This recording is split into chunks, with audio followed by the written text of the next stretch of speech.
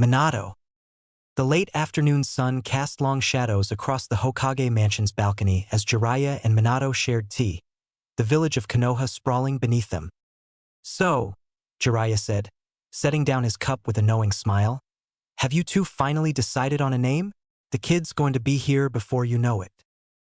Minato's blue eyes sparkled as he gazed into his tea. "Actually, we're gonna call him Naruto." Jeriah nearly choked on his drink. "Naruto? As in the main character from your first book?" came Kushina's voice as she stepped onto the balcony, one hand resting on her swollen belly. Her red hair caught the dying sunlight, making it look like living flame. "You can't be serious," Jeriah laughed, looking between his former student and Kushina. "That book barely sold any copies. I was half asleep when I wrote that name. I got it while eating ramen, for crying out loud." "It's a good name," Minato said firmly, standing to help Kushina to a seat. "The character in your book, he never gave up no matter what challenged him. That's the kind of spirit I want our son to have." Kushina nodded, her face glowing with that special radiance unique to expecting mothers. "Besides, it just feels right, you know? Every time I say it, the little guy kicks like crazy, Databane." "Well, Jeriah shook his head, still grinning. "Using the name from my worst-selling book for the fourth Hokage's son. You two are something else." Minato placed his hand over Kushina's on her belly. "I know it in my heart, sensei. Naruto, he's gonna be special. He'll be the kind of shinobi who changes the world." "The way you say that." Jeriah studied his former student's face. "You really believe it, don't you?" "Of course he does," Kushina interjected, wincing slightly as the baby kicked again. "And so do I. Our son will have Minato's determination and my gutsy ninja way. He'll be unstoppable, Databane." "Then I suppose I should be honored," Jeriah said, raising his teacup in a toast. "To Naruto. May he live up to his namesake and surpass him in every way." "To Naruto," Minato and Kushina echoed, their voices filled with hope and love for their unborn child. The night of the attack. Minato's breath came in ragged gasps, his composure shaken to its core. The night sky above Konoha glowed an unnatural red, punctuated by distant explosions and the roars of the Nine Tails. "You're faster than I expected," the masked man's deep voice cut through the air. "Living up to your moniker, Yellow Flash," he added as he appeared before Minato from the strange whirlpool hole in the space itself. Minato's eyes narrowed. "Who are you? What you did? That technique? It's unlike anything I've ever seen." "Does it matter who I am?" The masked man tilted his head, his single visible eye gleaming through the mask. "Your village burns, your wife lies dying, and the Nine Tails dances to my tune. Yet here you stand asking questions.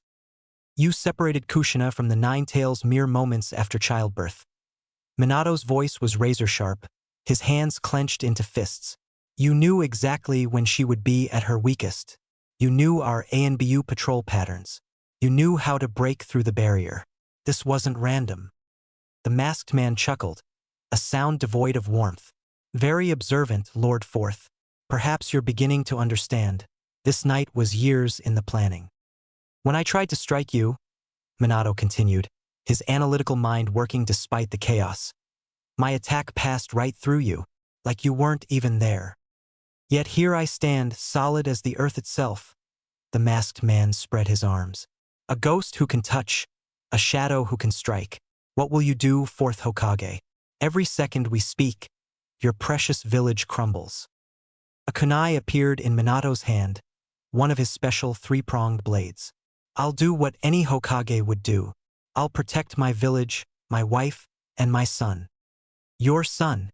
The masked man's voice carried a hint of amusement. "Naruto, isn't it? Named after a character in Jiraiya's book. How sentimental. Will he live long enough to learn why you chose that name?" Minato's eyes flashed dangerously. "You know an awful lot about us." "I know everything about you, Minato Namikaze. The question is, do you know anything about me?" Minato could hear more explosions from the village, feel the malevolent chakra of the Nine Tails poisoning the air itself. One thing I do know, Minato said, shifting into his battle stance, is that you made a crucial mistake tonight. Oh, and what might that be? A ghost of a smile crossed Minato's face, reminiscent of his usual confident demeanor. You threaten my family. That's something I cannot forgive. The masked man's eye narrowed behind his mask. Then let's see if the yellow flash is truly as fast as they say. Can you strike what you cannot touch? Can you save what you cannot reach? Time to find out. Fourth Hokage. Minato watched as the masked man put handcuffs on his wrists, and they were connected with a single chain. Minato couldn't understand what he was trying to do but had no time to waste. He quickly rushed toward him, and the man barely moved as Minato passed through his body as if the masked man was a ghost. Minato's body slowly moves beyond the man's body, and at that moment, he moves forward, the chain touching Minato's chest. But he quickly disappears in a yellow flash and appears far enough away from the masked man. The man laughs, mocking him. Is this all you can do? Playing cat and mouse with me? But Minato remained focused, his expression controlled despite the chaos. He was sure he knew what he was doing now. Without wasting time, the masked man rushes towards him as Minato throws a kunai at him. The kunai sailed through the masked man's head, and in that precise moment, the man reached for Minato's throat.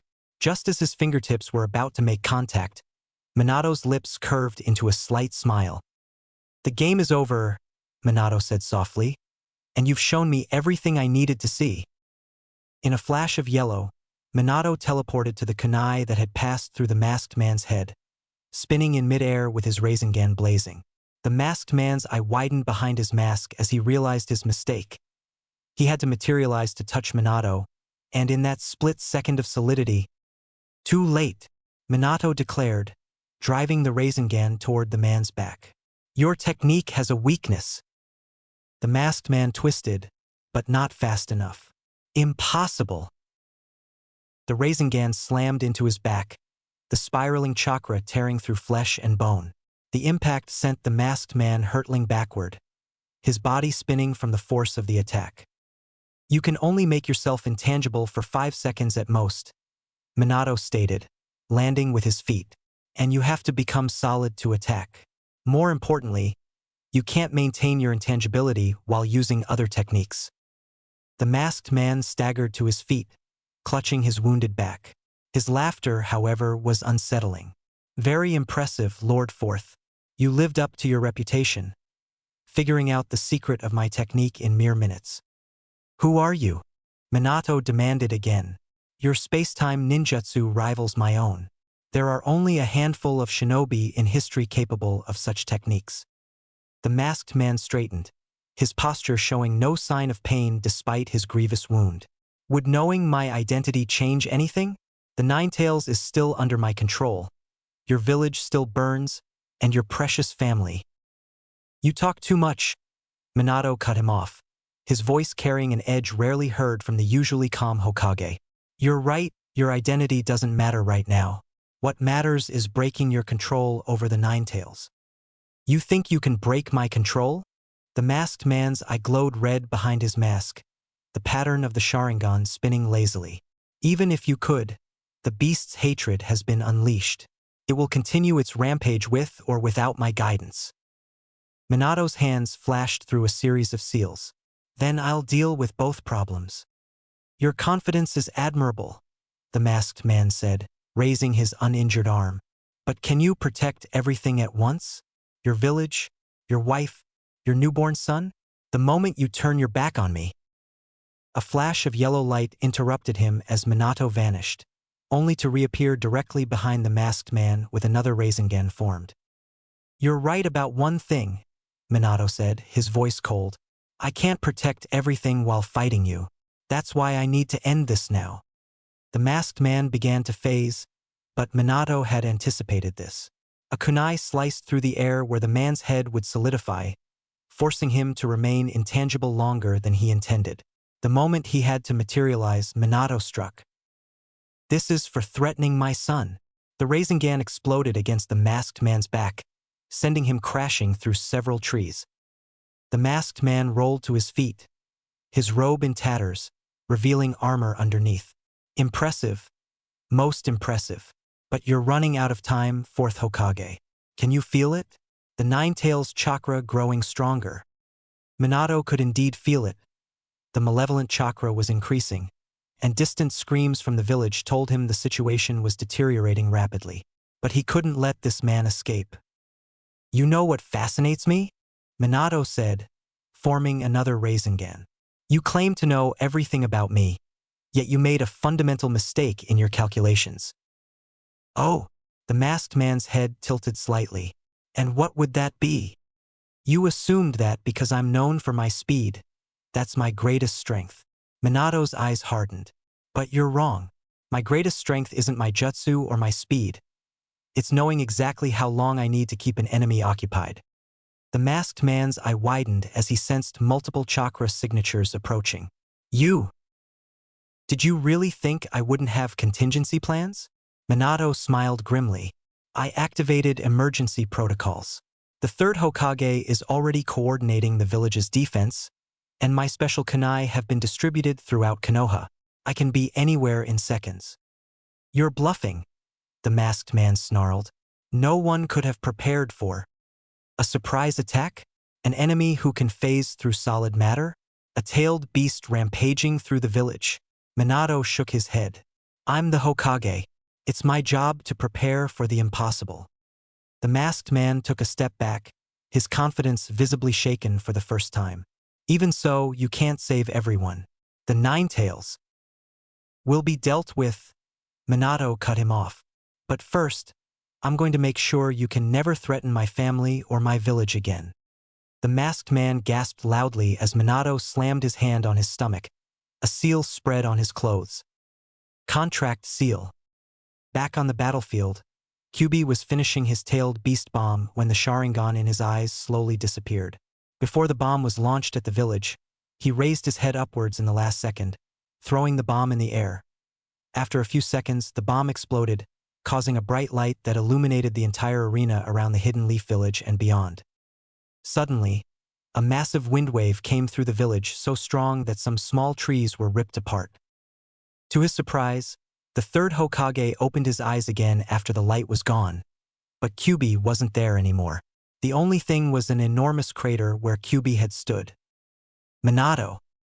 Outside Konoha. Naruto's cries pierced the darkness. His blonde hair caught what little moonlight filtered through the clouds. His newborn face marked with 6 distinctive whisker marks, 3 on each cheek. Naruto, Minato whispered, gazing down at his son with a mixture of love and regret. Everything had spiraled out of control so quickly, the masked man with the Sharingan appearing like a nightmare.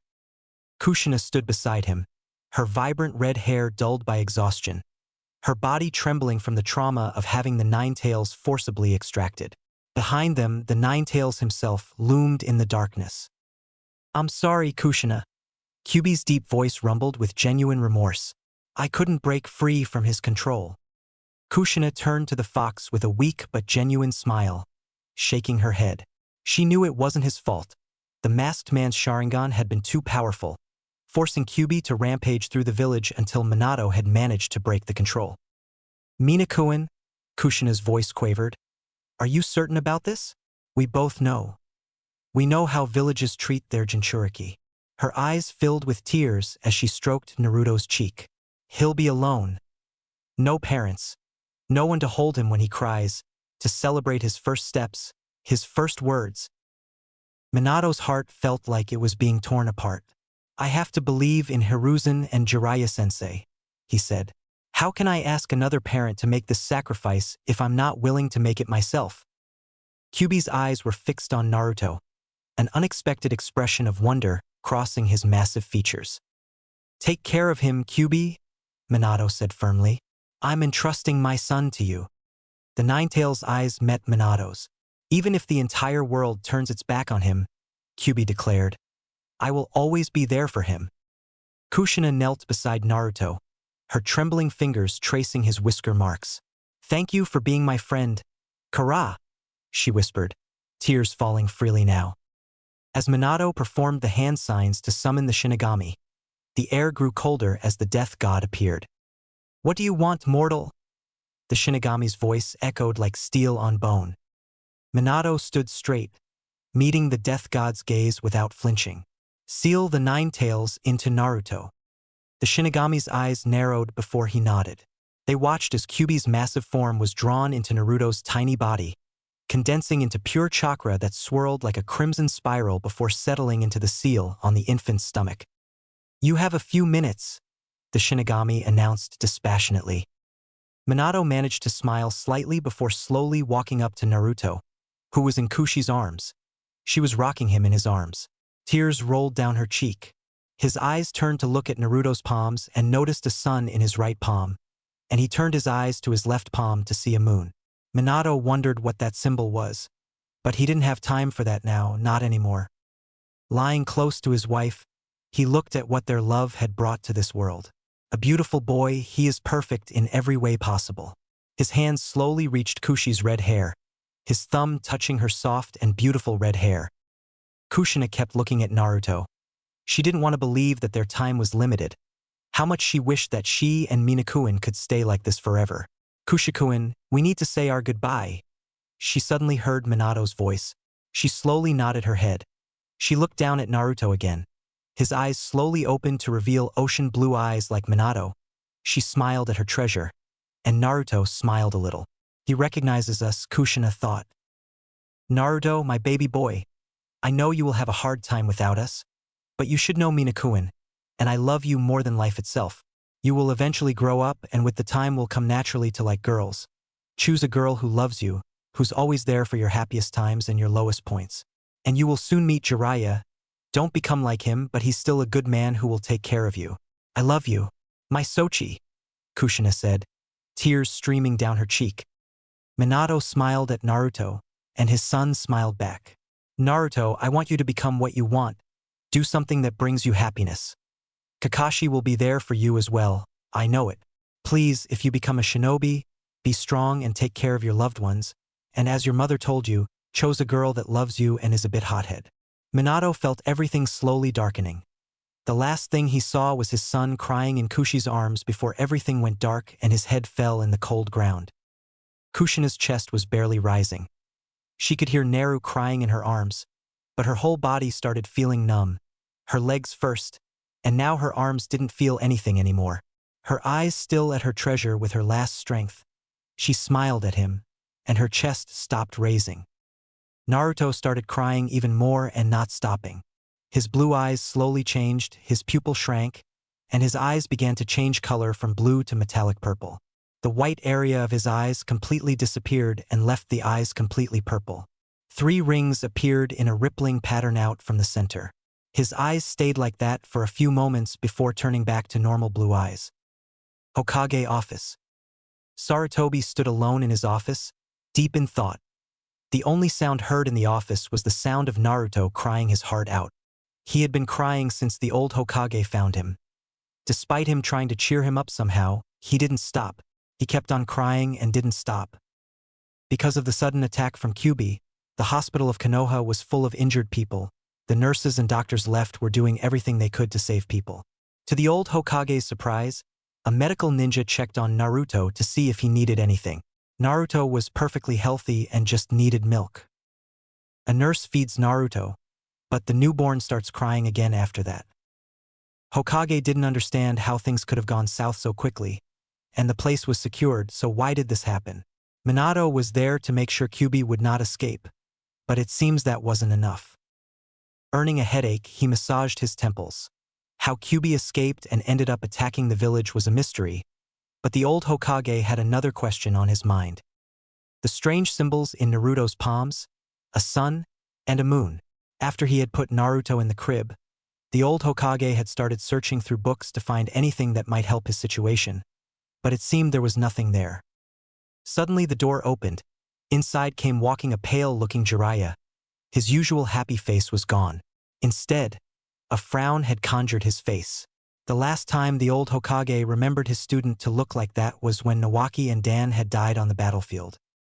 Tsunade still hasn't been able to move on since Dan died. "Jeriah, what happened?" Jeriah interjected him. The old Sannin had been outside the village to do his spying duty when he received a toad informing him of the tragedy in Konoha. Originally he had wanted to wait until Naruto reached 1 month old to see him, but instead, he got information that his prize student wasn't anymore, his son in all but name. I don't know how it happened. Kyubi showed in the middle of the village out of nowhere. Minato took him a few miles outside Konoha to seal him inside Naruto.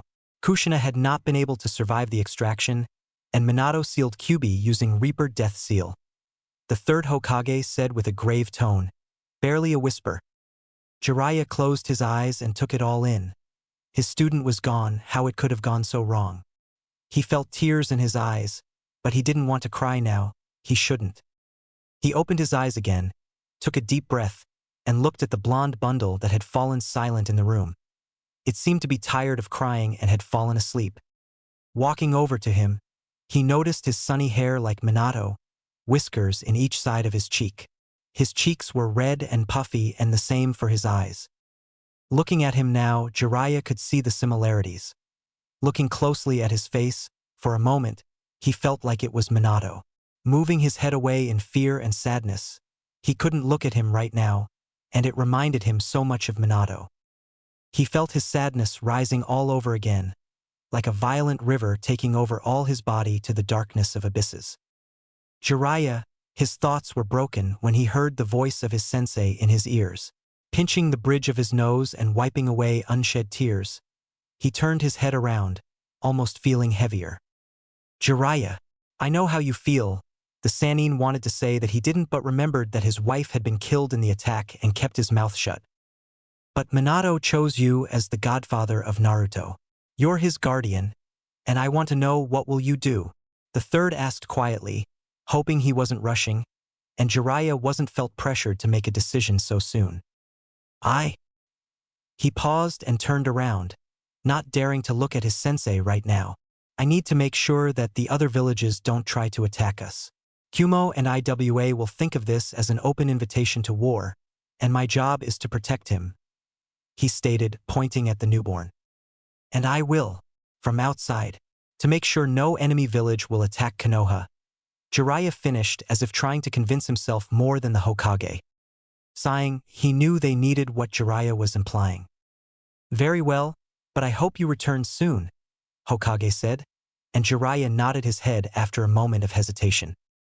Leaving the office almost in a hurry, the old Hokage heard Naruto start crying again. Council room. The same night, Naruto was fed by the nurse again, checked again to make sure he was healthy after a lengthy check. The nurse said that the baby was as healthy as a baby can be. Much to Sarutobi's surprise, she said she had never seen a baby more healthy than Naruto. A meeting was called to discuss what they had lost, the cost to rebuild the village, and the empty place left of the Hokage. The fox was gone, non-existent, like it had never been there. The yondaime was gone as well, and his spirit departed for the belly of the Shinigami. He left behind a wife who followed him into the abyss and a son only a few hours old that he had entrusted to jail the most fearsome of beasts. Truly, it was a sad day in Konohagakure. Old Sarutobi, the Sandaime Hokage, stood with a tiny blonde baby in his arms. The babe slept soundly, unmindful of the gathering of elders that were assembled to decide his fate. Sarutobi did not know why the fools had even gathered. The boy's fate was already decided, and Sarutobi meant to keep his destiny unaltered. He listened as the council bickered back and forth, some for killing the baby, some for saving it, honoring the wishes of their dead Hokage. This was a trying time for the village, and patience ran thin. Even for one of infinite patience like Sarutobi. He'd never had to raise his voice before to get the point across. One does not attain the title God of Shinobi by being loud and spontaneous. Ninja is calm, collected, silent, and deadly. All these things encompassed what Sarutobi stood for. What set him apart from the pack was his high level of intelligence. And that intelligence would grant him a successor and save the village in this time and in future times. No one noticed as he rose from his seat, the babe still sleeping peacefully in his arms. Enough. Be silent. The room quieted immediately, and even the tiny bundle in his arms woke and stared at him reverently. But no sound did it make. He smiled down at the blonde wonder and then turned his gaze back to the council.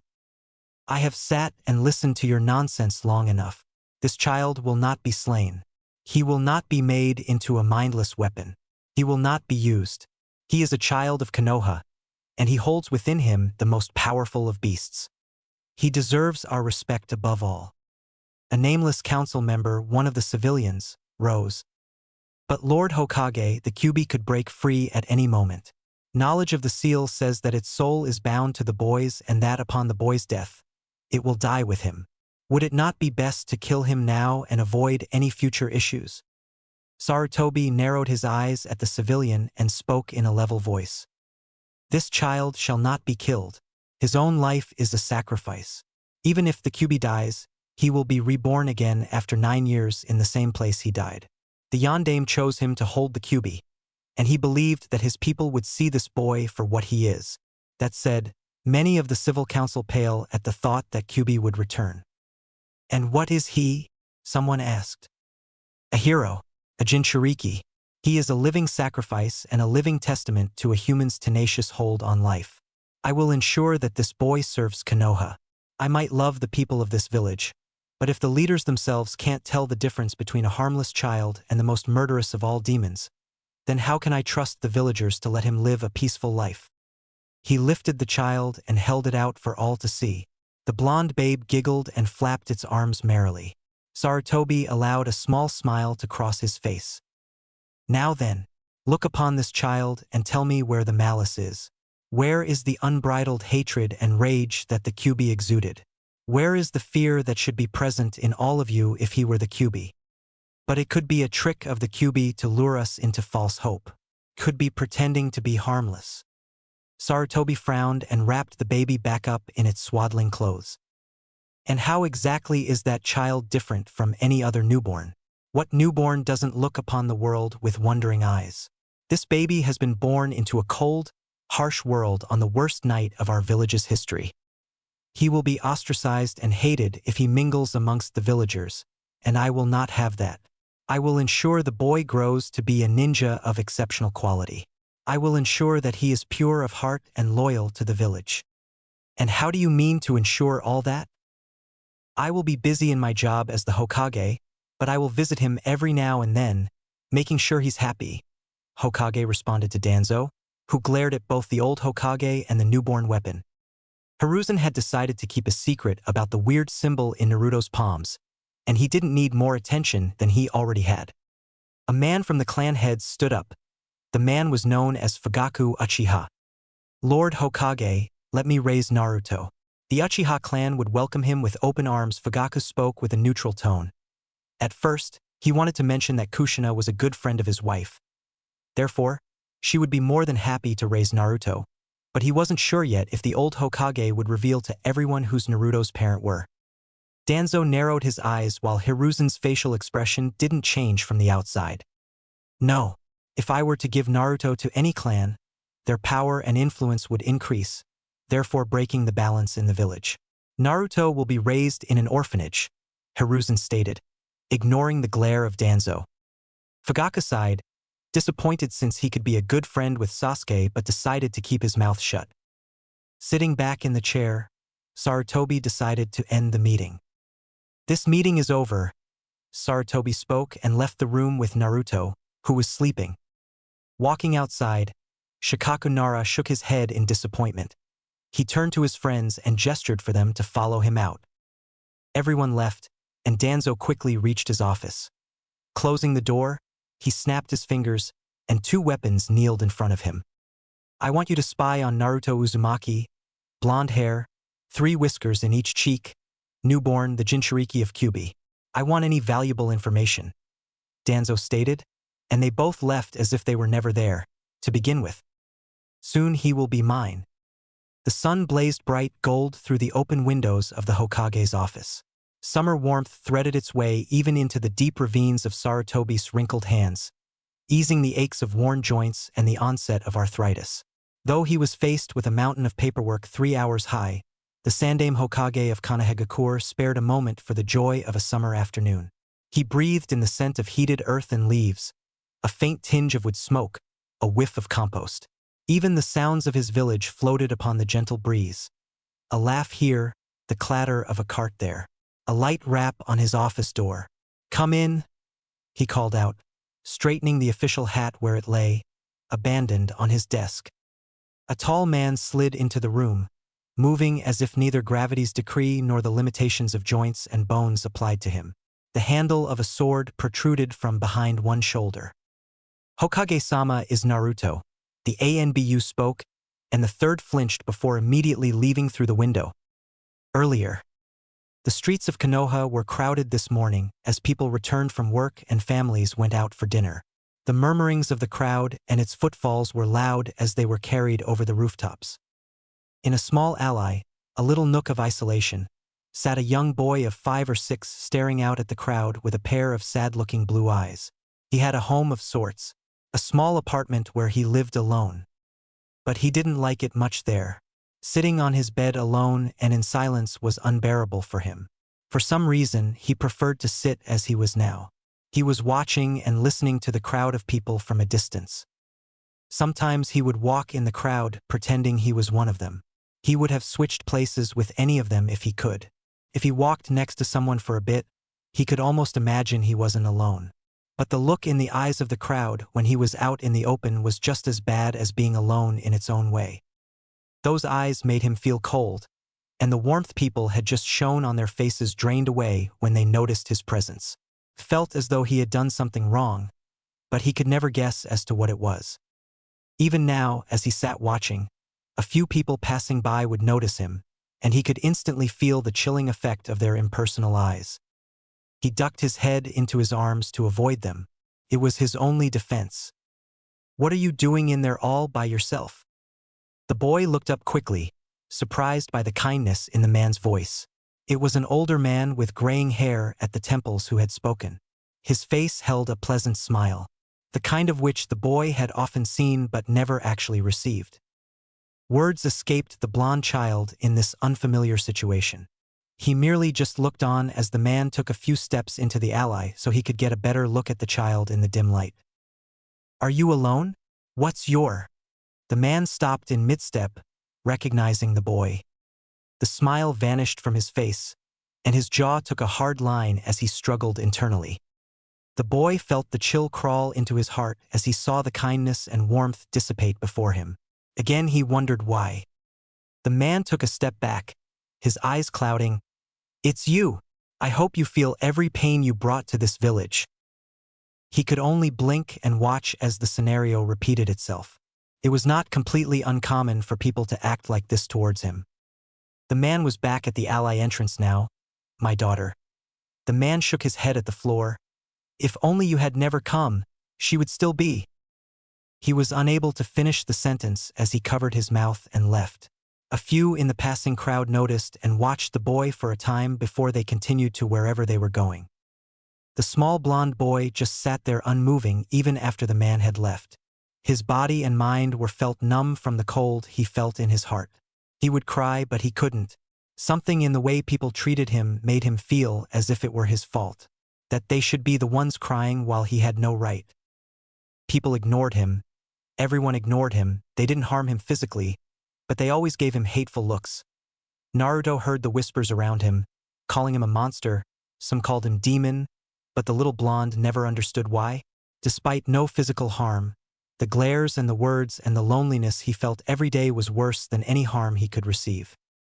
He was kicked from the orphanage when he reached 4 years old and forced to live in the streets until an ANBU with a dog mask found him.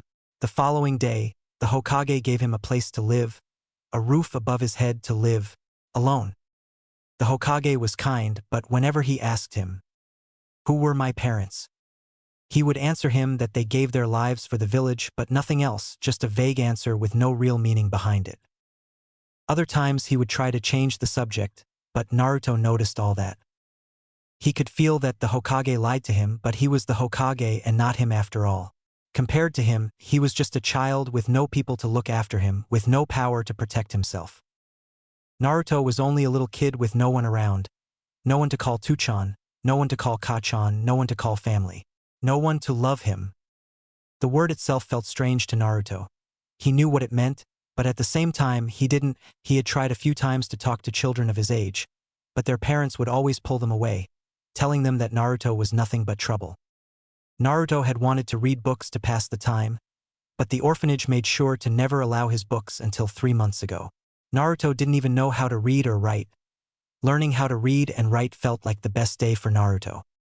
Hours passed, and he continued to sit there waiting for the sadness to go away so he could return to his empty home. The streets were empty at this late hour, and the city had quieted. It was in this deep silence that he thought he heard something. It was a faint sound, but it seemed to grow louder in his ears as he focused on it. It was rhythmic, drip, drip, drip. He closed his eyes to focus harder. The sound grew louder still. It started to sound like it was right next to him when he opened his eyes and found himself somewhere unfamiliar.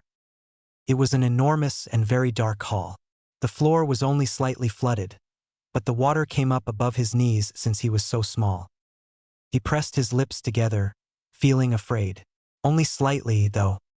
He began to walk, his curiosity growing as he did so. In truth, he did not want to leave this place. He did not want to go back to the Ally or back home. While he was afraid, he also had an odd feeling about this place. Or maybe it was the lack of emotion. In any case, he recognized that he was not alone here. He walked till he came to an enormous gate that was locked tight, the type of which he thought was supposed to keep him out, until he heard a raspy breathe from within the darkness. Then it seemed more likely it was to keep something from getting out. The blonde peered into the darkness behind bars looking for the source of the breathing. Before Naruto could get closer to see who or what was behind the gate, he suddenly felt a gaze behind him. But he didn't feel malice coming from this one. No, this one felt calm, even calmer than the gaze of the Hokage. Felt like the feeling he got around in nature, a sense of peace and belonging. Slowly turning around, almost afraid that whoever looked at him with kindness would disappear, and Naruto would understand that it was just his imagination. Fully turned, he saw strange purple eyes looking at him directly in the eyes. Naruto didn't know why, but he felt he had seen the older man before. The man looked old, but the most surprising thing, he was floating above the floor, his legs in a cross position, and below him were 6 strange dark balls. From the naked eye, the balls looked usual, just dark color, but Naruto could feel something strange, a feeling. Naruto's focus turned to the older man again, and he had a long pointy beard and 2 fangs on his forehead. Slightly pale skin, his hair spiky and brown, and a strange small red circle on his forehead had smaller dark circles. Wearing a long white kimono that covered his entire body, across his chest were 6 painted tomo. Despite being old, Naruto could feel the insane strength in him. His chakra was enormous. Compared to Hokage, he felt like a dragon compared to an ant. Naruto stayed silent, not knowing what to say. He still wasn't sure where he was. "It's good to see you, Ashura and Indra," the man called Naruto with melancholy on his tone, taking Naruto by surprise, talking to him as if he knew him, but Naruto was sure that he had never seen the man before. "Indra, Ashura, who are they, and why is he calling me like that?" Naruto asked himself, and for a moment he thought the older man was mistaken, but the strange cold feeling he usually got when someone lied to him wasn't there this time. Naruto opened his mouth to respond but found no words leaving his mouth. Closing it, he took the courage needed and asked, Who are you? And why are you calling me Indra and Ashura?" Naruto asked respectfully and not meeting the eyes of the older man. Despite feeling calm and his gaze was kind towards him, Naruto had understood the hard way not to look people you don't know in the eye. Some people in shops had started throwing things at him this one time. Another time, he had wanted to look at a mask, but the shopper had pushed him roughly to the ground. His back had ached the whole day, but the worst part, the shopper had thrown the mask to his head with enough force that his forehead had started bleeding. Naruto had looked around the crowd of people that had gathered to see if anyone wanted to help him, or maybe looking at the shopper with disapproval and anger. But instead, the crowd had looked at Naruto with anger, earning approval looks from them. A crowd had gathered around him, and for a moment, Naruto was afraid they would start beating him, but instead after a minute, the crowd had split up, some glaring daggers at him, piercing his little heart like knives. Naruto had cried himself to sleep that night, talking to himself, asking himself why no one was with him. Escaping his thoughts, the older man chuckled and smiled at Naruto that the blonde gladly returned. He smiled and spoke with a tone almost like an old friend. My name is Hashirama Otsutsuki. I'm what people know as the Sage of the Six Paths. He introduced himself, still smiling warmly at the little kid in front of him. Hashirama glanced at the moon and sun symbol on his palms. He had no doubts who the kid was, and he could swear he saw his sons standing behind Naruto like guards. Ashura with his usual happy face but almost looking wary. While Indra had a cold hard look on his eyes, his Mangekyo Sharingan shining like a dark and red star, his Mangekyo looking like the symbol of Uzumaki clan. Behind his back was tied the war fan, Gunbai. His face was as emotionless as the day he fought against Ashura. Naruto realized where the older man was looking, moving his palms behind his back, almost afraid. He knew about the strange symbols on his palms, even asked the Hokage what they meant, and to Naruto's surprise, the Hokage actually didn't know the answer. Naruto, of course, had tried to wash it away. He remembered one time he wanted to wash it away for almost an hour straight without stopping, thinking they were the reason that people hated him after this one woman had called him a freak and that the symbol was there to show everyone that he's a monster in human form. Hiding his hands away, he turned to look at the older man again with a confused look. Sage of Six Paths? Naruto asked with a tiny voice, almost afraid to ask, his eyes still focusing on the floor. Hashirama frowned, his displeasure visible. He didn't really understand why the Kage would let the village treat Naruto like this. It is almost like he wants Naruto to betray the village. The Jinchuriki is supposed to be the most secret weapon of the village. Literally, everyone in the village knows his identity when it is supposed to be top secret, so that the information wouldn't come out and no enemy shinobi would try to assassinate him and therefore getting rid of the most powerful asset of the village. Not only that, but the bijou would be revived in the place he died, and without the fourth Hokage this time, and without an Uzumaki to hold the insane strength of Kurama, the village would be destroyed. Knowing the kid didn't know who he was, Hashirama smiled again, trying to ease the tension the kid was feeling. You don't have to be afraid of me, Naruto. As for who I am, people around the world know me as the father of all shinobi. I walked this land almost 2 millennia ago. Naruto gasped at the information and immediately bowed his head respectfully, but decided to say nothing since he didn't know it would be appropriate to talk without being asked. As I said, you don't need to be afraid, and we don't do that here. I'm sure you have questions, so feel free to ask away. Hashirama spoke with a kind tone. Naruto said nothing but could feel that the old man truly meant it, so he took a step forward, his hands slowly moving in front and not hiding behind his back anymore. Slightly relaxing, he decided to ask a question. Why are you here? And how are you alive? Naruto asked, but almost sure that the man in front of him couldn't be alive, at least not in the way humans are usually alive. Hashirama chuckled at him. I'm not really alive, and I won't be here for long. I'm here because of you. Hashirama spoke and pointed towards his palms. Naruto, understanding, looked downwards at his palms almost in hesitation. You know why I have the weird symbols? Naruto asked, looking back at the older man again. The moon and the sun shows that you're the reincarnation of my sons. Ashura Otsutsuki and Indra Otsutsuki, Hashirama answered, and saw the gears working on Naruto's head. After a second, Naruto raised his eyebrows. Reincarnated? Why? Naruto asked, but at the same time he couldn't really believe it. He knew a shinobi could do many things, but reincarnation is something he had never heard of. Again, he didn't know that much since his sources of books and materials to read and earn knowledge were very limited. The old Hokage gave him enough to eat and drink and buy a few things, but sadly every store sold him at 3 times the price. Therefore leaves him almost no money to spend on books, much to his annoyance. Naruto had wanted for some time to ask the older man to give him more money probably, but figured he didn't have more. But at the same time, Naruto wondered if his parents had left him anything. If they were shinobi, just as Hokage stated, then the chances that they must have left something to him were high. My son Ashura and Indra were brothers, but at the same time enemies. My son Ashura believed that people working together is where the true strength comes from, while Indra believed that only your own strength mattered. After I announced that Ashura would be my heir, my other son Indra betrayed us and started a war that never ended. My son Indra was reincarnated again in Madara Uchiha, and my son Ashura was reincarnated in Hashirama Senju. They fought each other. Continuing the war, he stopped with pain in his eyes and looked directly at Naruto's eyes. Until you were born. He finished with a hint of relief and pride in his tone. Naruto understood what he meant, but at the same time wondered why would that happen. He knew who Senju Hashirama was. The first Hokage was still known as the god of shinobi. He had never heard of Uchiha Madara, but he must have been strong from what Hagoromo told him. But this confused Naruto. He wasn't of the Uchiha clan. Hell, Naruto was sure that he didn't belong to any clan as far as he knew.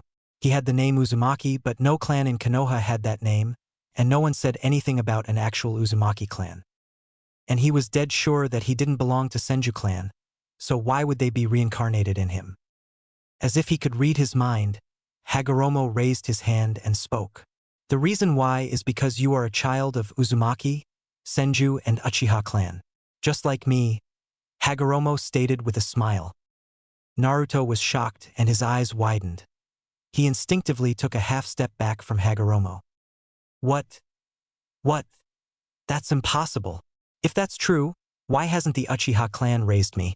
And I have never heard of Uzumaki clan, Naruto stated with both happiness and anger in his tone. His teeth clenched, his eyes narrowed, and his knuckles turned white as milk. If what the older man said was true, then why didn't he have a family? His parents might be dead, but what about the others? Did the others of his clan not care for him to raise him, or did they see me as a monster? Naruto asked himself in the end, with a tear developing on his right eye. Did they abandon him? Did no one really love him? Did they call him demon behind his back like all the others? I don't know why, Naruto. He was interrupted by a third voice in the big dark hall. Perhaps I might answer that. Naruto looked around to see who talked when he saw a pair of giant red eyes looking at them from behind bars. The blonde didn't know why, but he didn't feel scared or threatened by the creature behind bars. He felt relaxed and a feeling he usually got whenever he ate ramen to a chiraku.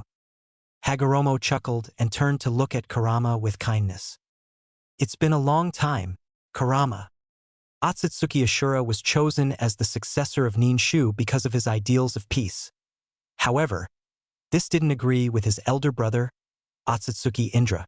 Indra thought that since he was the eldest, he should lead the world in his father's place. Angered at his younger brother and father, he tried to fight his brother for the position.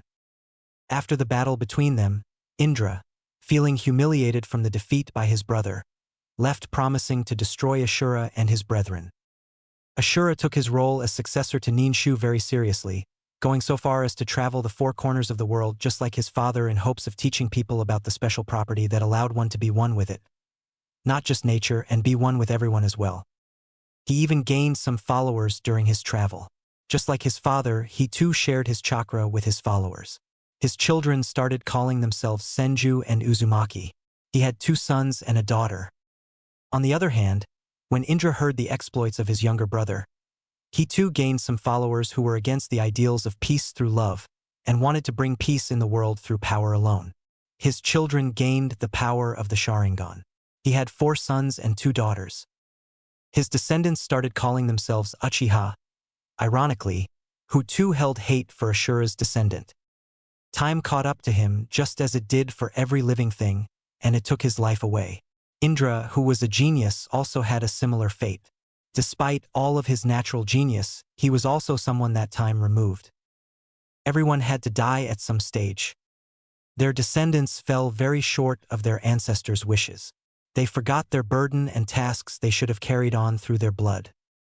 Naruto looked at the giant fox behind bars. The Kyuubi had orange, silky-looking fur, with black markings around his eyes connected to his, funnily enough, rabbit-like ears. The upper body was humanoid, including the hands.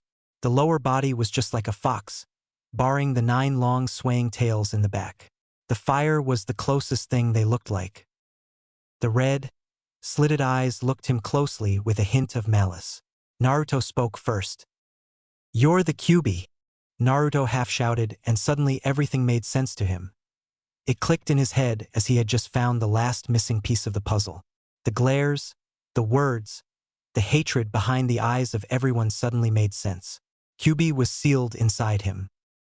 Naruto's face pales, and he finds himself looking downwards.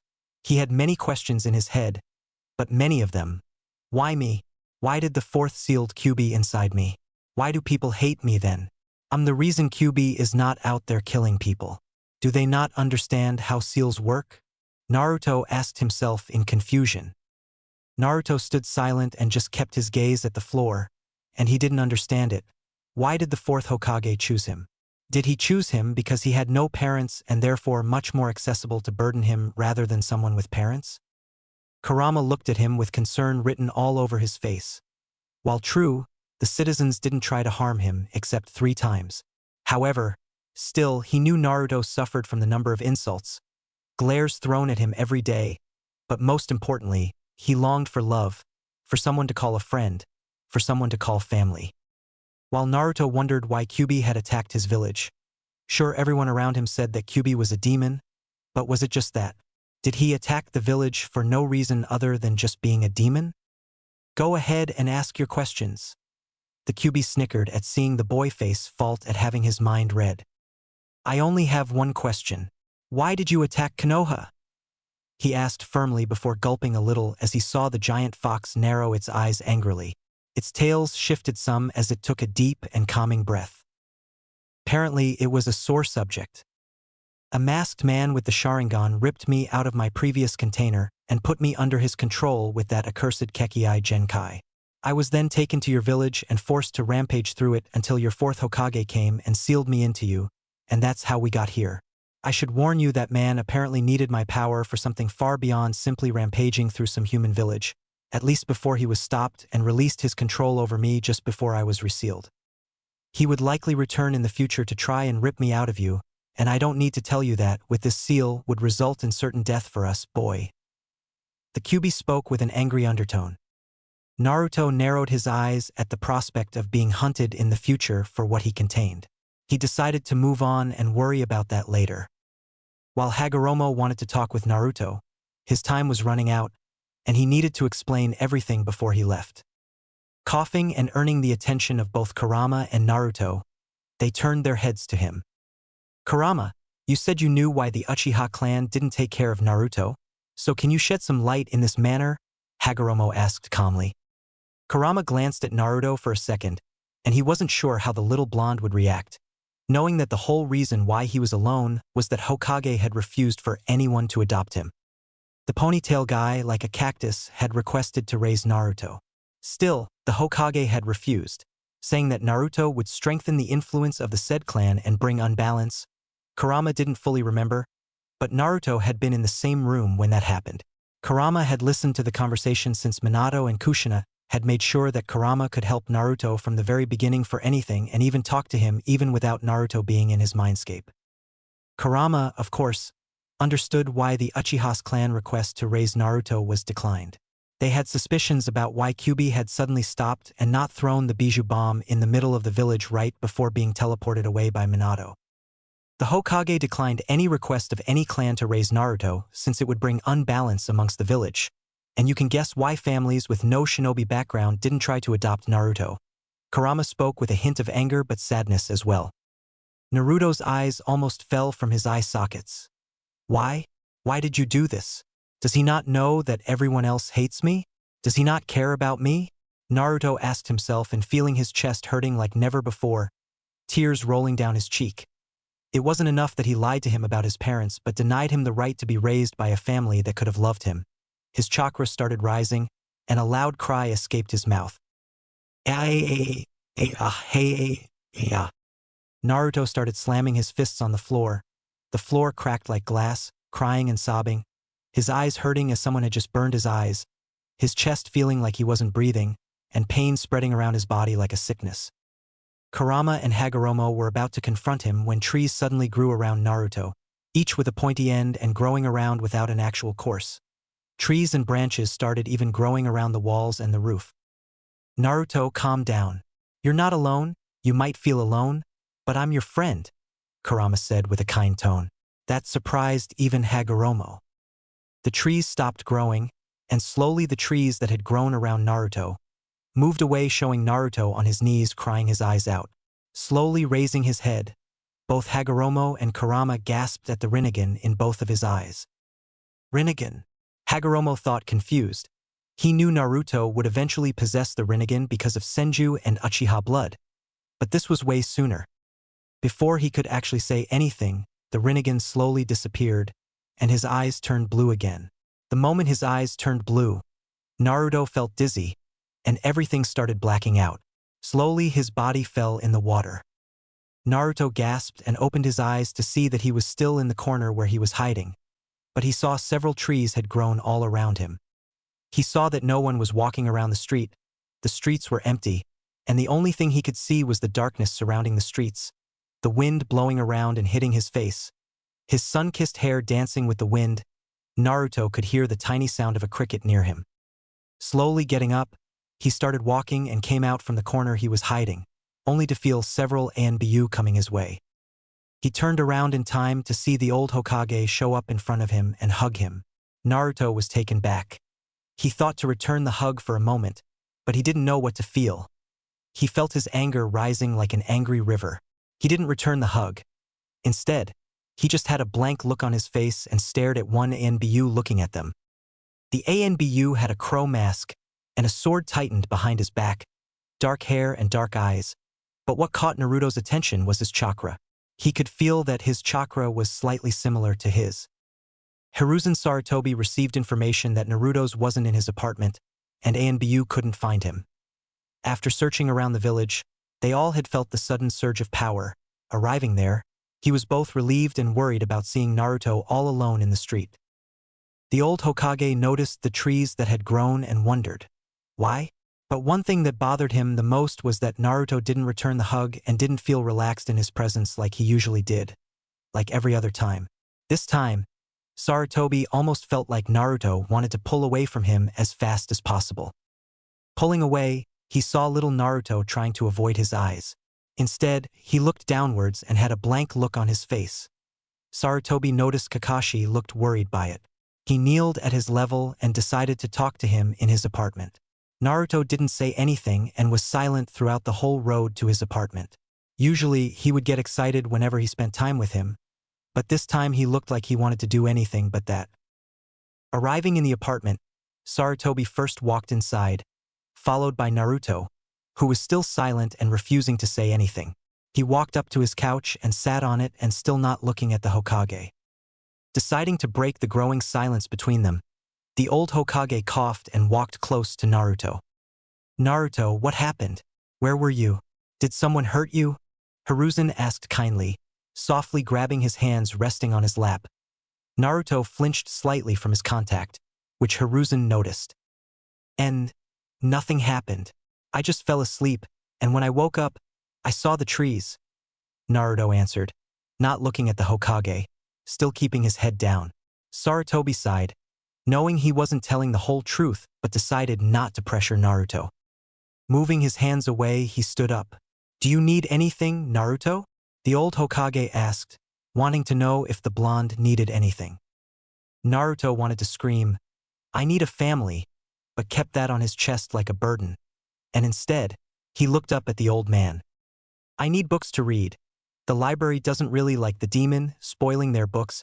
Naruto spoke with venom and spat when he said, "Demon." Hokage's eyes widened, not knowing that information. He hadn't thought that people might refuse to sell Naruto various essential things. Nodding his head. "Anything else?" Sarutobi asked, but Naruto just shook his head, and Sarutobi left the room.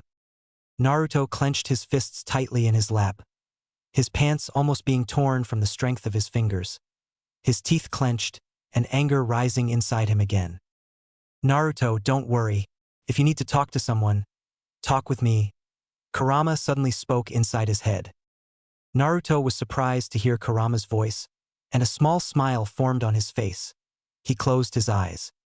"Thank you, but I still didn't get your name," Naruto said gratefully.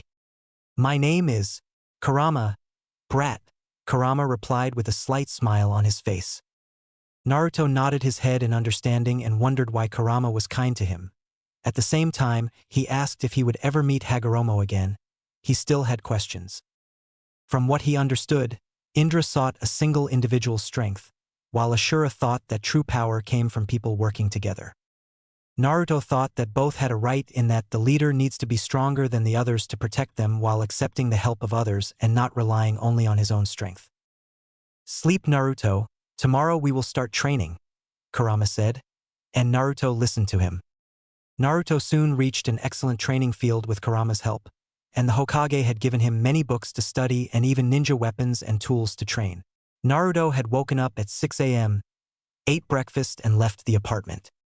Soon he reached the training field, and Kurama suggested to start by unlocking his chakra. "Good now to unlock your chakra, and you need to meditate," he said, and saw Naruto raise an eyebrow, wanting him to elaborate. "What then?" he asked, putting his hands behind his head.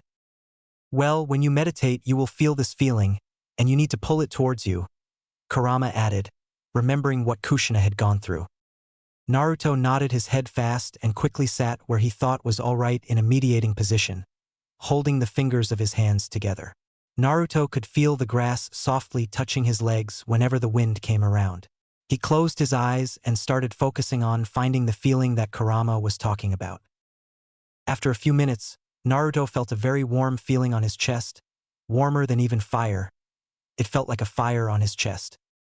Soon the grass and the trees around Naruto started growing.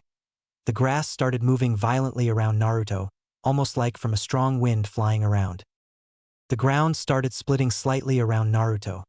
The grass on his right side caught a blaze, and on his left side got soaked wet. In front of him, the grass was split in half, almost like from a blade, and behind Naruto, the grass turned brown and crumbled like earth. Suddenly his chakra exploded. Naruto released his chakra, but the chakra risked being felt all around the village. Kurama made sure to close it before the whole village came here to see what was happening. Opening his eyes, Naruto saw the results of his chakra.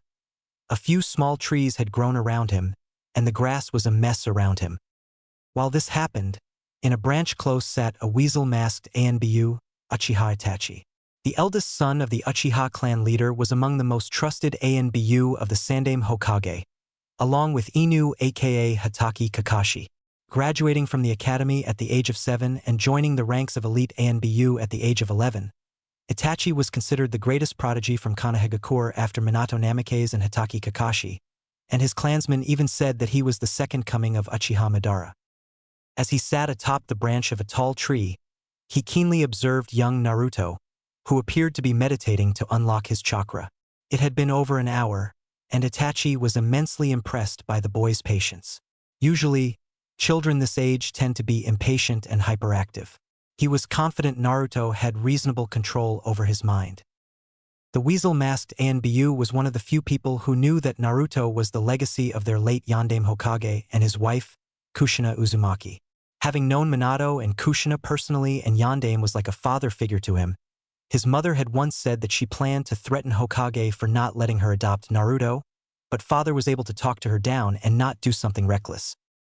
As Kakashi had left the village for some urgent mission, he had asked Itachi if he could look over Naruto, and he had readily agreed to keep an eye on the young boy. He knew what the boy contained, and because of that, the kid had no friend growing up whatsoever, and it reminded him a little of his own childhood. Because those who held great power often find themselves standing alone even in a crowd full of people.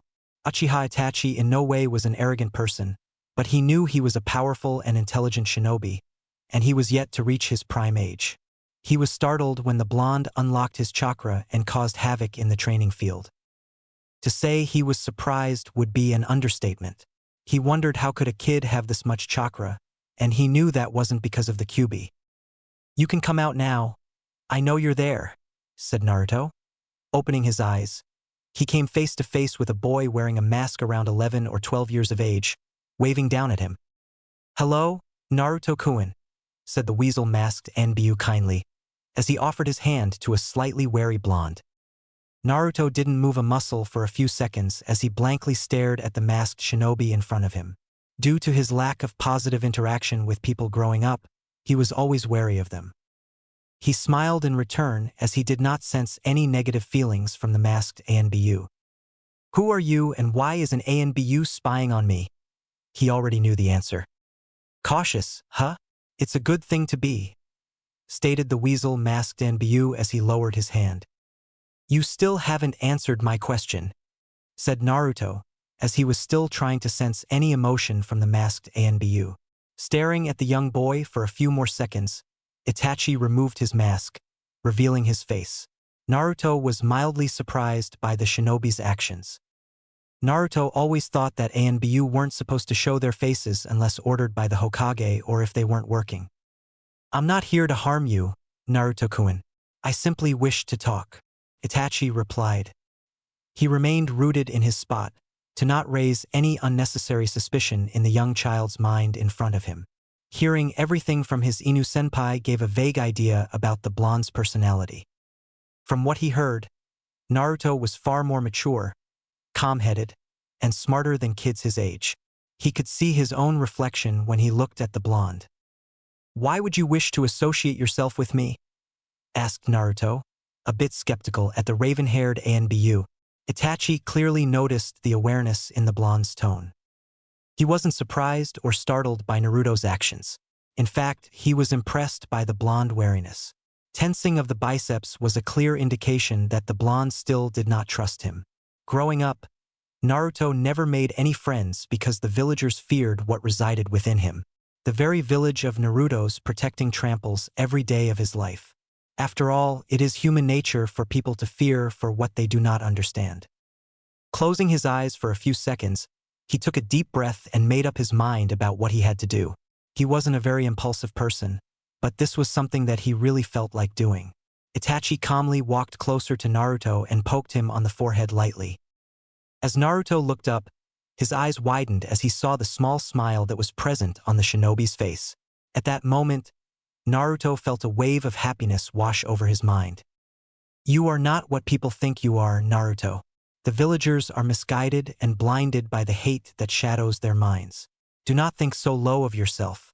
The shinobi world we live in is indeed a ruthless place. But we shinobi are those who endure for a reason and protect what is important to us, Itachi explained. His mother had told Itachi to look after Naruto whenever he could, and if he could, sometimes help him as a big brother would. Naruto gave him a smile in return as he himself witnessed the horrors of shinobi life from Kurama's perspective. So are you going to give me your name? Asked Naruto. If Itachi was embarrassed at the moment, he did not show it on his face. My name is Itachi Uchiha, introduced the raven-haired teen. My name is Uzumaki Naruto.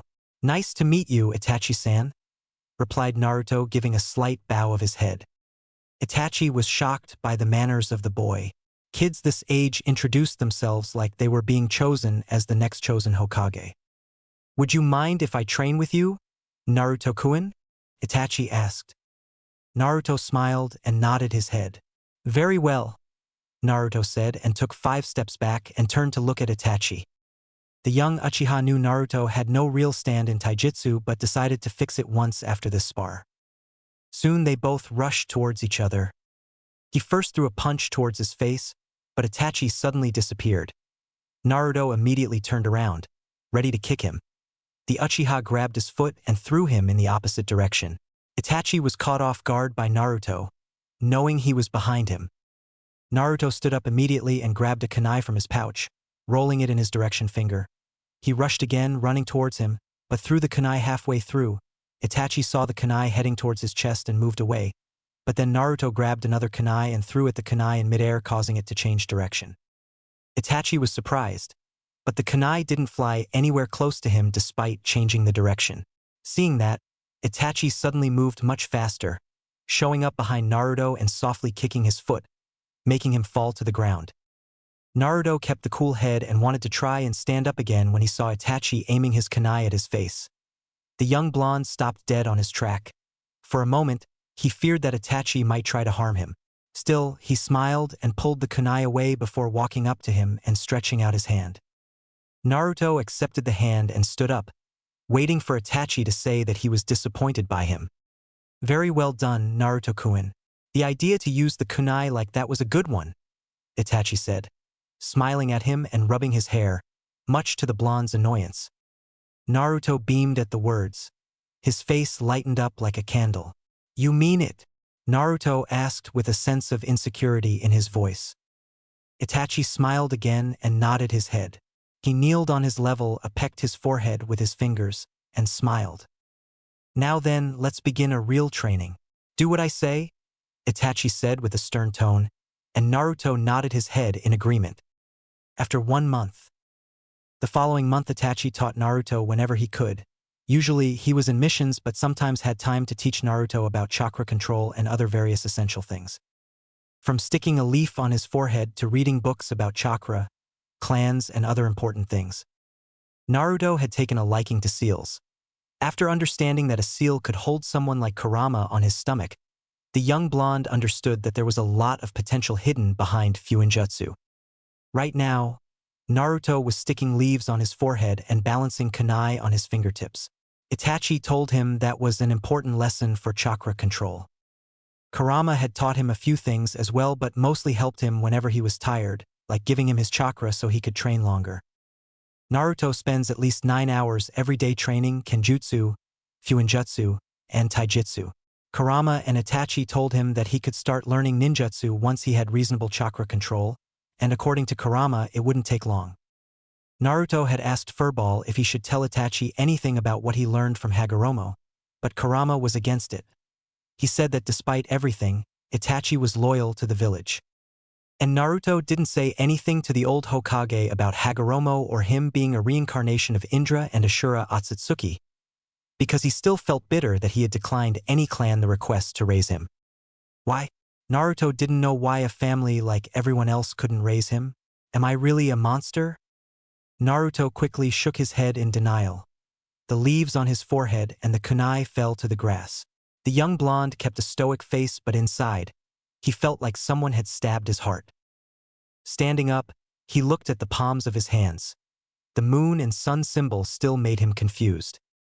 Walking through the training field, his hands behind his head, he thought of his parents. Before he could think of anything, he suddenly felt 2 chakras rushing towards him.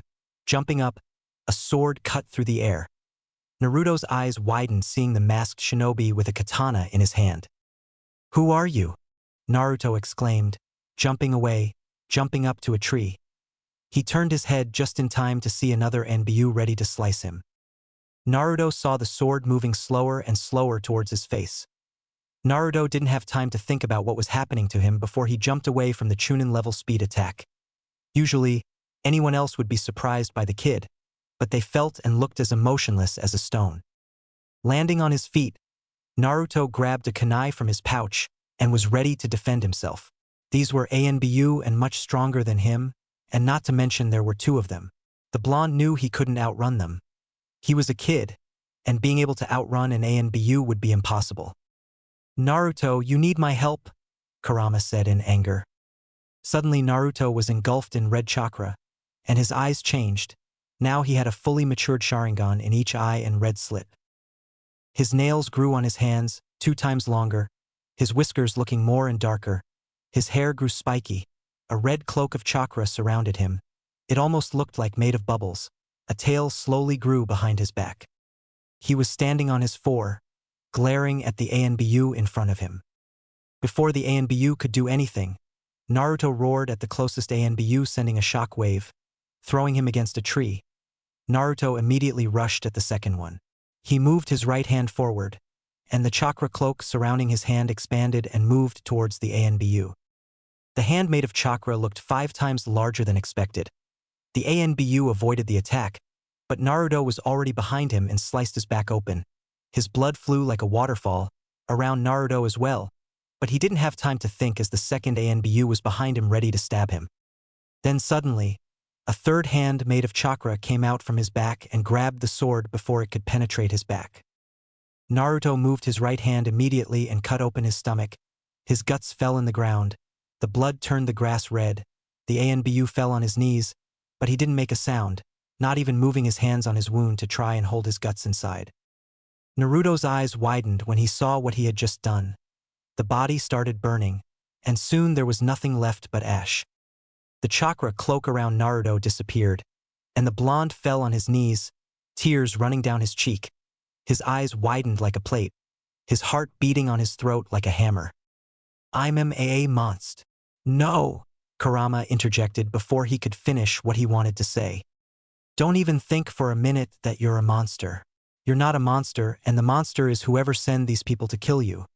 A monster is people who threaten to kill a baby in front of their parents. A monster is when someone kills a little boy for no reason other than for the rush of blood.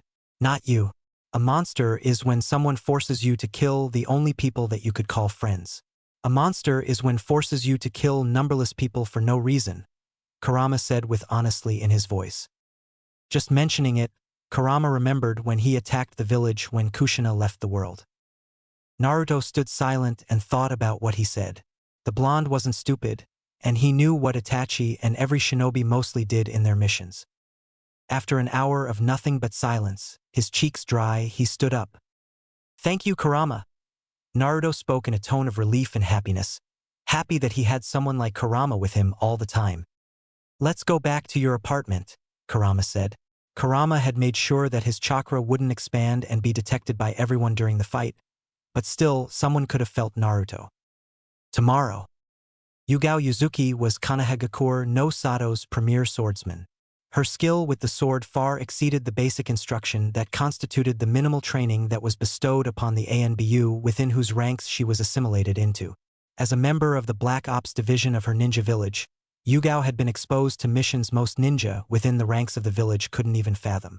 Considering this facet of her life, Yugao was understandably upset when the third Hokage, Hiruzen Sarutobi, assigned her to watch over Konoha's resident troublemaker and pariah.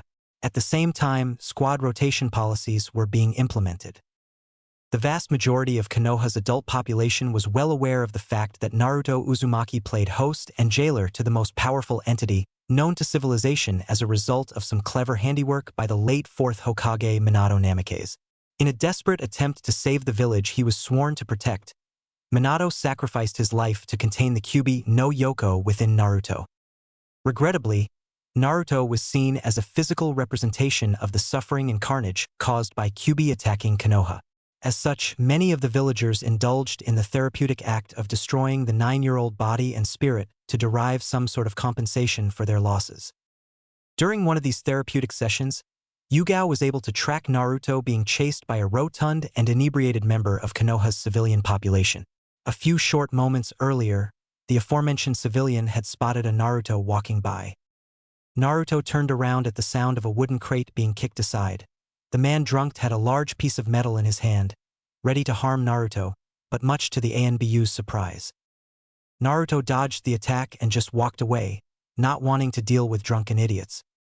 Yugao reported the night's events to the Hokage as soon as she was able to verify that Naruto had reached his apartment.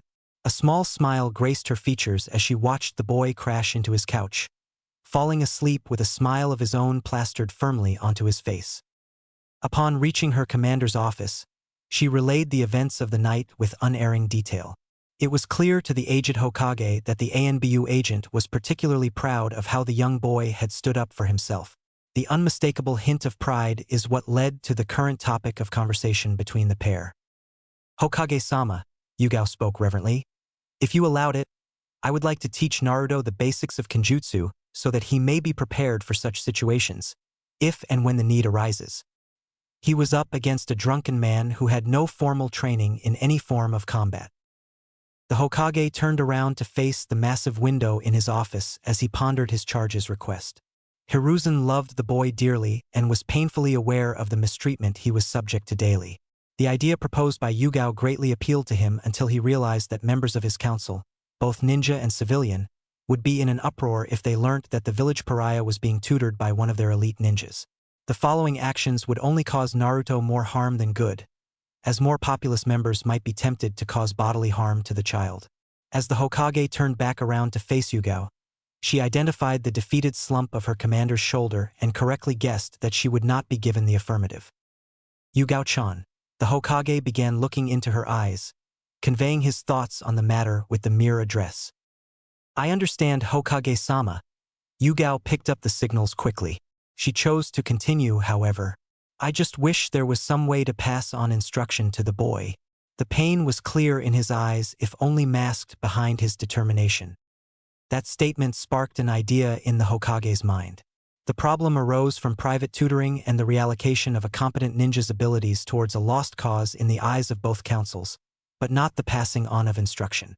Yugao-chan, I want a critical assessment of Naruto's physical abilities and mental capacity, to the best of your ability, submitted within a week from today, along with a recommended training program for the boy to compensate for any lacking in either criterion.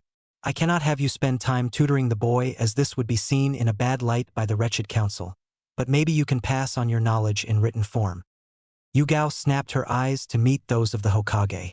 The idea was sound, since instilling the fundamentals of combat need not require an active tutor. Naruto could learn from scrolls about adequate exercises, basic kenjutsu. If he took the matter seriously, he would instill discipline into his life, a value most important for a disciple of kenjutsu. Giving a sharp nod to her commander and a quick salute, Yugao snapped back her mask on and disappeared in a flurry of leaves.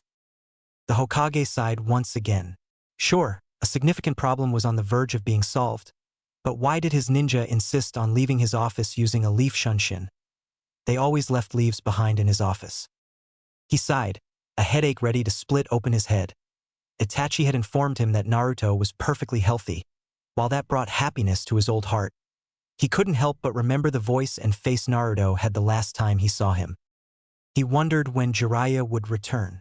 Naruto desperately needed someone in his life, but the old Sannin mentioned in his last letter that he had decided to meet Naruto once he became a genin. At the same time, that sounded good on paper. Sarutobi knew that it was a long 7 years for the poor boy. Sighting on sadness, he returned to his paperwork. Naruto. Again on his mindscape, Naruto was in front of Kurama's cage, and his mindscape had changed slightly. Now, instead of just a boring hall with water on the floor, now there were trees around. Kurama had said that he liked the new mindscape more. Why do you call me Kurama? Naruto asked, knowing there must be a reason that Furball called him. The giant fox, instead of answering, just turned his head to his right. Turning, Naruto saw Hagoromo standing there. But one thing Naruto noticed straight away, as he looked more transparent, almost like he was slowly disappearing. Hagoromo-sama, why are you here? Naruto asked respectfully, looking at the older man.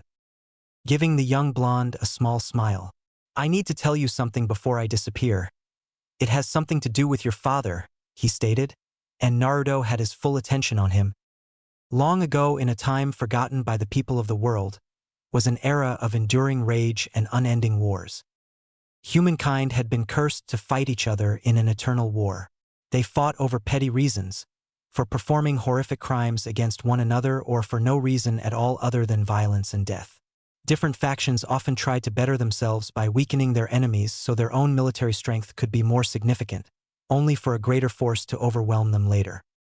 Humanity had a curse, a distasteful and infectious curse that all beings were infected with, one more powerful than any war. The curse of hatred. A potent force that can drive an innocent person to become a beast fueled by rage to hunt down those who wronged them, all the while inflicting more pain, brutality, and spreading further hatred among people. Hatred was like a tree, and it only continued to grow as more and more people were festered by it. Those who were directly affected by it and those who bared witness to those horrific outbursts of fury, no one was ever safe from it. One may even say it was genetic and could be passed down the generations. But what came after hatred? Most would say healing. They were healing from the pain of their lives and the pain they brought on others. Only an imbecile would believe that it would bring about a stop to hatred. What comes after hatred would be either of the following things: emptiness, where a person would lose everything that was ever close to them, their own self. The emptiness it brought forth was like an ever-spreading fire with nothing to quench it with, or even more hatred, where the anger would blind people to the truth and make them accept that the world itself was responsible for what happened to them. Among the humans and their inherited hatred was a tree of massive height and equally enormous power, a tree that was worshipped as a god. This tree had a consciousness of its own, but very few knew the full extent of its intellect. This tree watched as the humans around it fought and murdered each other and cheated on one another for their own gain while turning a blind eye to others. The tree knew that while humanity had the capacity for good and evil, they overwhelmingly chose the latter option. The tree would often look down upon the humans and be disgusted by what it would see. At times it took pity upon them for their short lives and weakness. The colossal tree didn't know whether it liked being praised as a god or feared like the Shinigami. But it did tolerate the level of respect the humans showed it. Even the tree, with all its foresight, knew that one day wisdom would be lost, hope would diminish, fate would be turned in different directions, and justice would fall. It was merely waiting for that to happen and for humanity to be entirely consumed by hatred. Every 1,000 years, the god tree bore the fruit of immeasurable power and destruction, a fruit that held its power within. The reasons why one could not lay their hands upon this fruit had been lost to ages.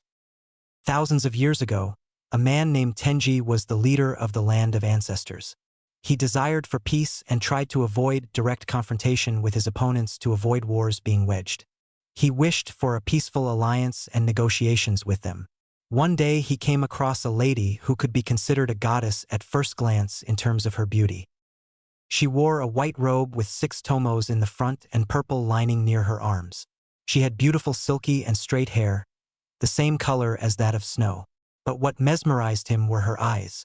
They were pupilless, giving off a silvery glow. He saw her gazing at the night sky with such patience. He had not seen this person before in his land, so he spoke to her. "May I know who you are?" asked Tenji curiously, looking at her. The lady, for her part, didn't reply for a while. A few seconds later, she turned to look at him. "I'm Kaguya Otsutsuki." He found her voice to be very melodic. "Where do you come from? What do you desire here?" And again, Kaguya didn't reply for a few seconds. She didn't know if she could confide to him what she wanted or where she came from what she felt of these vile creatures called humans. They were filled with anger and darkness. Yet from him she couldn't feel much of it. "I desire peace, peace among everyone, a place devoid of wars and hatred." She looked at him and saw the man nod his head. "I come not from another land in this world, but from the stars." Tenji, for his part, was surprised to hear this. Wanting to know more about her, he began to make small talks with her. After that fateful day, Tenji allowed Kaguya to stay within his palace. He was glad there was another who shared the same ideals as him. They began to meet each other more often and spend more time together each passing day. Soon enough, the two became lovers. His devotion to Kaguya's cause for peace made him threaten his own followers with death if they dared threaten peace with the land of that. After Sukazu, the minister of land of that, tried to kidnap Kaguya, Tenji was horrified of Kaguya's godlike powers when he witnessed her kill many of his soldiers in self-defense. Eventually, Tenji decided to betray his love to prevent a war from breaking out. However, as the two sides attempted to capture Kaguya, she ate the god tree fruit and gained unimaginable powers. With her new abilities, she cast the infinite Tsukuyomi. As Tenji fell victim to the genjutsu, he asked her what she was, unaware that she was carrying his children. Kaguya Otsutsuki, for her benevolence for ending the wars and stopping the spread of hatred, was named Rabbit Goddess because of her 2 horn-like protrusions, which resembled rabbit ears. Like the Shinju, Kaguya was also worshipped as a living god on earth. People bowed before her in respect and reverence for her power and divine will that many considered had no equal. However, Kaguya had not broken the chain of hatred. Instead, it merely fractured it. She forced more people to submit to her iron will to stop the hate from spreading. Her power, which was once praised, soon came to be feared, and instead of being called the Usagi no Megami, she came to be known as the Oni, demon. At some point, Kaguya gave birth to 2 sons, Hagoromo and Hamura. Both children were born with the same power as their mother, the ability to use chakra. These 2 boys gained legendary prowess of their own using their own innate ability. When Hagoromo and Hamura found out about their mother's inhuman act of putting people under her control and using them as puppets, they wanted to confront her. But Hagoromo knew that he didn't have enough power to go against his mother yet. He soon came across a toad by the name of Gamamaru who could utilize natural energy. Intrigued by the power in Senjutsu chakra, both Hagoromo and Hamura went to Mount Myaboku and Gamamaru. There Hagoromo learned to utilize natural energy, Senjutsu chakras. When he returned to confront his mother, he was further shocked.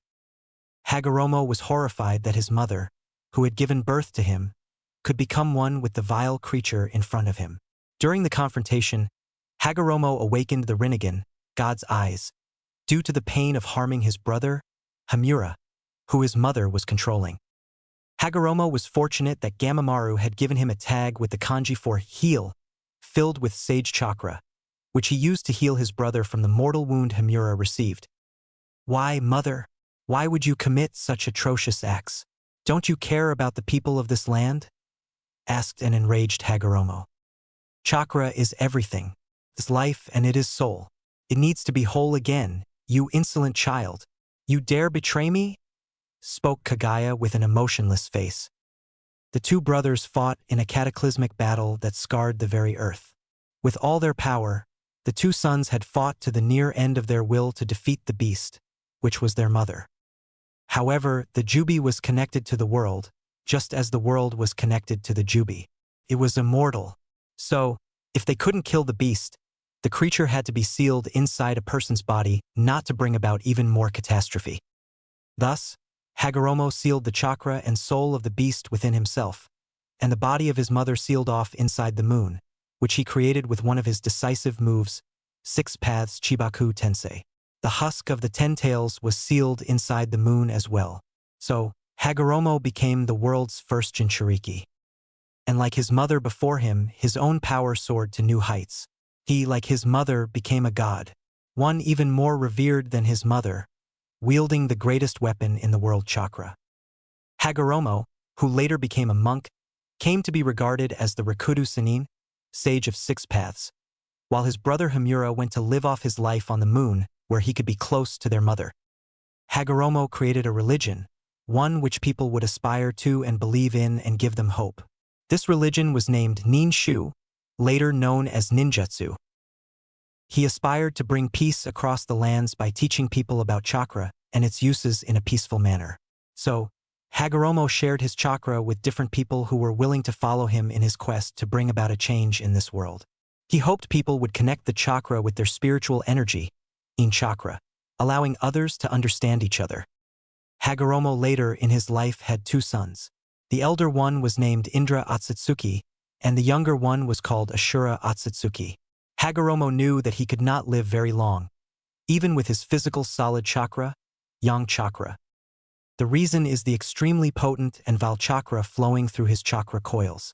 Thus, he intended to teach his sons and his current followers, who he viewed as companions, to teach all he knew about chakra and ninshu before he could pass on the mantle to one of his sons. Indra and Ashura had a relatively peaceful childhood growing up. Ashura was extremely close to his big brother Indra, whom he idealized and hoped to become like him someday. Indra, well, you could say he was more secluded from the 2 young children, but he still cared for Ashura a lot. When the time came, both Indra and Ashura began to learn ninshu. It was pretty clear that Indra was more intellectual and more into his studies and practicing the practical aspects of ninshu compared to Ashura, who would mostly say, "It's boring. Why must I study this?"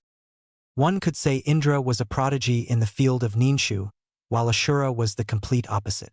One day, Indra created more practical uses of ninshu by stating that one can use various elements of the nature by changing the flow of chakra in their body and molding it differently by going through hand seals Saru monkey, Tatsu, dragon, Na, rat, Tori, bird, Mi, snake, Ushi, ox, Inu, dog, Uma, horse, Tora, tiger, I, boar, Hitsuji, ram, Yu, hare. People were highly impressed by this discovery, and some even started whispering about Indra being the one who would carry on the way of ninshu. Although Hagoromo was pleased that his son was progressing in ninshu and extending its uses, somewhere, he had a nagging feeling that Indra would seclude himself more as his prowess increased. At the same time, Ashura would remain in his shadow. Still, he had high hopes from both his sons that they would do what he wouldn't be able to in his life. That is, bring about a revolutionary change in this world that will make people understand each other even better and create a world filled with love and harmony. It later became clear that Indra acquired his father's yin chakra and visual prowess, spiritual energy, while Ashura acquired his father's yang chakra and strong body and longevity, physical energy. As in the following years, Indra awakened his Sharingan, Copy Will I, while saving his brother from a rampaging bear. Ever since Indra awakened the Sharingan, he seemed to have become colder towards people. He started visualizing that one can conquer anything through the power and always stuck to what is correct and incorrect and abode by his rules. Compared to his brother, Ashura was not too advanced in the usage of ninshu, and he could never keep up with his brother during training sessions. Although, people liked Ashura's more cheerful and easygoing attitude, which made him easier to talk to than Indra. One day a friend of Ashura came to him asking for his help.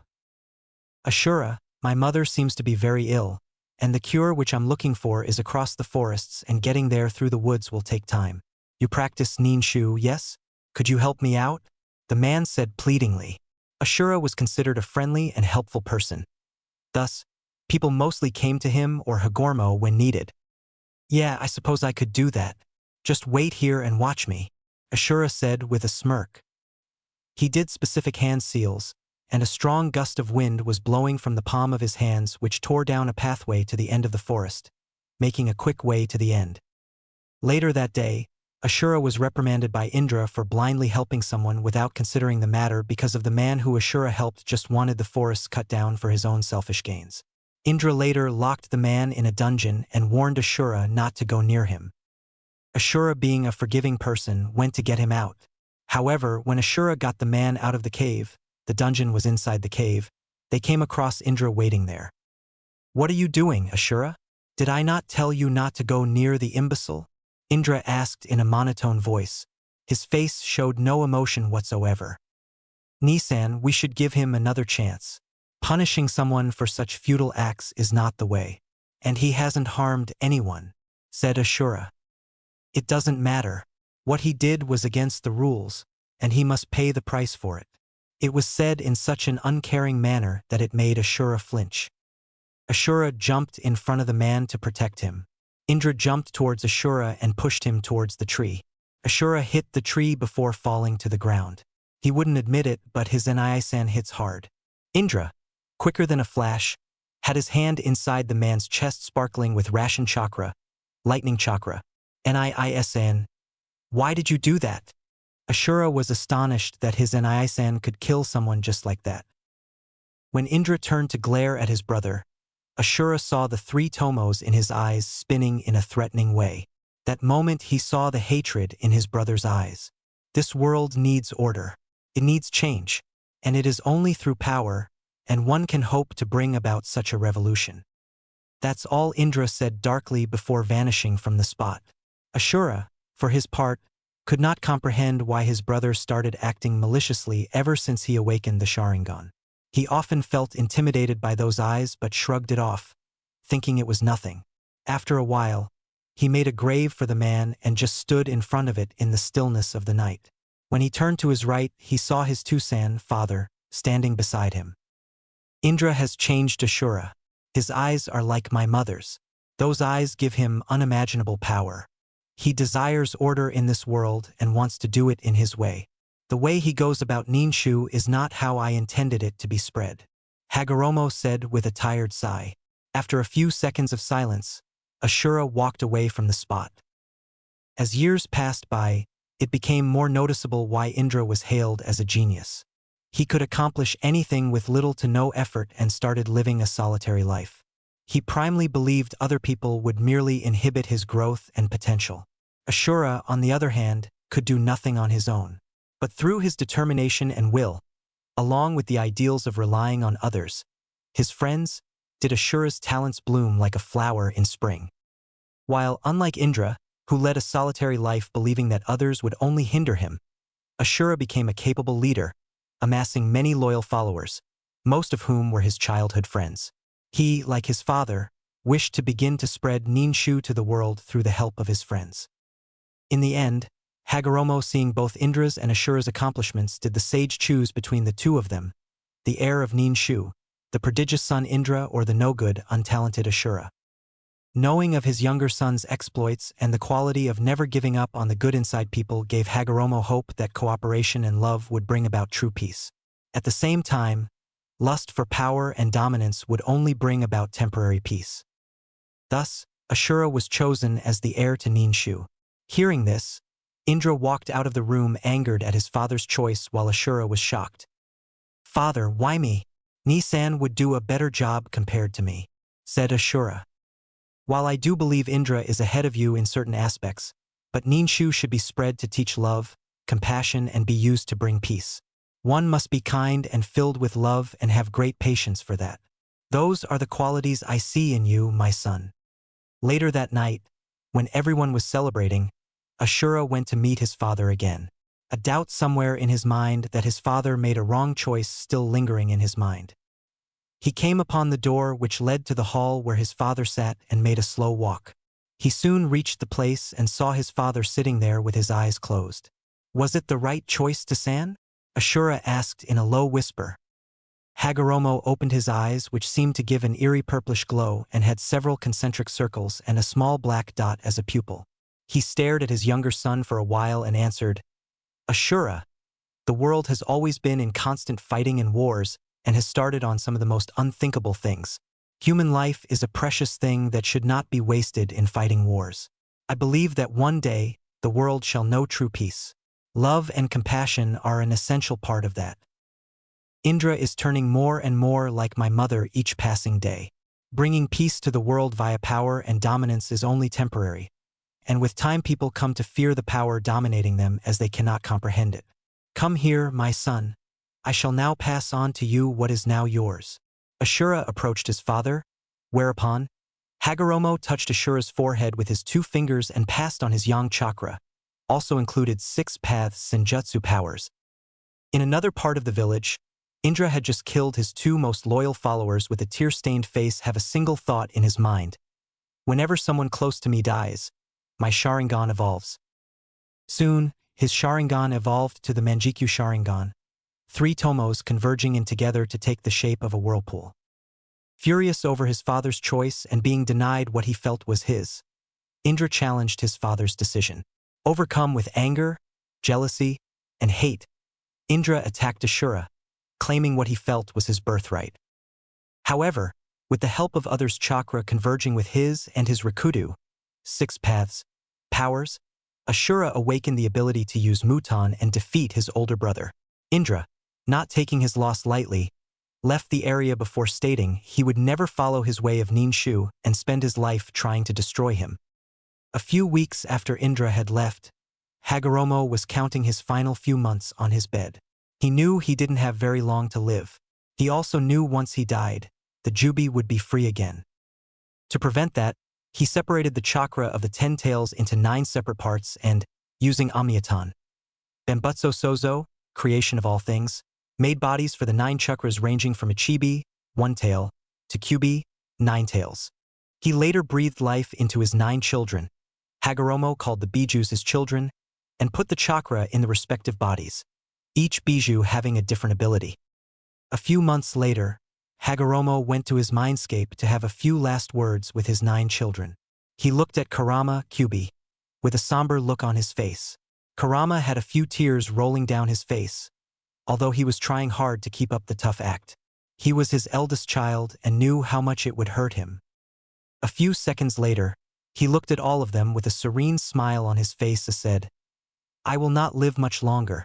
Shikaku, 1 tail. Matatabi, 2 tails. Isabu, 3 tails. Son Goku, 4 tails. Kokuo, 5 tails. Saiken, 6 tails. Chome, 7 tails. Gyuki, 8 tails. And Kurama, 9 tails. Even if you are far apart, you will always be together. You will be in different sizes from how you are now and have different names. But there will come a time when you will be led down the right path. I hope you learn what true strength is. Hashirama looks at Kurama and smiles slightly, and says, before that time, that day Hashirama knew there would come a time when someone would be born to bring peace or destruction. Soon after his death, Ashura had 3 children. Roku Otsutsuki, that was later known as Roku Uzumaki, was the founder of the Uzumaki clan. Ashura entrusted him with the sword Dark Blood before he left the world. He lived longer than all his siblings, dying in his sleep at the age of 249. Ajana Otsutsuki was the one who created the most powerful kenjutsu moves. She was known around the world as the Red Silence. She later married Roku and gave birth to 7 kids, 4 boys and 3 girls. Ashura gave her the most powerful scroll, the Silent Secret, But Ajana could never understand what the scroll could do. The scroll was blank, and no one could write anything on it, and could not even be destroyed by fire or any kind of ninshu. Therefore was soon forgotten after a few centuries. Saikatsu Otsutsuki was given the staff of elements by Ashura and was passed down to children and grandchildren. He later was known as Saikatsu Senju, the founder of the Senju clan, which would start a long rivalry with the Uchiha clan. Indra Otsutsuki had taken the war fan of his father before he left, passing it down to his future generations. Indra soon founded the Uchiha clan and had 5 kids, 2 boys and 3 girls. Ediso Uchiha, Daiminak Uchiha, Atara Uchiha, Sanada Uchiha and Ilka Uchiha. Each one was born with the ability to use Sharingan, later Mangekyo Sharingan. Naruto listened to Hagoromo throughout the whole story, and he knew that wars had been going on for a long time, but to see that it has been almost 2 millennia since Hagoromo left this world and the humans were still on the cycle of hatred. Would it ever end? Naruto asked himself, not knowing the answer yet. You said you wanted to tell me about my father, Naruto stated. Hagoromo nodded his head. He didn't have that much longer in this world but wanted to know what Naruto wanted to do with his life. He believed Naruto to be the one to either bring peace or destruction, but with how Naruto was being raised, and he was worried about what he could do. Usually, he would want to wait until Naruto reached at least 10 years old to approach him, but he had no time left. I will, but before I talk about that, he suddenly clapped his hands, and 2 figures came out behind Hagoromo. Naruto eyed both of them. He couldn't help but have a feeling that he had met them before. The first had a weird friendly face and was smiling, but the second one was eyeing Naruto almost like he expected to fight the kid. The second one had long dark hair that reached his middle back, a strange war fan tied behind his back and wearing red armor. Naruto looked at the 2 men who walked closer. They stood just behind Hagoromo. Naruto recognized the first one as Hashirama Senju, the first Hokage, and the god of shinobi. But he couldn't recognize the second one despite feeling that he had seen him before, but his power was enormous. While Hashirama wasn't trying to scare little Naruto, the second one was purposely releasing his killer intent at the young boy. Naruto suddenly felt pressure all over his body, and everything felt cold. His knees suddenly felt weak, and he almost collapsed to the ground, his skin feeling like little blades stabbing him and piercing his flesh and bones. His nails felt like they would fall off from his fingers. His nose started burning along with his ears, but despite all that, he refused to fall unconscious or collapse. Seeing Naruto losing all color and his breath quickening, Hashirama immediately understood what was happening, turning to his friend. Stop it now, Madara, he yelled at him, and Kurama had started countering his Ki with his own, but it wasn't enough against the mighty Uchiha Madara. During all this, Hagoromo stood silent and analyzed the blonde. To say he was surprised that Naruto hadn't lost his consciousness would be the understatement of a century. Instead, Naruto was still standing on his feet firmly, refusing to even fall on his knees, let alone lose consciousness. Madara kept quiet and narrowed his eyes at the little brat. While he wasn't exactly using his full Ki but instead only 10% of it, he was still surprised by the kid's stubbornness. After a few seconds, Madara stopped his Ki, and the brat was still standing on his foot, breathing heavily, his head down, looking at the floor. Hashirama sighed in relief that his friend had stopped his attack on the kid, but couldn't help but be impressed by the kid. He was sure anyone else would lose their consciousness by now, and Naruto was still standing. Slowly raising his head, Naruto looked at them with Rinnegan in both of his eyes. Hashirama gasped, but Madara, for the first time, had a slight smile on the edge of his lips. Seeing the brat, Madara was reminded of his little brother. The evening was late when the almighty leader of the Uchiha clan, Madara, was called away urgently from a meeting to come to his brother's side. 3 days went by since the younger man was injured gravely in battle with Senju Tobirama. His condition on arriving back at the compound critical. Much hadn't changed over the days, his condition fluctuating from steady to life and death in a matter of hours. For the last day, though, he was getting weaker and weaker, having internal bleeding that even the best healers couldn't stop. Madara was not yet informed of this. Now, being rushed in, he prayed it was good news of his brother's condition, that Izuna had made some miraculous feat of recovery. Alas, it was far from that. Madara entered the hallway leading down to his younger brother's room, which was at the very end of the long stretch of space. A mask of indifference held its ground on the outside, though on the inside, anxieties were riding high. His only footsteps echoed on the hardwood floor, slowly creeping closer into earshot of the man who stood in the doorway of the room. As he finally entered, walking past the clan's best medic, a solemn glance was spared alongside a single pat on the shoulder. The elder stared down at his brother lying motionlessly on the futon bed. It was lucky the doctor had decency enough to slide shut the bamboo-framed door behind himself. Madara traipsed gingerly forward, kneeling at his sibling's bedside. Izuna stirred in his sleep, blinking his naturally dark eyes open to meet the gaze of his beloved older brother. He gave a soft, weak smile. The clan leader's brother knew he wasn't going to make it. Not this time. He informed the doctor to get Madara so that he could relay his final thoughts and wishes. There was something he needed to give him. "Big brother," he croaked, voice quiet from barely having the strength to speak anymore. "Do not speak, little brother. You need your rest." Madara interrupted, concerned for the younger's well-being. Izuna just shook his head softly. "I'm dying, Madara. There is nothing the doctors can do for me at this point." He replied bluntly, needing only to get the facts into his older brother's head. Said brother had a look of shock, of pain on his face. Couldn't be. He'd known the injuries inflicted upon him were grave, but not that they would prove to be fatal in the end. Izuna sighed gently, seeing from the expression given that this came as pain and a shock. Did he want to leave his only brother? Of course not. Izuna's wish had only been to make him happy and proud. But most importantly, he didn't want to leave Ari alone. She needed him. He needed her. "There is no escaping it, and it's my time. I'm sorry to be leaving you, big brother, but there is one thing I want you to do for me and one thing I wish to bestow upon you to aid in this final request." The younger held authority in his tone, seeming wisdom beyond his years. The elder masked his sorrows, for now, listening intently to the younger's request. "I want you to protect our clan. Do it no injustices. Do not trust any who spill the blood of our clansmen." The life in the onyx eyes of the speaker was slowly fading. "To help you, take my eyes. I know your light has slowly been fading. You need to remain strong as a leader. Izuna, I will protect the Uchiha with all my might, but I cannot take your eyes." Madara was shocked at what his brother told him to do as aid. Take his eyes? He couldn't possibly do that. As for protecting the clan, that was a given. The younger stretched over, grabbing one of his brother's gloved hands in both of his own. Their gazes met, the dimming onyx of the dying sibling almost pleading. "Please, big brother." Though his voice was soft, the wanting for this to be done was ever so clear. Being unable to refuse this request, Madara slowly reached over and completed the task once his hand was released. Blood ran down Izuna's cheeks, seeming to take the form of red tears from closed eyelids. However, there was a faint smile on his lips. "I love you, big brother." He relayed his last words.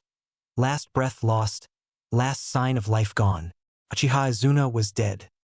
Madara's face distorted with pain, sadness, and grief, bloodied hands shakily grabbing his brother's cooling body, drawing him into his arms. The gifted eyes set aside safely for the time being. He cradled the body so closely, so protectively, placing his forehead against Izuna's. His eyes were squeezed shut, teeth gritted together as he tried to stop the tears pricking at his eyes. "I'm sorry, Izuna. I couldn't protect you. I couldn't keep the promise I made to myself in boyhood. I have failed you." He clenched the fabric of the younger's clothing, silent tears escaping and hitting the pale, cold cheek of the recently deceased man.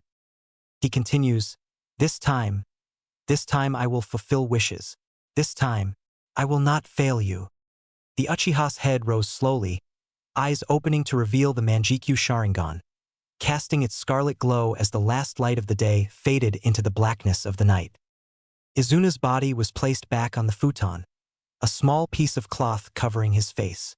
Madara remained there for hours, allowed no one to enter the room. Death threats quickly spilt. There was one thing physically different of his appearance now. the eternal Manjikyu Sharingan, blazing from eyes underlaid by fresh tear stains, the glowing windows burning with the flames of pure hatred. On this day, Madara lost all hope. Though he had been blessed with a newfound light, never before was he surrounded by such overpowering darkness. "This one is a brave one," Madara whispered to himself. He then focused on Kyuubi behind bars. "This is how I always wanted to see you. Behind bars," Madara taunted Kyuubi, who smirked. "At least I'm not dead," Kurama replied, earning a laugh from Hashirama. They all focused back on Naruto. Naruto, still breathing heavily, felt the pressure all around him suddenly disappear, his hands on his knees but still standing. He refused to give up, and he couldn't. He never will. Slowly raising his head, his eyes focused on the man with red armor. He saw a glimpse of surprise on his face for a second but disappeared as soon as it appeared. Meanwhile, the first Hokage wasn't trying to hide that he was surprised to see the kid still standing and not mentioning the Rinnegan.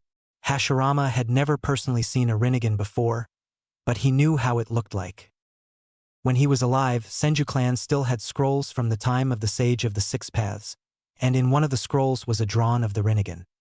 The first Hokage never knew how someone could achieve that kind of power but didn't care to know that power like that could destroy the world or save it. While Hagoromo couldn't help but see both Ashura and Indra in Naruto, his eyes just like Indra, but kinder and softer and with Ashura's face and attitude.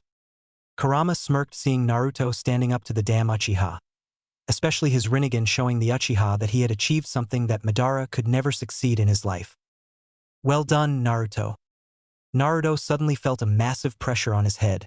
Feeling like his head would split open, his Rinnegan slowly disappeared, and his eyes turned back to blue. Naruto felt himself falling on the floor, but he didn't want to fail. Clenching his teeth and gathering every bit of power he had left, he moved his right leg forward before he could collapse, still standing. Naruto stood up again, breathing heavily but still there, sweat rolling down his face. Hagoromo and Hashirama smiled at him while the strange moody guy was giving him a nod of acknowledgement. A smile slowly spread on his face, and Hagoromo decided to continue with what he wanted to do. None of them had that much time left until they returned back. Clearing his throat, the sage glanced at them. Understanding what he wanted, both Hashirama and Madara took a step forward. "Naruto, is good to meet you. In case you don't know who I am, my name is Hashirama Senju, the first Hokage of the Hidden Leaf Village." Hashirama introduced himself, smiling at the little kid. Naruto smiled back and turned to look at the other one, who looked hesitant for a second before sighing in annoyance. "My name is Uchiha Madara, the rival of Hashirama and the greatest Uchiha of all time." Madara introduced himself with a slightly colder tone than Hashirama.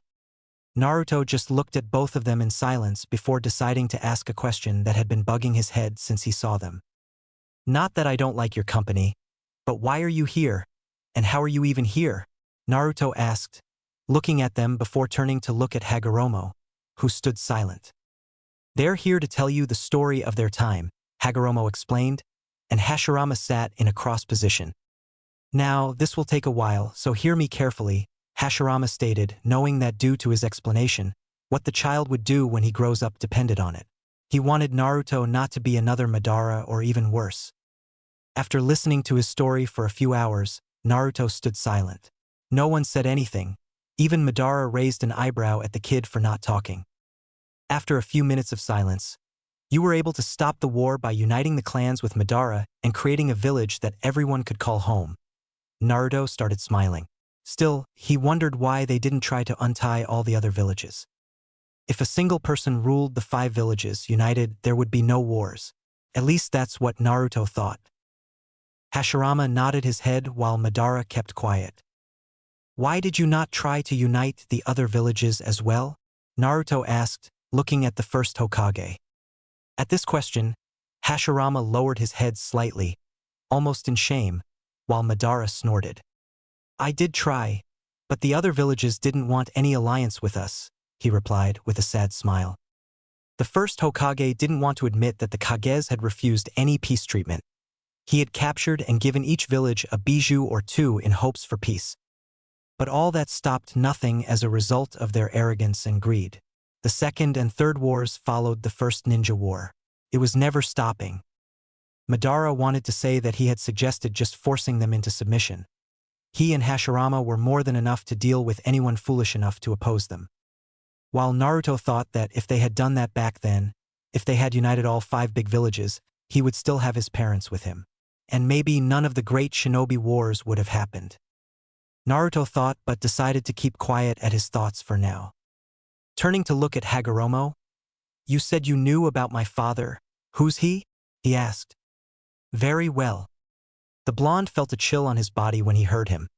For a long time, he had wanted to know who his parents were.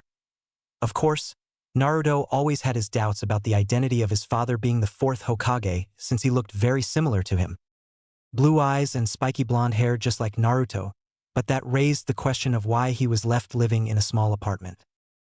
Deciding to listen to Hagoromo, the blonde turned his attention to the older man. "Your father is Minato Namikaze Uchiha and Kushina Uzumaki Senju," Hagoromo said. Naruto's eyes widened, he flinched slightly, and silence took over the room. He heard him, but Naruto still felt like he didn't listen to him. "My father is the 4th. Kushina? Who is she?" Naruto felt his breath stuck on his throat, and his first thought was how his mother looked like. Why did his father seal Kurama inside him?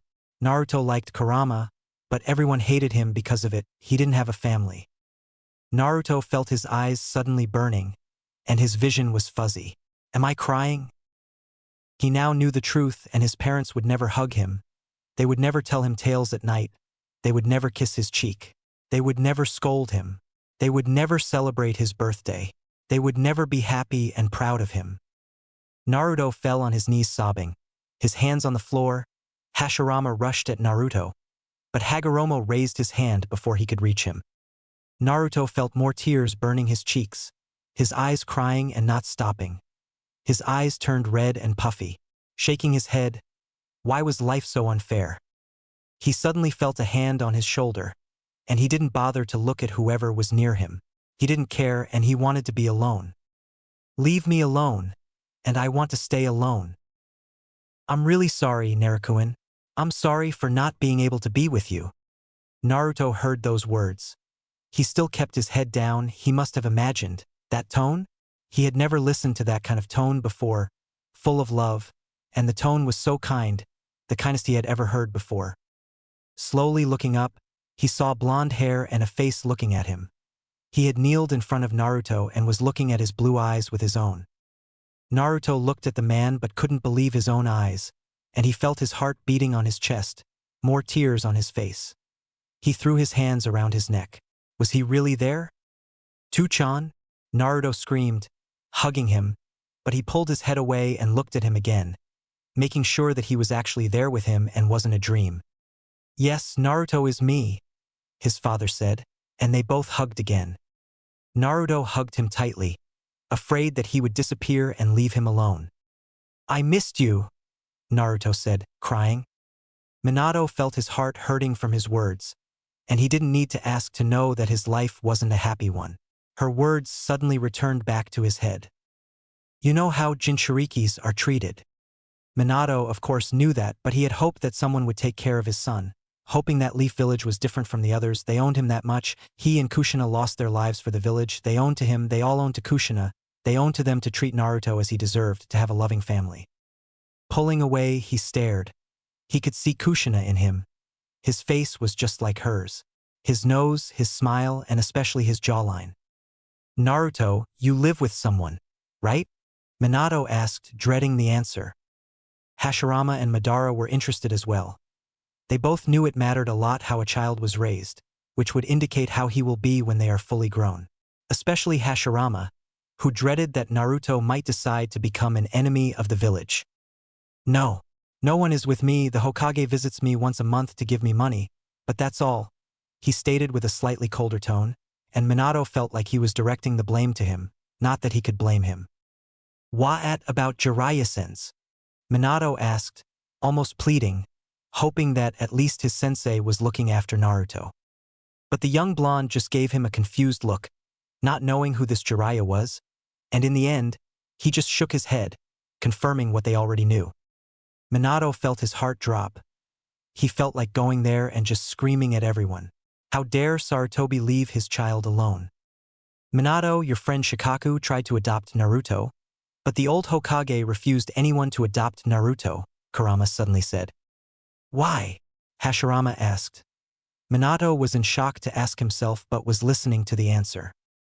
He said, him being raised by a clan would create unbalance, and I don't need to tell you why the civil families refused to raise him, Kurama explained, much to the shock of Minato and the confusion of both Madara and Hashirama.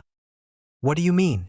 Naruto being a Jinchuriki is a secret of a village, no one should know about it, and that knowledge is punished by death if you spread it, Hashirama stated. He had created that rule when Mito-chan had become the Jinchuriki. But looking at Naruto now, he knew that everyone in the village knew about his status as a Jinchuriki, which was beyond risky. It was simply a miracle that no enemy shinobi had killed or kidnapped Naruto. Yet, Madara shook his head in disappointment. He knew peace made people weak and stupid, but this was beyond ridiculous. Minato bit his lower lip and, trying to calm down what they had done, they have spit in his grave. He became a Kage to protect the village, and they rewarded him by simply treating his son like garbage. Naruto, as much as I hate to say it, we don't have long, Hagoromo suddenly spoke.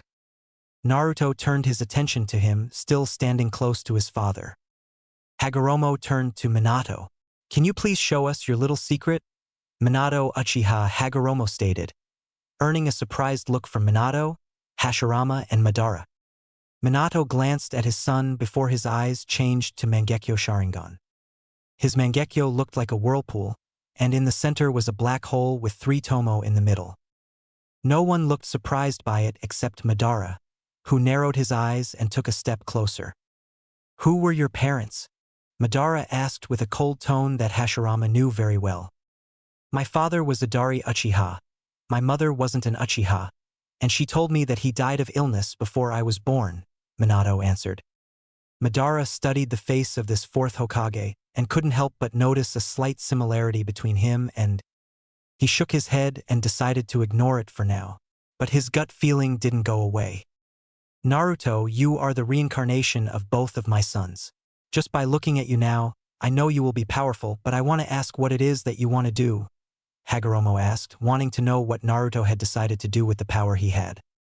Naruto understood why Hagoromo had told him the story about his mother. Looking straight at Hagoromo, his eyes turned a fully matured Sharingan. Hashirama looked impressed with him unlocking his Sharingan at such a young age. In some ways, Naruto reminded him of Madara. This world has suffered for a long time, but when Hashirama and Madara-sama united the clans of the Land of Fire, they stopped the wars between clans. I will unite the 5 great villages. Only together we can create peace, Naruto stated. Hagoromo smiled at him, and so did Minato, who patted his back, while Hashirama thought if such a thing was even possible in the long run, while Madara thought that might work, but a lot of blood will be spilt. Suddenly all 4 of them started shining and slowly disappearing. "Tu-chan!" Naruto screamed in panic and went to hug his father. Hugging back, Minato looked at his eyes, crying. "Naruto, I want you to remember that whenever happens.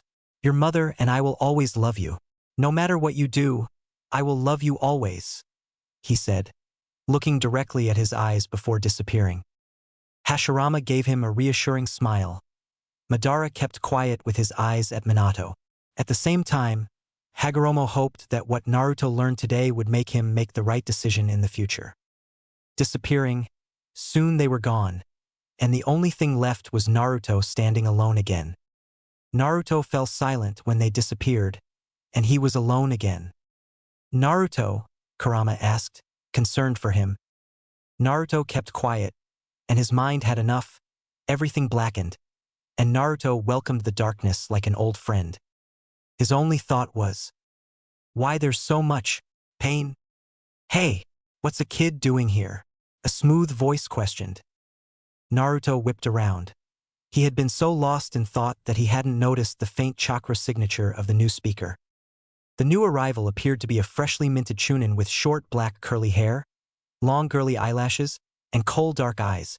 They were also wearing the standard navy Uchiha shirt and tan shorts with the customary fan crest stitched on the back of the shirt. Nothing. Naruto squeaked, still slightly out of it. The stranger tilted his head to the side and smirked. Sure. Kid, what are you doing here? Don't you know training grounds are off-limits for civilians? I was just exploring. I'm going to be a shinobi too. Ho! A little sunshine like you wants to be a shinobi too. Huh? Don't you know that shinobi follow the rules? But even the best shinobi know that some rules are made to be broken at times. Ha ha ha. I like you, kid. I'm Uchiha Shursui. What's your name? I'm Uzumaki Naruto. It's nice to meet you, Shursui-san. Oh ho! Respectful little brat, aren't you? Since you're here, might as well make the most of it and spar with me. Spar? With you? Are you sure? Sure, sunshine. Let's see what you've got. All right, but you better take me seriously. Ha ha ha. We'll see. With those words, Shursui settled into the basic Uchiha interceptor stance. Naruto himself decided to settle on the basic academy stance even though he knew many other taijutsu styles. Taijutsu only? Naruto asked. Of course, sunshine. I'm going to make you take that name back, you know? Bring it, sunshine. And so Naruto brought it. Making the seal of confrontation, which Shursui returned, he quickly rushed Shursui in a burst of speed. Naruto threw a quick jab to Shursui's chest. The jab was simply sidestepped, and Shursui retaliated with a leg sweep. Naruto jumped over the sweep while Shursui capitalized that he couldn't dodge with a spinning backhand. Naruto narrowly blocked the blow but was sent flying towards a tree. Flipping around midair and pushing off the tree, Naruto rushed at Shursui with a flying kick. Shursui dodged again, letting Naruto pass by and taking the opportunity to aim a jab towards Naruto's ribs. Naruto took the hit intentionally, remaining cautious in showing what he could do. Both fighters had similar thoughts racing through their minds. He's fast. Really fast. Naruto sprung up again and snapped his right leg out in a high kick aimed at Shursui's face. Shursui caught Naruto's leg and threw him to the side using his superior strength. Strong. It seems I can take this a little seriously, Naruto thought. Picking himself off the ground, Naruto was determined to at least get rid of the annoying nickname. He sent a flurry of blows towards Shursui, increasing his speed subtly as he went. Shursui narrowly dodged around each punch, sweat dropping as he went. Did this kid just get even faster? It looks like I have to up my game. He might just give me a workout. Shursui let himself be pressed backwards until his back hit a tree. Naruto saw this and struck out with his left leg in a roundhouse kick. Chance! Shursui ducked beneath Naruto's leg under his guard and lashed out at Naruto's supporting leg, sending Naruto tumbling to the ground again. You're not taking this seriously, are you? Shursui asked incredulously. What do you mean? I mean, you can obviously go much faster, right? Well, maybe. Gotcha. I'll just have to force you to show me then. For the first time in the spar, Shursui rushed at Naruto with a blazing fast punch. Naruto swiftly ducking into Shursui's guard with a sharp jab to his gut and darted away. Oof, now that's what I'm talking about, sunshine. Naruto grinned. I'm gonna make you regret that. Oh? How so? Shursui shot forward with a wide sweep of his arm, only to yelp when Naruto darted to the side and punched him in the kidney.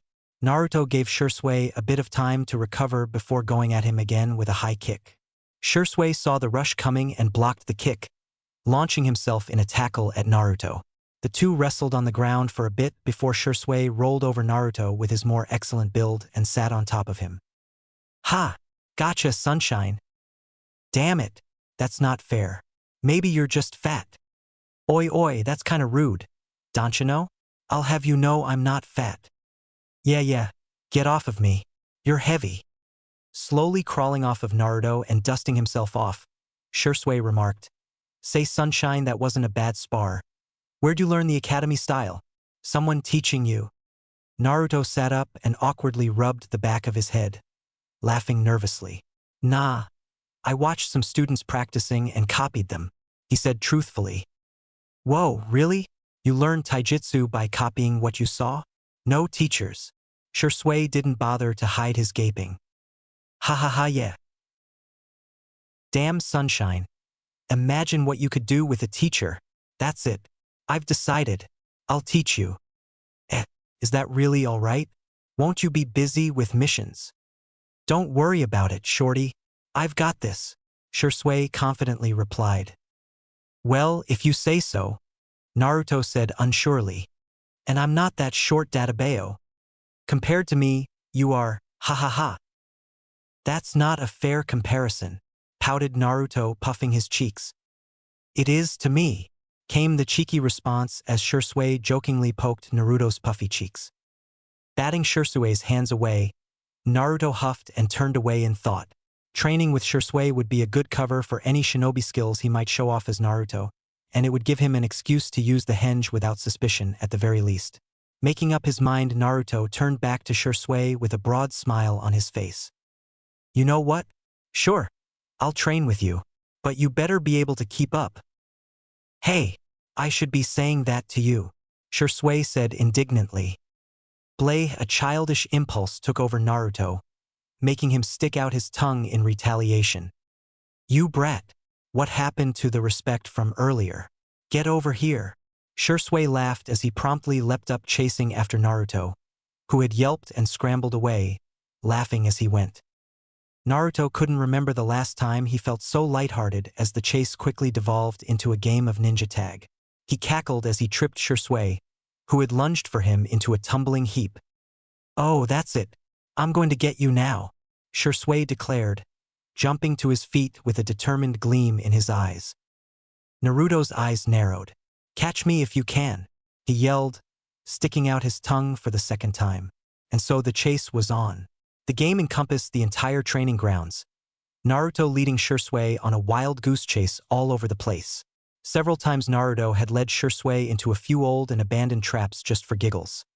Simultaneously, Shui dodged, and around projectiles and pitfalls, he cursed Naruto under his breath, leading to even more laughs from the child. When Shui had finally had enough of entertaining the little blonde devil, he quickly used the most flawless Shunsin jutsu that Naruto had ever seen, placing himself in front of Naruto, who then promptly crashed into Shui, sending both boys tumbling to the ground for the 9th time that day. Hey, no fair, you cheated, Naruto shouted in jest. Ninjas don't cheat, they win, Shui smugly replied. You're one slippery kid, you know that? Ha ha ha, I do my best. Naruto dusted himself off before he considered what he had seen. Say, that was the Shunsin jutsu, right? Huh? Oh yeah, it's my speciality. They'll be calling me Shunshin no Shui in no time, Shui crowed. Ha ha ha, I'd like to see that. Can you teach me that? Of course, little sunshine. You're my student, and it's my signature technique after all. Wow, really? Yeah, I'll be as fast as the yellow flash one day. You'll see. Cool. After making further plans with Shui and waving their goodbyes, Naruto returned to his apartment under a sneaky henge to hide his whisker marks. He detachedly observed the stark difference in treatment he received from the civilians. It was like the whiskers painted a sign that said, "Please glare here." And now that they were gone, he was just another regular dirty kid returning home after playing too much. Except the problem was that Naruto didn't want to live life under a henge. Hiruzen. Sarutobi Hiruzen was a tired man. He had served Konoha faithfully for many years, surviving the Second and Third Shinobi Wars. Just when he thought he could retire in peace, his successor had to pull the ultimate heroic act and sacrifice himself for Konoha. Hiruzen reminisced sadly. Minato was a brilliant young man whose time hadn't even really begun yet. It was a genuine pity that the Kyuubi incident had happened. Hiruzen regretted not taking care of Naruto more in place of Minato, but the boy seemed to be doing okay. He had survived on his own for a month. For heaven's sake, talk about being resourceful. Hiruzen really should have kept a closer eye on that orphanage rather than just checking in on Naruto with his crystal ball every once in a while. Speaking of which, the whole orphanage debacle was giving him a headache, and he couldn't tell what Danzo's intentions were towards Naruto. Perhaps the old fool had thought to make Naruto desperate for help and then lend a helping hand, making Naruto indebted to him? Hiruzen was simply thankful that he had decided to ask the ANBU about the young boy that day. He needed to establish that his ANBU reported to him and only him now. So much work to do on top of all his ever-blasted paperwork.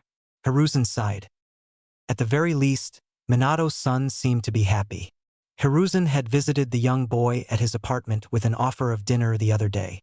The boy had seemed cheerful enough despite the hatred that Hiruzen could see him encounter. It saddened Hiruzen that he could not make Naruto the hero his father had wanted him to be without endangering the boy.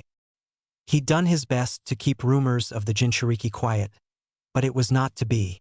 The information leak still hadn't been discovered even after 2 years of investigations. He sighed again. Honestly, Naruto reminded him so much of both Kushina and Minato that it wasn't even funny.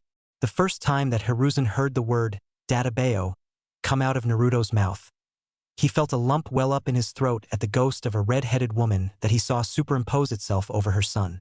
Hiruzen was simply grateful the boy was so canny and that he hadn't died out on the streets before Hiruzen could do anything about him. Reconstruction efforts had taken up too much of his time and left no time to worry about Konoha's newest Jinchuriki. After 2 weeks, one day Shisui stumbled upon an interesting scene as he entered the training grounds. Naruto was balanced with one finger on the tip of a senbon upside down on top of the running creek that flowed through the middle of the training grounds with various leaves and miscellaneous objects stuck all over him. Hey, what you doing over there? I'm practicing my chakra control, Shisui-san. Okay. Don't hurt yourself there, buddy. I'm fine. You looking to become a medical nin, Naruto? Huh? No? Why would you think that? Well, it's just that the only shinobi I know who do such ridiculous chakra control exercises are medic nins. Why have you been so hooked on chakra control anyways? Shouldn't a kid your age be focused on stretching chakra coils for larger reserves? Naruto laughed. He laughed so hard he lost control and fell into the creek with a splash. Sputtering, he climbed out of the creek, leaves still stuck to his skin. Shisui-san, I probably will never need to worry about the chakra reserves. I can perform over 100 shadow clones and not be tired. Shisui's eyes bugged out. No way. You're a little sunshine. I can barely manage too. I just got lucky with genetics, I guess. I am an Uzumaki after all. You're right, a real Uzumaki, huh? You don't exactly have the hair for it, though. Yeah. It comes from my father's side, I guess. Shisui tilted his head curiously. Speaking of which, who are your parents? And where are they? Shouldn't they be worried about their kid being out all the time? My parents are dead. I've never known who they were. Naruto replied, trying to sound truthful. He knew the likes of Shisui might be able to see through his words. Shisui squinted at Naruto for a minute. Say, when did you say your birthday was again? Naruto's sweat dropped. I never did say. It's October 10th.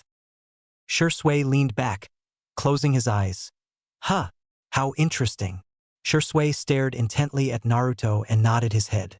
I understand now. Naruto knew what Shisui meant and was just waiting for him to start glaring at him or maybe even beat him up. Huh? What do you understand? Naruto had an idea of what Shisui understood. Nothing. Don't worry about it, sunshine. Okay if you say so, Shisui-san. Naruto was relieved to hear him not making a big deal out of it. Say, Shisui-san, what do you think of getting some more training to become even faster? Huh? You know of better training, sunshine? Shisui asked doubtfully. Yeah, if you use weights or even resistance seals while training, you can increase your speed by a lot. Huh? You might be onto something there. I've never thought of that. It looks like I need to get some weights or something. Shisui-san, I'm an Uzumaki.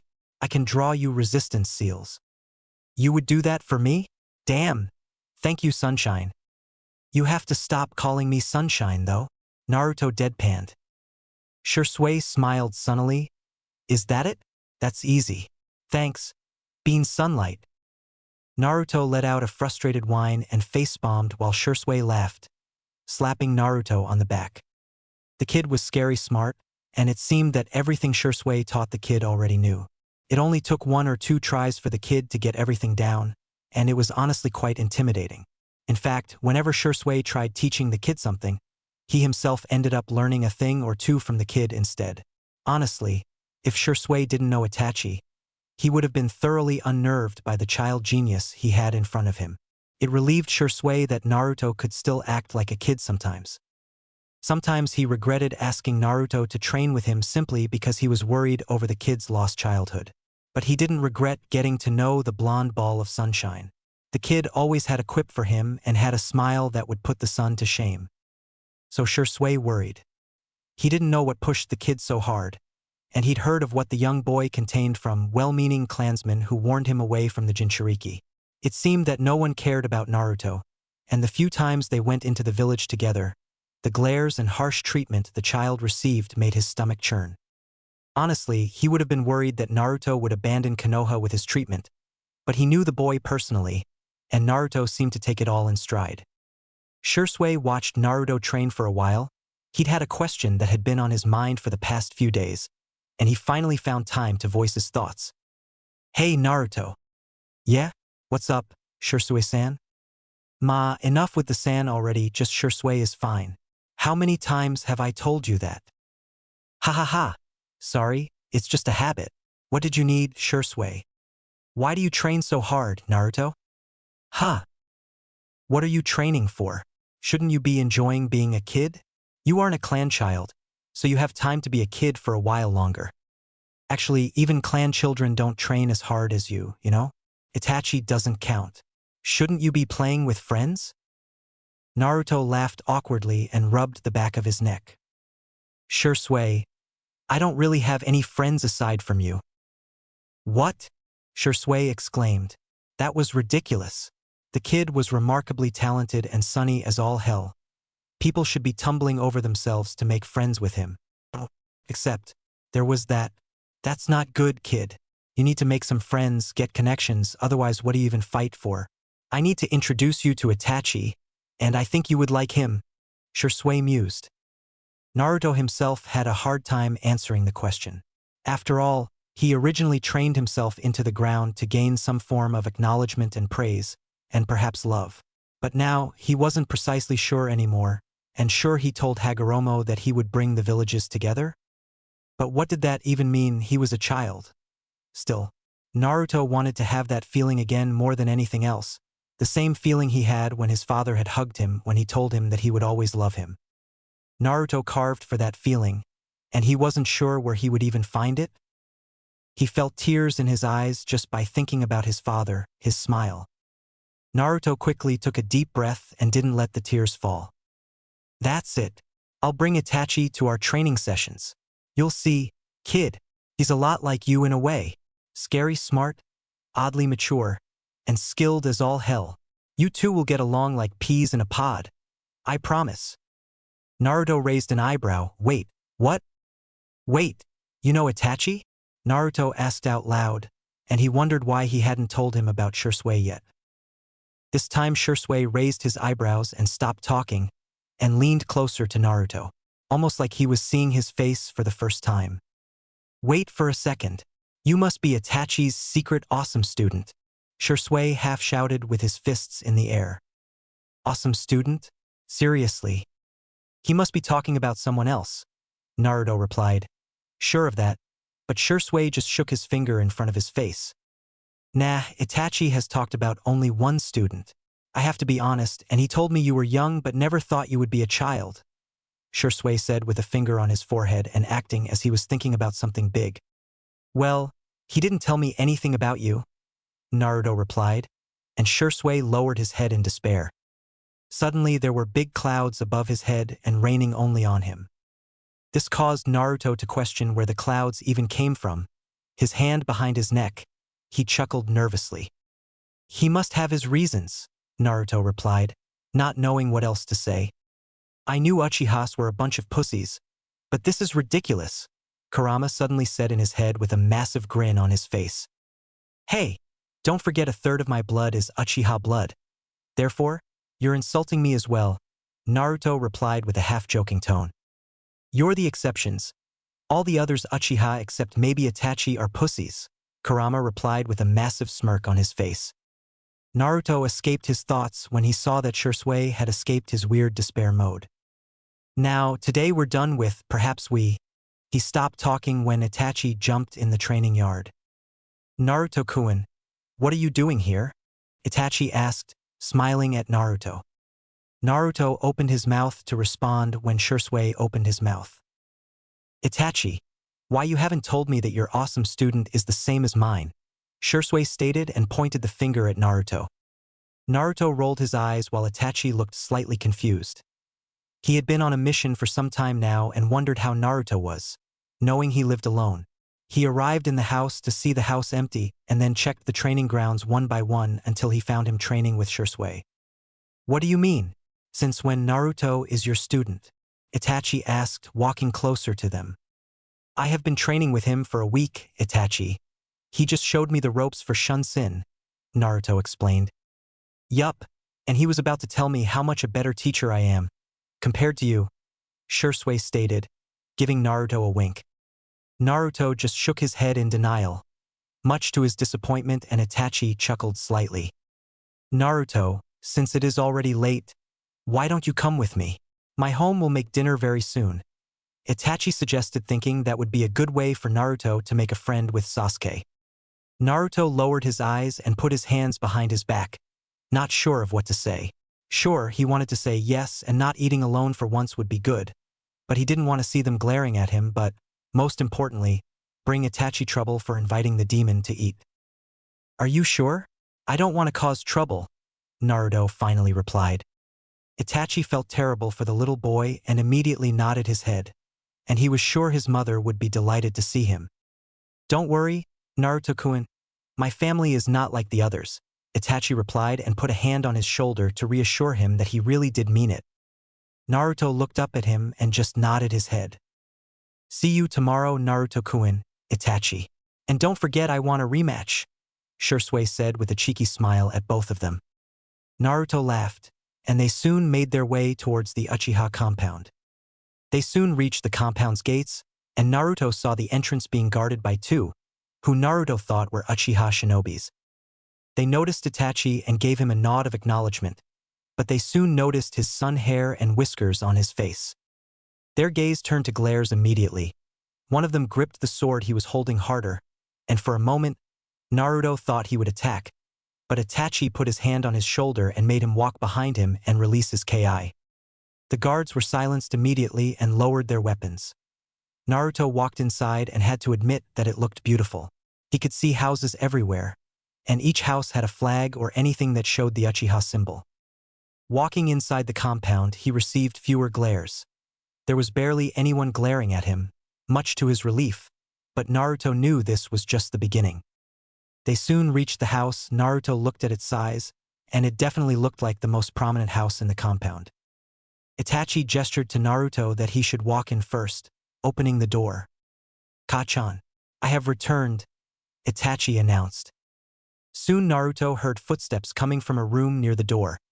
Another door opened, revealing a woman around her late 30s with long dark hair. Itachi-kun, you returned, how was the... She immediately stopped when she saw Naruto standing behind Itachi. His eyes immediately lowered, and he took a step back instinctively. For a moment, Makoto said, Minato. She knew Naruto looked like his father, but now he looked like a perfect copy of him. Understanding what was happening, she immediately brought a smile to her face. Itachi, who's the little sunshine? She asked, walking closer. Naruto smiled back when he felt the happy feelings coming from the woman, but at the same time wondered what was up with them calling him sunshine. My name is Naruto Uzumaki. Miss. You can call me Makoto. She introduced herself and walked closer. Come inside. No need to stay outside, she said kindly. Naruto felt happy and walked inside. His eyes were exploring the house inside, a smile not leaving his face, feeling like a child again. Itachi smiled and told him to sit on the couch. He nodded his head and sat down while Itachi walked over to his mom. Where's Sasuke and Toussaint? Itachi asked, wondering if Sasuke was training perhaps. His mother gave Naruto another glance before walking to the kitchen. Sasuke is upstairs sleeping. He said he was tired and your father should return soon, his mother said and started making an extra dish. Itachi nodded his head and walked upstairs, reaching Sasuke's room. He knocked but did not respond. Waiting a few seconds, he walked inside, seeing his brother reading a scroll on his bed, the scroll on his lap. Sasuke-kun, what are you doing? Itachi asked, seeing as he looked focused. Turning his head to his right, he saw Itachi, and a big smile invaded his face. Itachi, is good that you returned, and I'm preparing myself to become stronger. I will show everyone that the Uchiha clan is the strongest clan. Sasuke started with a puff of his chest at the end. Itachi's smile lowered slightly. There's no need for that, Sasuke. But we are eating dinner right now, and I want you to meet someone, he stated and walked downstairs. Sasuke raised an eyebrow at who he might mean and wondered if he meant Shursui. Reaching the living room, he saw Naruto wasn't there. He turned around and went to the kitchen. Ka-chan, do you can? He stopped mid-sentence when he saw Naruto helping her to prepare the dish. Be careful with that, Naruto-kun. You might burn your hands, his mother warned as he was using a spoon to mix something in a large saucepan. Itachi smiled at what he saw and heard footsteps coming downstairs. He turned in time to see Sasuke. Brother, can you train me? Sasuke asked, looking at him. Not now, Sasuke, we can train tomorrow, Itachi suggested. Sasuke punted. But he then noticed Naruto, who was still helping Ka-chan prepare dinner. Who are you? Sasuke asked, noticing his blonde hair, reminding him. Naruto put the saucepan back and turned his head around, and saw Sasuke. Hi, my name is Naruto Uzumaki, he said, smiling, walking closer and pulling out his hand for Sasuke to shake. You're the one they call Demon, what are you doing here? Sasuke asked with a slightly demanding tone at the end. Naruto's smile disappeared immediately. He felt his throat dry, his heart beating on his throat like a hammer, his eyes suddenly burning, his hand and head lowered. A dry chuckle escaped his mouth. Of course, it was too good to be true. Naruto immediately turned around and was about to run outside when he felt a hand on his shoulder stopping him and the sound of a slap. Turning around, he saw the woman had slapped who he knew was Itachi's brother, and Itachi had his hand on his shoulder. Why did you say that, Sasuke? I raised you to be better. The woman screamed at the dark hair who was touching his cheek with his hand. Naruto saw Sasuke glared at him with the same eyes like everyone else, and he then turned his attention back to his mother. Everyone outside said that he was not good, Sasuke responded. Naruto could feel the anger directed at him. He walked away towards the door. Makoto-sama, you have a wonderful house. Thank you for letting me stay, and thank you, Itachi-san, Naruto said smiling, and before anyone could do or say anything, he shunsen away. Itachi sighed, looking at the leaves left behind by Naruto. From the corner of his eyes, his mother looked ready to cry while his brother was looking at the place where Naruto stood with jealousy. Naruto stood alone on his bed, hugging his legs and crying his heart out. Why there's so much pain? Naruto stood on his bed motionless, his forehead resting on his forearm, his eyes puffy and red, his eyes hurting from the tears, and yet Naruto felt nothing but his heartbeat. Nothing made any sound, and the silence had taken over the whole apartment. Naruto couldn't make himself utter a word. There wasn't a mother, father, or sibling to talk to him and tell him that he wasn't alone. The only thing he could hear was his own heartbeat, hurting like a stab, hurting more than anything else before. Kurama watched with sadness. He tried to talk with him, but Naruto did not once respond to him, almost like he couldn't hear him.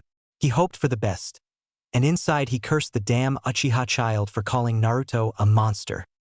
The kid didn't know what a monster is. A monster are the likes of Jubi. Kurama felt a shiver of fear on his body, just the thought of that monster. Naruto kept his eyes on the floor. He kept asking himself the same question in his mind. What is life? Why do we exist? Is there any point in all this? Naruto didn't know the answer to any of these questions. Tuchan Ka-chan, why am I here? What can't I just be with you? I don't want to feel so alone, Naruto murmured impassively, no tears rolling down his cheek. Naruto, you're not alone, Kurama spoke, trying to ease his pain. Naruto was grateful for his friend, but he wanted someone. He wanted to see that look again, the look only his father could give him. Naruto closed his eyes and felt everything change around him. Opening his eyes again, his eyes saw the trees that had grown in his mindscape. He had hoped that Kurama would like it more with trees rather than just a sewer. Kurama, Naruto said, thinking his friend had brought him. But from behind a tree in front of him came out a man Naruto knew he had never seen before, but he recognized him. But he was sure he had never seen him before. The man had long dark hair, a long white kimono around his body, 2 fangs of hair in front of his ear, a blue paint just below his eyes, but his Mangekyo Sharingan was as clear as day. Indra, Naruto whispered. He didn't know how he knew he was Indra. The man stood in front of Naruto with a friendly smile on his face, and a war fan tightened behind his back. You're right, young Uchiha. My name is Indra Otsutsuki. Indra introduced himself. Naruto felt no malice coming from him and wondered how he was here. Why are you here? And how are you here?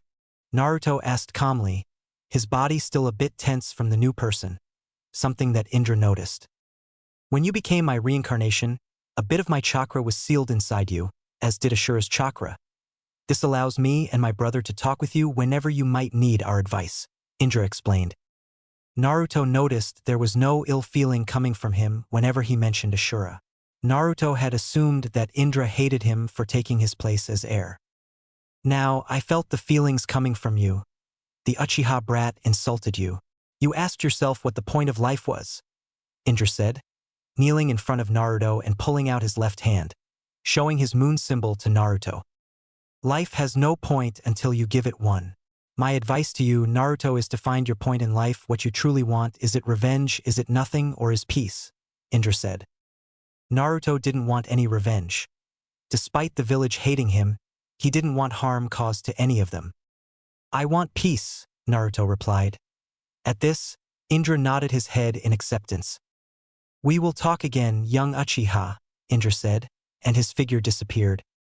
Suddenly Naruto was back in the apartment again, slowly standing up. He wondered if peace would bring him happiness. What even is happiness? Naruto took a deep breath and left the apartment. Soon Naruto reached the training yard and noticed both Itachi and Shisui talking to each other, and a small smile appeared on the blonde's face. He jumped and landed near them. Shisui noticed him and immediately smiled. Oh, Naruto, you're back, Shisui said, clearly surprised. From what Itachi told him, he had suspected that his student would spend the whole day sulking in his apartment. Itachi turned his head with an uncertain look on his face. Naruto-kun, is good to see you again, he said, walking closer. Can we train, Itachi-san? I want to continue what we left yesterday, Naruto said almost in a hurry. The last thing he wanted was to remember what happened yesterday. Both Shisui and Itachi gave each other a glance in understanding and decided to talk with him later. Shisui groaned and dragged a hand down his face. He stared at the 2 others from between his fingers. Then he remembered his original goal. Hey, you two, he yelled, popping back to his cheery attitude. Yes. Yes, Shisui-san? Itachi, enough already. Naruto just stopped with the san, not you two. Shisui moaned. Then he bounced up into a fighting stance. We should have a 3-way spar. Naruto's eyes narrowed, honing in on Itachi and Shisui, sending shivers down their backs. It was like his eyes had suddenly turned into chips of ice. They could tell that Naruto was ready for anything. Any rules, Shisui? Naruto asked innocently. Yeah. No maiming, and first to surrender loses, I guess. The 3 boys took up fighting stances, 2 textbook Uchiha interceptor stances, and 1 academy stance. All 3 eyed a leaf that was gently floating downward. As soon as the leaf touched the ground, they all disappeared in a burst of speed. Naruto sat on the branch of a large tree, eyes darting in every direction for a possible attack. A brace of shuriken came flying towards Naruto, sending him jumping away to the right into Shisui, who twisted and kicked out at him. Naruto blocked the kick and was sent flying to the ground. He hit the ground with a roll as Shisui chased after him. Naruto threw 3 kunai directly at Shisui as he lunged towards Naruto. Shisui pulled out his own kunai and deflected the 3 kunai into Itachi, who had been silently sneaking up to Shisui. Itachi dodged the kunai, throwing his shuriken towards Naruto and leaping up to engage Shisui in a furious taijutsu bout. Naruto was a bit peeved, having been written off so quickly. He flashed through hand signs, futon. Great breakthrough. Naruto sent a great burst of wind towards the fighting duo. The 2 boys turned toward the wind bullet simultaneously and leapt apart, narrowly dodging the bullet which drilled into the ground, sending great chunks of dirt everywhere. Itachi retaliated, his hand seal speed so fast that Naruto could barely make them out. Katan. Great fireball. A giant fireball flew at Naruto, who Korimied out of the way, leaving a scorched log behind him.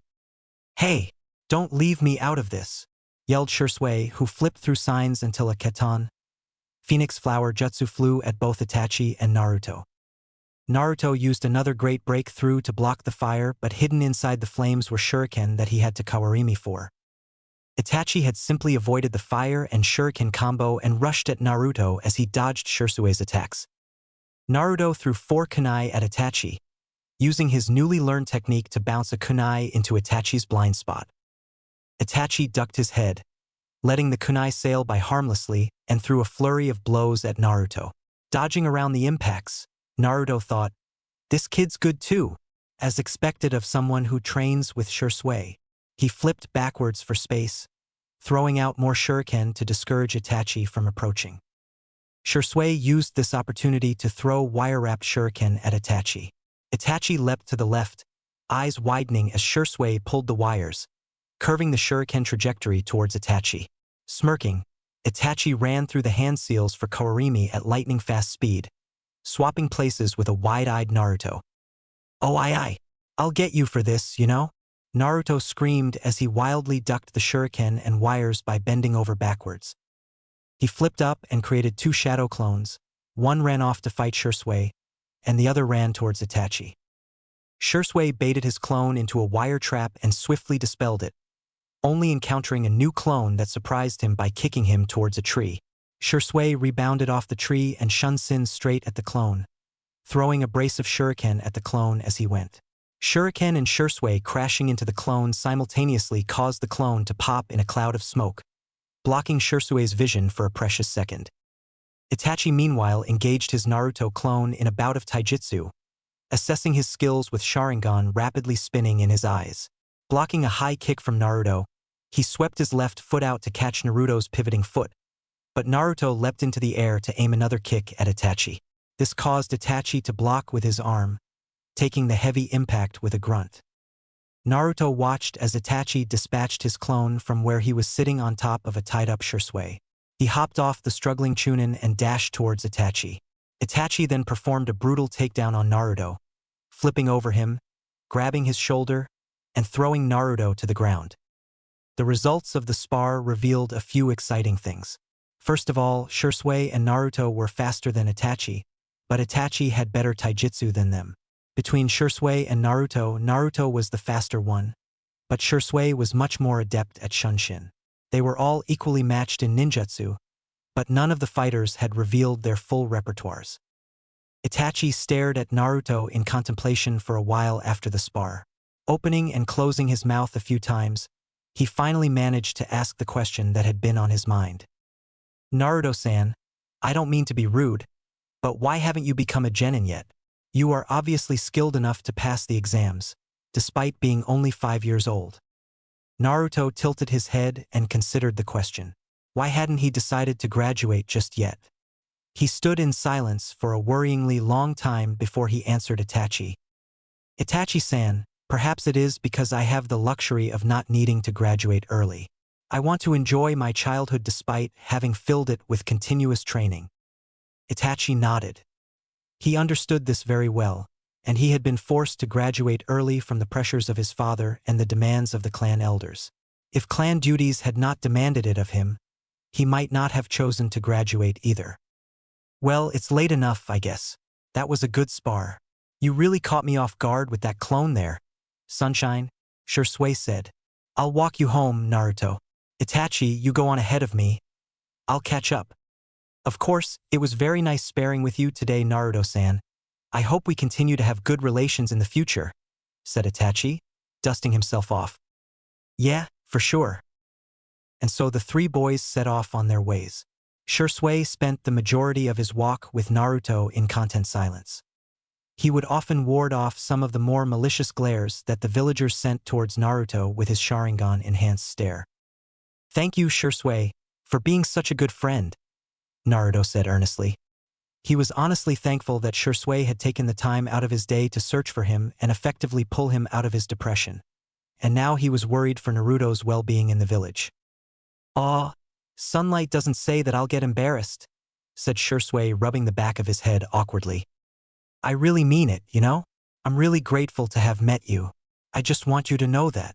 Naruto smiled sunnily at Shisui, who squinted his eyes at the brightness radiating off of Naruto. Shisui pulled Naruto into a gentle hug. Thanks, I guess.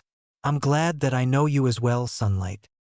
Naruto simply hugged Shisui back and nodded into his chest. Good night, Shisui. See you tomorrow. Yeah, night, Sunlight. Naruto just palmed his face at the name and sighed as Shisui gave a cheeky smile and wave and then disappeared in his signature shunshin. After 4 months, Naruto had decided to spend his day in the apartment today, and it had been 6 years since Kyuubi was defeated. Therefore, the whole village was celebrating. Naruto knew today was his birthday, but he didn't really expect gifts from anyone. He had decided to stay home because of the festival. People weren't really violent to him, but Naruto could tell their hatred towards him would double on his birthday. Therefore, he always stayed inside to avoid any problems. As he was preparing to sleep again to pass the time, the door ringed. He felt no malice but wondered who could be there. Getting up, he walked over to the door, opening it. His eyes widened to see the mother of Itachi in the front door. Makoto-sama, what are you doing here? Naruto asked, just now noticing the bag she was holding. A frown showed on her face because of how he called her. Can I come inside? She asked warmly and smiled at the young blonde. Naruto smiled back and left her to walk inside. He thanked the gods that he wasn't the kind to have a messed up house. Everything was clean, and nothing was in the middle of the carpet.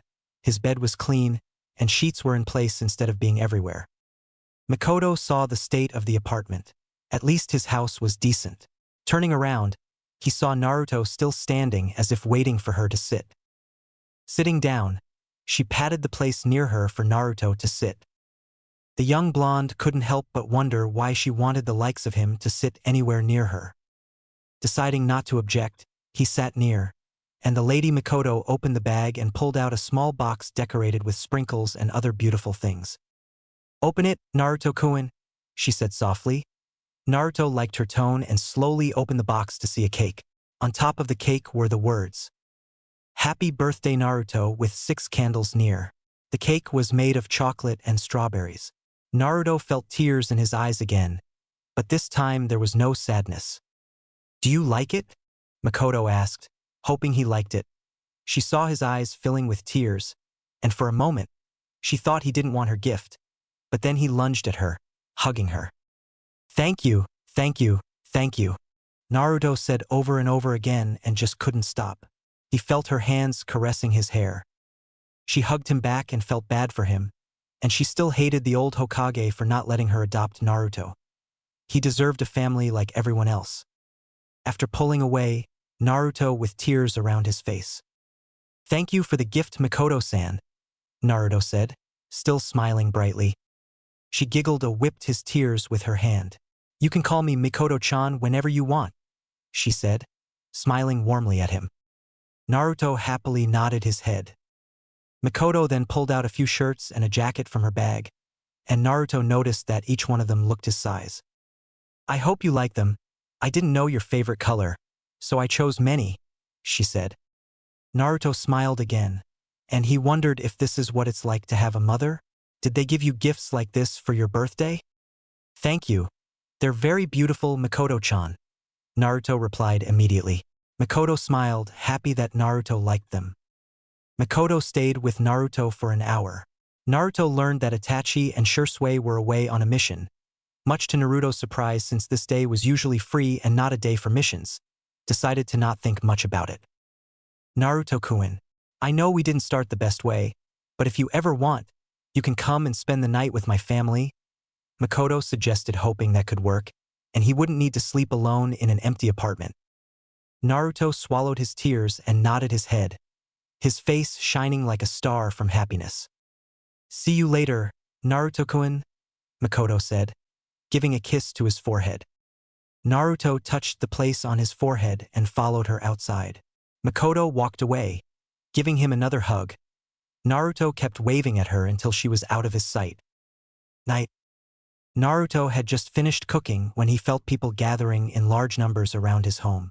Dismissing it as part of the new Kyuubi festival, he started to eat, until someone started to bang violently on his door. Naruto jumped to his feet and ran to his window. His senses were going haywire, detecting a large group of people standing in front of his door.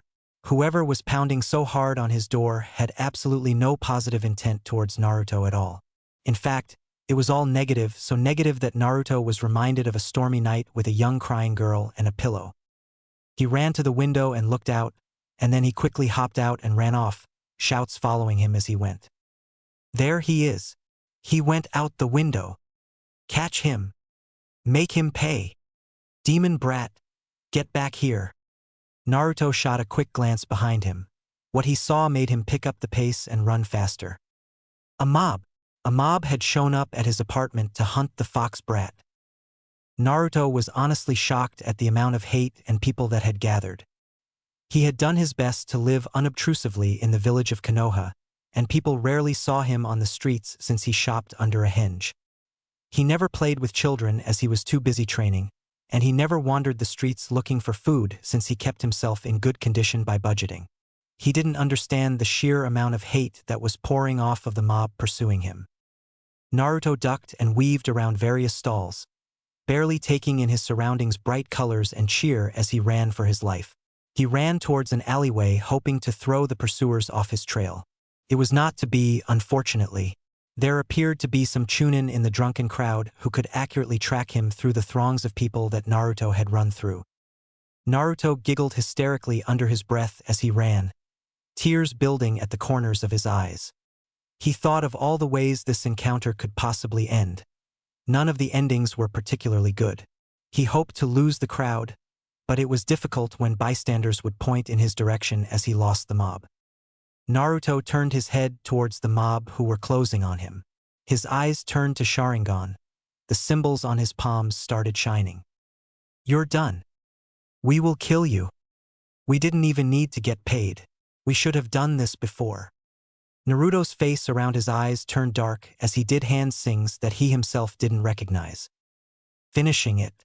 Fire style. Great fire annihilation. At that moment, Naruto breathed out the largest fire he had ever seen. The fire was enough and engulfed the whole mob as they all started running away. Their screams filled the night as their corpses were the only thing left. Naruto saw everything covered in a thin dark thing that covered the ground, and their bodies were as black as coal. Nothing to recognize them was left in their scorched bodies. Everything in their bodies was burned, their skin, their eyes, and everything. Snow started falling from the clouds. Much to Naruto's surprise, he pulled out his hand and saw that it wasn't snowing. It was ash. Seeing what he had done, Naruto fell to his knees and let out the loudest scream. Aya! Later, Naruto popped up in front of the secretary, handling the desk in front of the Kage office. She started and gave him a nasty look. Please, miss, I need to see the Hokage right now, he implored. The secretary sniffed and went back to her work. The Hokage is busy with essential matters, and he doesn't have time for children. But Naruto persisted. He was determined to talk to Sarutobi about the treatment he received at the hands of the villagers. Please, miss, it important, and he needs to know. Look, he doesn't have time for children, so you can wait over there and see if you're lucky, she snappily replied. Naruto huffed in impatience.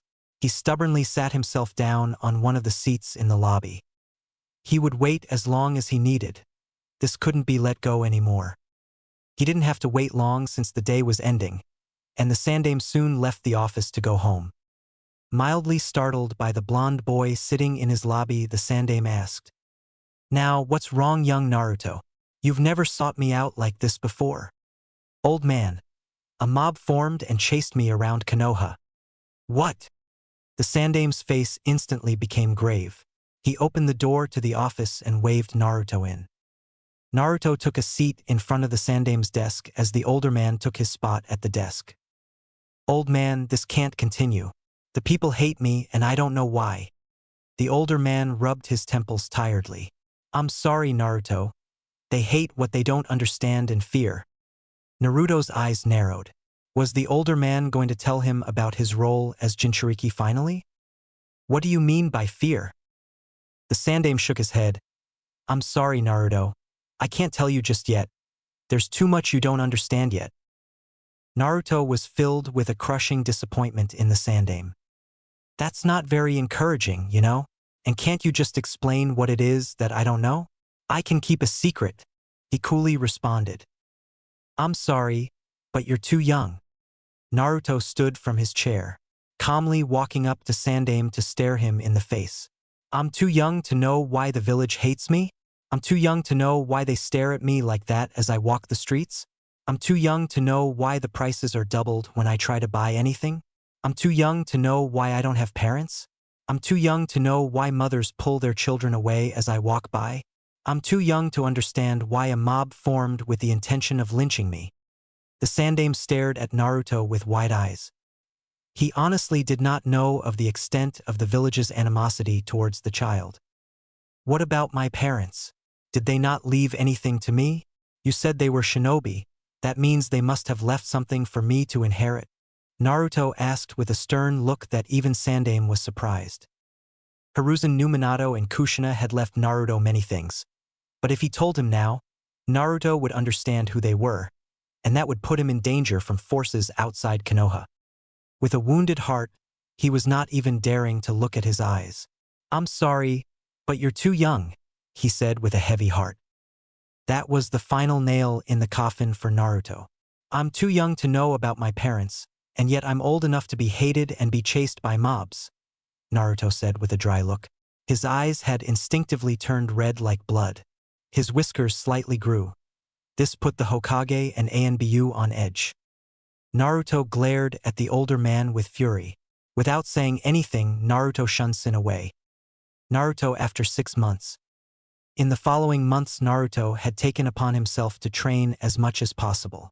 He used shadow clones every day to fight with him, train taijutsu, learn different ninjutsu, and master his chakra control. Naruto had taken his training much more seriously, something that was noticed immediately by Shisui and Itachi. Naruto still felt anger. The Hokage had to deny him his heritage, to let him live alone, without anyone, not to allow him to see and know what his parents had left for him. A group of shadow clones rushed towards him, and Naruto jumped high in the air doing hand signs. Fire style, fireball jutsu, a massive ball of fire evaporated every clone in the ground, and the fire kept burning for a few more minutes.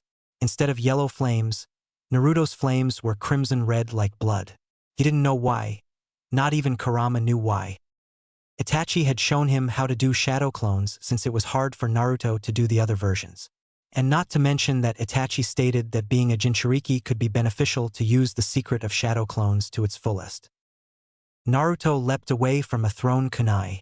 Jumping from tree to tree as he dodged various projectiles sent his direction by an incensed Itachi. Naruto had finally paid Itachi back for his cheeky kawarimi during their first free-for-all battle by dyeing Itachi's bright pink hair with a cleverly thrown water balloon. "Come on, Itachi. Calm down. It's not waterproof," Naruto cackled as he leapt from branch to branch. "Just dunk your head in the creek and cool off. Ahaha." It had been nearly 1 year since the three boys had met each other, and they were as thick as thieves. They had agreed to form a partnership in the near future so that they could take the same missions together. During the 1 year that had passed, Shisui and Itachi joined the Anbu to further support their clan standing. Though this meant less time for Naruto with the duo, they still made an effort to train regularly with the whiskered blonde. Naruto had met Sasuke while Itachi taught him.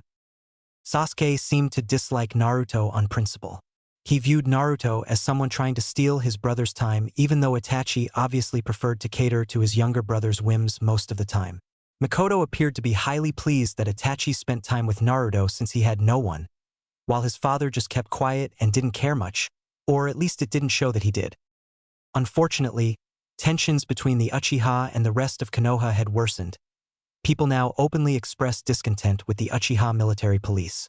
There were whispers of a possible rebellion in the works. Even Naruto had somehow become involved in the whole mess. Certain people accused the Uchiha of consorting with the Kyuubi due to Naruto's interactions with Shisui and Itachi. They eventually had to move their training to Training Grounds 44 just for privacy. A few times, unsavory individuals who had been encouraged by the mob incident had tried following Naruto to give him a beating. Naruto always detected them from far away and remembered his lessons from the chase. He would henge away or send a shadow clone in a random direction. He also took the time to explore Konoha during his prank spree for the best hiding places and noted all the dead ends he encountered. Finally giving up on catching Naruto, Itachi panted as he slumped on the ground, pink hair dangling in front of his face limply. Naruto saw that Itachi had given up and cheekily bounced over to pat Itachi on the head. Itachi glared weakly at Naruto from between strands of neon hair. "Hey, Naru, ha ha ha ha ha ha." Shisui had just arrived at the clearing that Itachi stopped in and caught sight of his bright hair. Shisui high-fived Naruto. "You really got him good this time. Nice one." "Yeah, you should have seen his face when I hit him." Itachi humphed and turned away from the two to wash his hair in the nearby creek. "So?" he asked as he rinsed his hair out. "What did you call us out here for, Shisui?" "Oh, nothing in particular. I thought we needed a day off from missions, and we could just hang out with Naruto," Shisui chirped, plopping down on the ground and crossing his legs. Naruto copied Shisui, getting comfortable on the ground in front of Shisui. "So what should we do today then?" Shisui shrugged blithely. "I don't know. NBU has been rough lately, and Itachi could use a break." Itachi walked over to the two, wringing his hair out and shaking his head, sending drops of water flying at Naruto and Shisui, earning indignant shouts of reproach. He then sat down, completing their little triangle. "I had been meaning to ask you too. What do you think the meaning of a shinobi is?" Naruto and Shisui both blinked at Itachi, not expecting the philosophical question at this time of day. Typically, Itachi waited until later in the evening to start asking thought-provoking questions. "Well," Naruto started, "I think a shinobi is someone who endures the pains of the world for the sake of others. A shinobi is also someone who does the right thing when others might be less declined to do." "Indeed," said Shisui. "A shinobi is someone who acts in darkness to protect his village." Itachi nodded his head, deep in thought. Naruto examined Shisui and Itachi closely. Recently, it felt as if they were distancing themselves from him. He chalked it up to the pressures of ANBU, but Itachi was acting strange. "Itachi, what's on your mind?" "Nothing you need to worry about, Naruto." Shisui looked at Itachi knowingly. He too was worried about his friend. Itachi was the clan heir and thus knew more details about the coup than Shisui, who was an Uchiha orphan, did. Itachi was lost in thought. Unaware of his companion's thoughts, Naruto simply scrutinized them closely. He could feel that they both were troubled and conflicted, Itachi more so than Shisui. He didn't know what could upset them, so perhaps it was an ANBU mission gone wrong? "Itachi, do you know any clone jutsu I could work with?" Naruto asked them, hoping to break from their silence. Itachi turned to Naruto and looked at him as if he didn't understand him. "What did you say?" "I said if you can help me with any clone jutsu. I tried normal ones, but they just don't work with me," Naruto stated, hoping he could do something. "Naruto, why are you training so much? It has been 3 months since you have started training harsher," Shisui asked, concerned that Naruto was training more than he should. At this question, Naruto stood up from where they were sitting and took a few steps away, his head facing his direction. For a moment, both Itachi and Shisui thought that he would walk away, but instead, He turned his head towards them. Naruto then went on and explained everything that happened on the night of his birthday. He left out that he used a much stronger fire jutsu instead of fireball, but everything else was how it happened. Both Shisui and Itachi were shocked to hear that. Itachi felt disappointed with his Kage. He had assumed someone like him would try to help Naruto, but instead, he was denying him something that he didn't have the right to refuse. Shisui immediately stood up and put his hand on his shoulder and making him look up at him. "Do you want to talk about it?" Shisui asked with a move of his eyes, indicating if he wanted to talk about the people he killed with the fire jutsu. Naruto shook his head. "No, I didn't have any other choice. Naruto stopped talking and just kept staring at the ground below his feet. After that day, Naruto started learning using his shadow clones. Itachi showed him how to do shadow clones and told him about the secret of shadow clones. It had taken less than an hour for Naruto to learn the jutsu. Both Shisui and Itachi were stunned by what he accomplished, something that a normal jonin would take days or even months of training. Right now, Naruto was resting after training for 6 hours straight. His clones were in his apartment reading useful things he needed to know. Naruto knew the academy would start after 3 months. He didn't care much about the academy of the village. He didn't care much about the village overall. The only attachment he could think of he had with the village was his attachment with Shisui, Itachi, and his family, except Sasuke. Naruto had visited the house of Itachi once more since his birthday. Naruto walked inside the house behind Itachi, and he saw Sasuke standing in front of a lake doing hand signs. "Ka-chan, I am home," Itachi announced. Makoto walked from the kitchen. "Itachi-kun is good. Oh, Naruto-kun is good to have you here." Makoto spoke warmly and kissed Naruto's cheek, much to his annoyance, but he secretly smiled, liking the feeling of mother love. Itachi smiled and turned his attention towards his mother. "Where's Tusan?" he asked with a hint of hesitation in his tone, something that Naruto noticed immediately. "He's working," she simply said with a slightly forced smile. Naruto could feel the air around him, and that made him uncomfortable. "Makoto-san, I see you're preparing dinner. Can I help?" Naruto asked, hoping to lighten up the mood. "Of course, Naruto-chan," she agreed, and Naruto followed her to the kitchen. Naruto soon started preparing the dinner with her, mixing different things, and hoping that he was doing an excellent job at it. Itachi had walked upstairs for something, and Naruto felt a glare behind him. He glanced behind him to see Sasuke standing in the middle of the living room. His eyes narrowed at him. Naruto just ignored the emo and kept making the dinner. Soon who Naruto assumed was Itachi's Tusan came. The man stood taller than Itachi, with dark hair and the eyes of a shinobi, something that Naruto had seen only in a few people. "I am home," his voice echoed throughout the house. Makoto stopped whatever she was doing and went to him in the living room. Naruto didn't hear what they said since she had closed the kitchen door but didn't feel any malice, so that was a good sign. Soon the dinner was prepared, and Naruto walked inside the living room to see a low-level table in the middle of the room. Makoto was bringing plates to the table, helped by Itachi while they told Naruto to relax since he had already done enough. The young blonde saw Sasuke whispering something to his father, but Naruto didn't try to lean closer and hear whatever they were talking about. Sitting at the table caused Sasuke to glare at him, while the man looked surprised to see Naruto. "You must be Naruto that Itachi keeps talking about." "My name is Fugaku Uchiha." Fugaku introduced himself and pulled out his hand towards Naruto. The young blonde smiled and shook his hand. "My name is Naruto Uzumaki." Soon Itachi and Makoto sat at the table. Not much was talked about. Fugaku asked Naruto a few questions about his training, how he liked this part of the village. Naruto answered that he wanted it more than his house and that his movement was going well. "Ni-san, can you train me tomorrow?" Sasuke asked, looking at Itachi. "Of course, tomorrow is free, and Naruto can come as well," Itachi replied. The mention of the blonde caused Sasuke to pout, but he decided not to say anything. "This dinner is very delicious, Makoto-chan," Fugaku praised his wife, smiling. This caused Makoto to giggle and point the finger at Naruto, making him blush. "Naruto prepared it," she replied, much to Fugaku's shock. "Well, Naruto, it seems you have a knack for preparing food," he said with a kind tone. After dinner, Sasuke had walked to the lake again.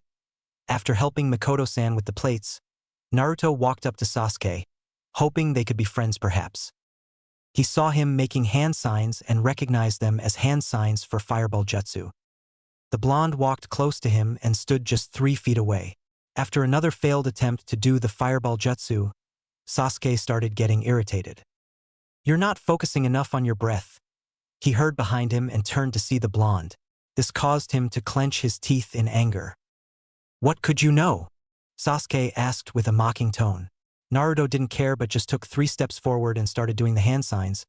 He breathed a huge amount of air as he finished the last hand sign, and with that, he breathed out an enormous fireball that Sasuke had seen before. "See, you need to breathe a huge amount of air before you finish the hand signs. Just doing them won't. Nobody asked you, parentless." Sasuke screamed at him and ran inside his house. Naruto felt the air stuck in his throat again. His throat felt dry, and his chest started hurting. His breath quickened as his chest tightened. No, Naruto breathed out as he felt no place to run. He fell on his knees trying to breathe, but he just couldn't, his vision dizzy as the darkness surrounded him. The last thing he felt was a pair of hands around his legs and back carrying him and a voice. "Naruto-kun." Naruto had woken up in the hospital. The doctors were glaring at him as much as possible, some of them probably wishing he had never woken up. Mikoto-chan had been on his bed when he woke up and had hugged him almost to death and yelled at him never to do something like that again. It seems that he had a panic attack. The same day he woke up, he left the hospital. Mikoto had asked him if he remembered anything. Still, Naruto just said he didn't remember what happened. But surprisingly, Itachi didn't ask what had happened. Mikoto-chan, of course, told him to visit again, but Naruto just said that he would but didn't. Right now, he was still resting from training when he felt Itachi walking close, and he turned his head just in time to see him jump from a branch. "Naruto-kun, what is it?" Itachi asked since Naruto had asked him if he could meet him. It was 7 p.m. and the sun had already set behind the horizon. "I need to tell you something, Itachi. Promise to not tell anyone except maybe Shursui," Naruto said with a serious tone. Itachi immediately nodded his head without hesitation. "I promise." Naruto said nothing but walked close to him and closed his eyes much to his confusion but opened them, revealing his fully matured Sharingan. This caused Itachi to stiffen, and his eyes widened, but his eyes immediately turned to Sharingan. "How do you have the Sharingan?"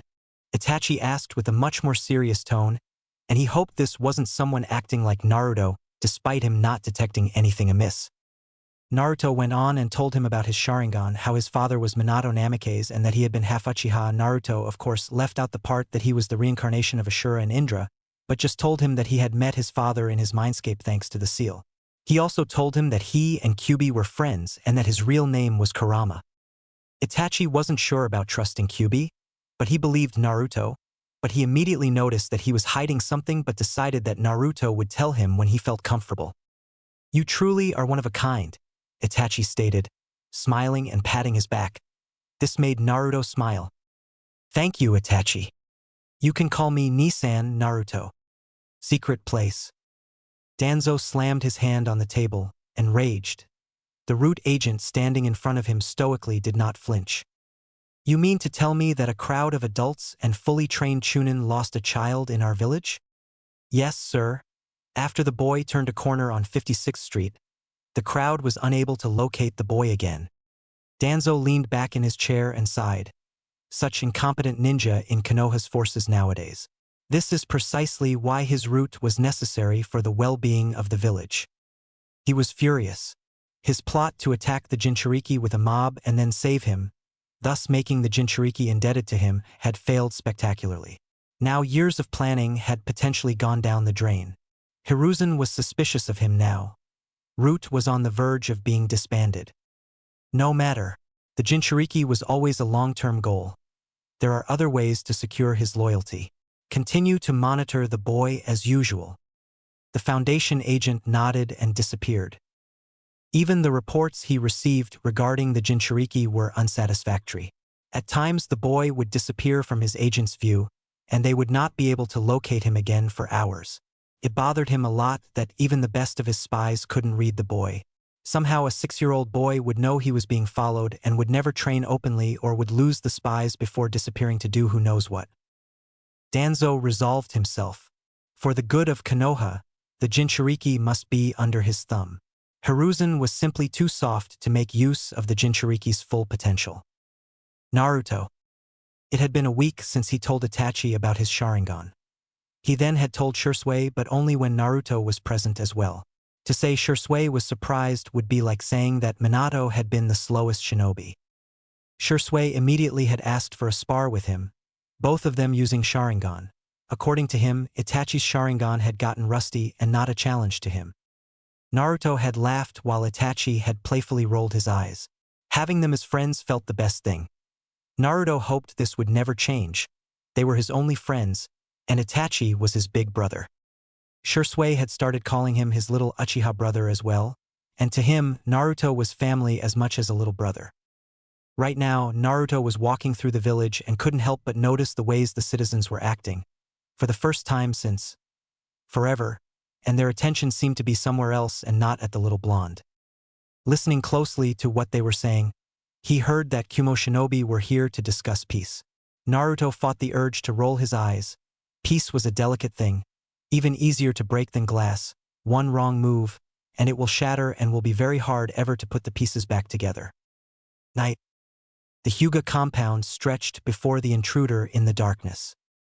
He eyed its stern white walls, standing forbiddingly tall with growing wariness. Inside them, rows of houses lined up in neat patterns. He pressed on, slithering stealthily near the ground. His hands locked so tightly into a hand seal they trembled. A precarious camouflage ninjutsu was his only lifeline and the reason he'd been chosen for this mission. It was a clever thing, a technique of suggestion. Slowly, he weaved his chakra into subtle signals that crept gently into the guards' minds. And though they scoured the compound, all-seeing, they overlooked him as though part of the scenery, a meaningless object blending into the background so neatly. They glance around and over and behind him, their brains not even registering the threat. Without hiding him, it made reality around him more pronounced, more eye-catching, infinitely more vivid, and interesting to look at. It diverted the attention of drowsy, bored sentinels who had not dealt with a serious threat in months, mainly because no one dared. The jutsu had one clear, fatal limitation. Focus. If a single eye looked at him, truly directly at him, he was dead, and worse, disgraced, a failure. Silently, he sent a prayer up to the thunder god. Then he scuttled between two little houses, past a deserted courtyard, towards the heart of the compound. His destination. Walls within walls, he thought, steeling himself for the climb. The outer level had been all branch member houses, dozens of them modest and neat, singularly nondescript. It had been easy enough to navigate. All roads led to the center, where the mansions of the main house stood stately behind their proud white walls. From there on, security more than doubled. Within lay the living treasures of the Huga clan, the unsealed, the enslavers of their own kin, he thought, his lip curling in distaste. His task was to abduct an unsealed Huga child, securing the famed bloodline for the glory of his village. The main house consisted of less than 20 individuals, the head, his council, and their heirs. There only existed a single unsealed Huga younger than 5, and she was zealously guarded at all times. Huga Hinata, his mission objective. He jumped off the wall softly, crouching low on the ground. For a moment he held still and searched. Chakra signatures of small children were such soft things. In the gardens? He thought with some surprise. Though it saved him the trouble of having to penetrate the mansion, he wondered warily if it wasn't some kind of trap. What could such a small child be doing out of bed in the middle of the night? Had his plan been found out? Narrowing his eyes, he sharpened his chakra sense, stepping without a sound between rows of flowering plants. The little girl sat gingerly by a rose bush. She cradled its petals gently, thoughtfully, as she spoke in a hushed tone. I think Father is angry with me again. I still can't. My eyes haven't. She gave a small, unhappy sigh. Mama says I might have a little brother soon. Or a little sister. His hand closed around her mouth, smothering a scream. Slowly, carefully, he spun an illusion that fell over her mind like a blanket. The child swayed, sagging limply into his arms. Heaving her small weight over his shoulder, the shinobi fled into the night. As he passed a door, he now stood outside of Huga compound, but a child with cold purple eyes stood in front of him. He felt his whole body freeze, and he couldn't move as his body started shaking like a leaf. He saw the child who had blonde hair raise his right hand. Bansho Tenin, the last thing he felt was his body being pulled.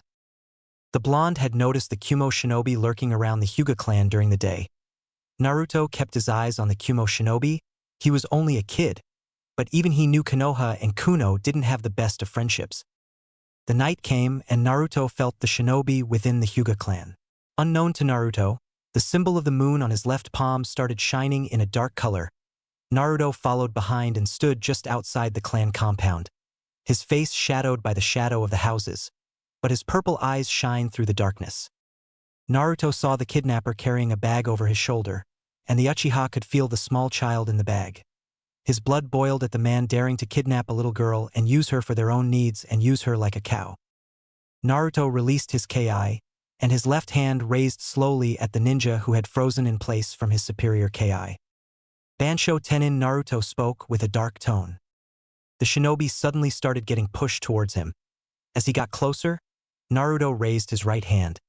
A dark rod came out of his palm, but no blood, and Naruto pierced his stomach, causing the shinobi to feel the full chakra of the kid. Ahhhhhhh. The shinobi screamed in pure agony as he gripped his head with his palms, almost trying to pull something out of his head. Naruto's face didn't even twitch from his agony. His face as cold as ice. His eyes went to the child inside the bag. His eyes turned to the shinobi moving in the grass like an injured animal, his hands trying to take out the rod. Because of that, Naruto put his hand on the rod and with a single move, he pulled out the rod, causing the blood around his wound spill out faster. His blood started spreading around the grass like rain.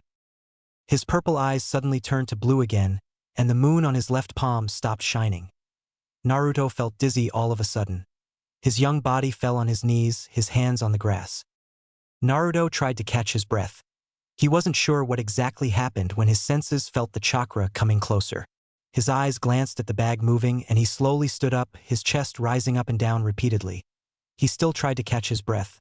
He walked over to the bag and opened it, seeing hair sticking out, her white eyes looking up at Naruto. The blonde was about to ask if she was okay when his senses went wild. He jumped high in the air, barely dodging a dangerous strike from a man. Landing on the ground, his eyes found the man who attacked. His Byakugan activated, his palms up and ready to strike again. "Stay away from my daughter, demon," the man screamed with anger through his clenched teeth. Before Naruto could say anything, "Brother, stop, look in the ground." Naruto turned his head to see another person walking over to them, followed by several guards who glared at Naruto at the moment notice. The blonde saw the new guy was very similar to the one who attacked him. Hayashi looked down to see the man lying on the ground motionless. His eyes widened that someone tried to kidnap his daughter, and he perhaps almost killed her savior. "Tusan, he saved me." The voice of Hinata was heard like a whimper, her eyes looking up at her father. Naruto decided to leave and let them deal with their situation when at that moment, the glorious Hokage showed up at the compound. "Son of a bitch," Naruto cursed his luck. The Hokage couldn't choose any other time to show up but now. Hiruzen saw Naruto standing there, avoiding his direction, but the Hokage's eyes found Hayashi Huga, who kneeled and slowly pulled away the mask covering the man lying on the grass. Almost everyone gasped to see it was the Kumo ambassador. "Hayashi, how did this happen?" Hiruzen demanded an explanation.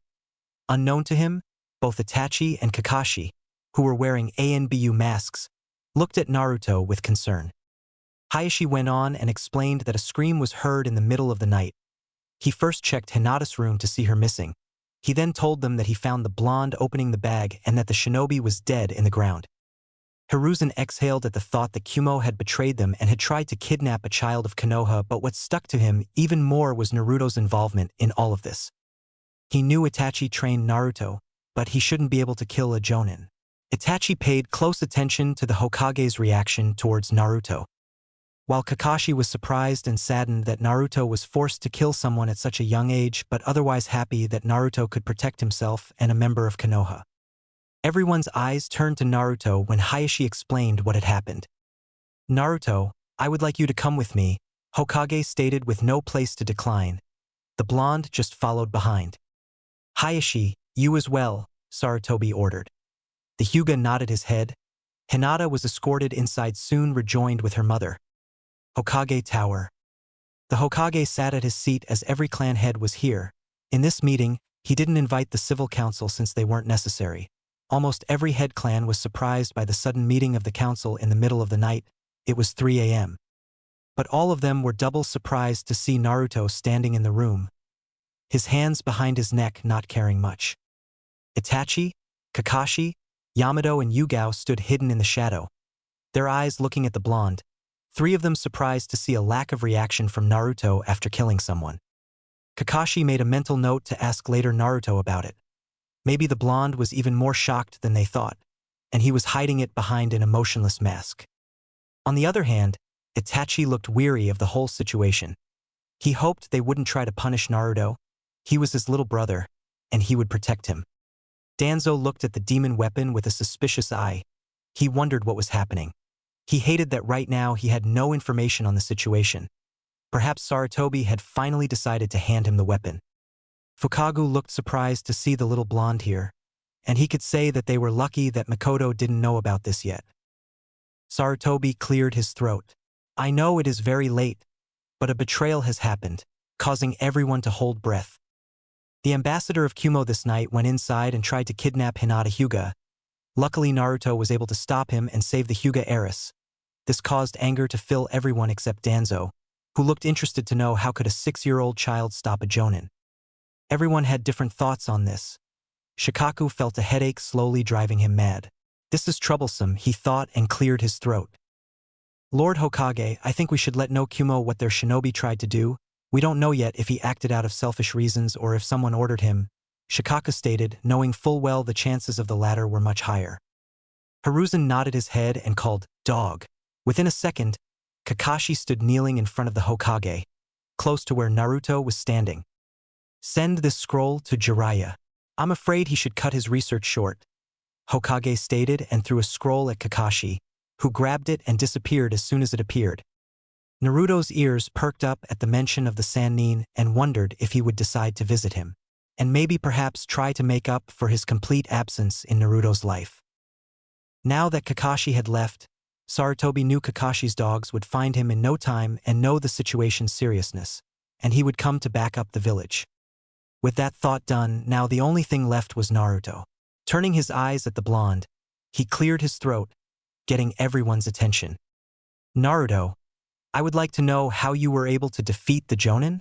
Sarutobi asked warmly, and he knew right now that he wasn't on the best of terms with Naruto, but he hoped to make up for it somehow soon. "During the day, I noticed the shinobi lurking around the Huga compound. When night came, I waited for a few blocks away to see if he would try anything, when he suddenly jumped over from the wall, right in front of me. At first, he told me to leave and forget I saw anything, but I stood my ground, and since I'm a child, he underestimated me. I used Shunsin to show up in front of him. He was caught off guard by my speed, and I stabbed him in the liver," Naruto explained. Hiruzen was impressed that he used the shinobi's ego against him, while Shikaku thought Naruto could be an impressive strategist if only he could spend some time with him. Fugaku smiled warmly at the kid for saving the girl, while the Uchiha clan and Huga clan didn't exactly see eye to eye. Even Fugaku would never wish that kind of fate to any of the Huga residents. Hayashi made a mental note to thank Naruto later and to apologize for attacking him. While Danzo thought that the demon right now had even more value than before, he needed to speed up his plan a bit. "Can I leave now?" Naruto asked indifferently. Hiruzen thankfully nodded his head, and Itachi escorted him outside. Leaving the Hokage tower, Itachi immediately turned to Naruto and put his hand on his shoulder. "You sure you all right?"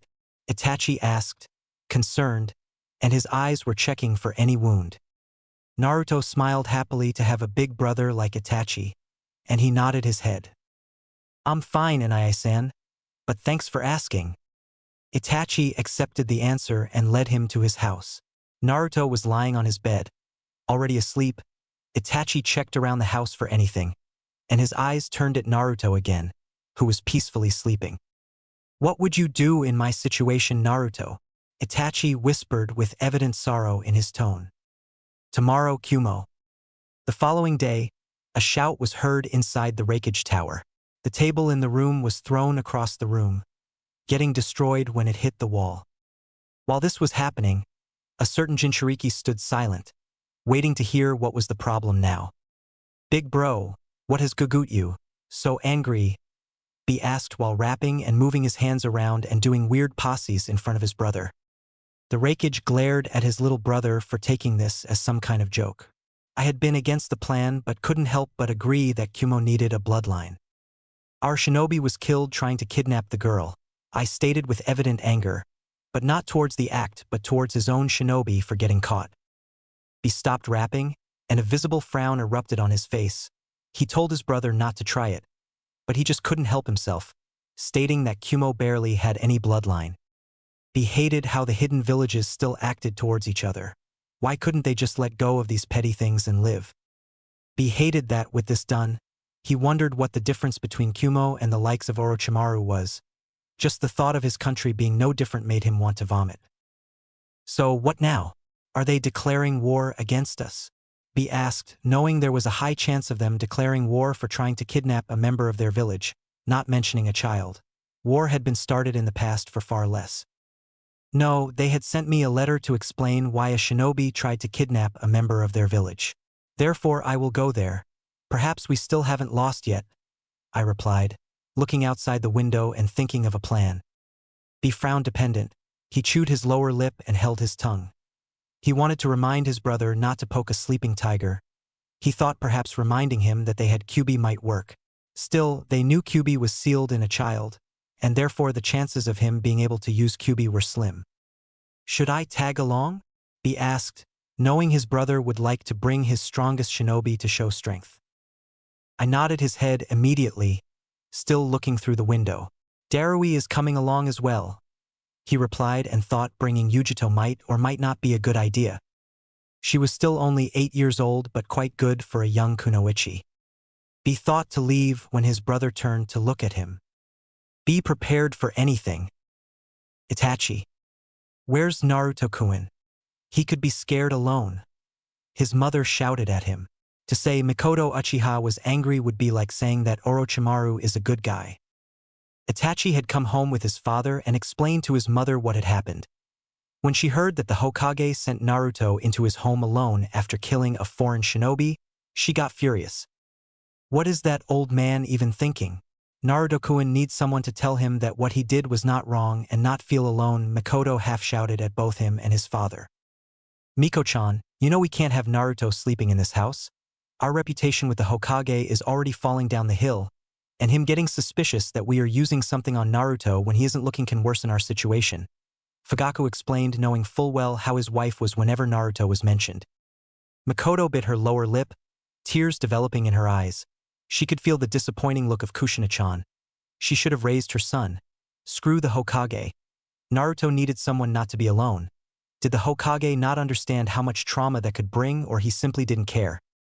"Ka-chan, tomorrow after my workday is over, I will bring Naruto here again if he wishes," Itachi suggested. Mikoto looked at Itachi and nodded in agreement.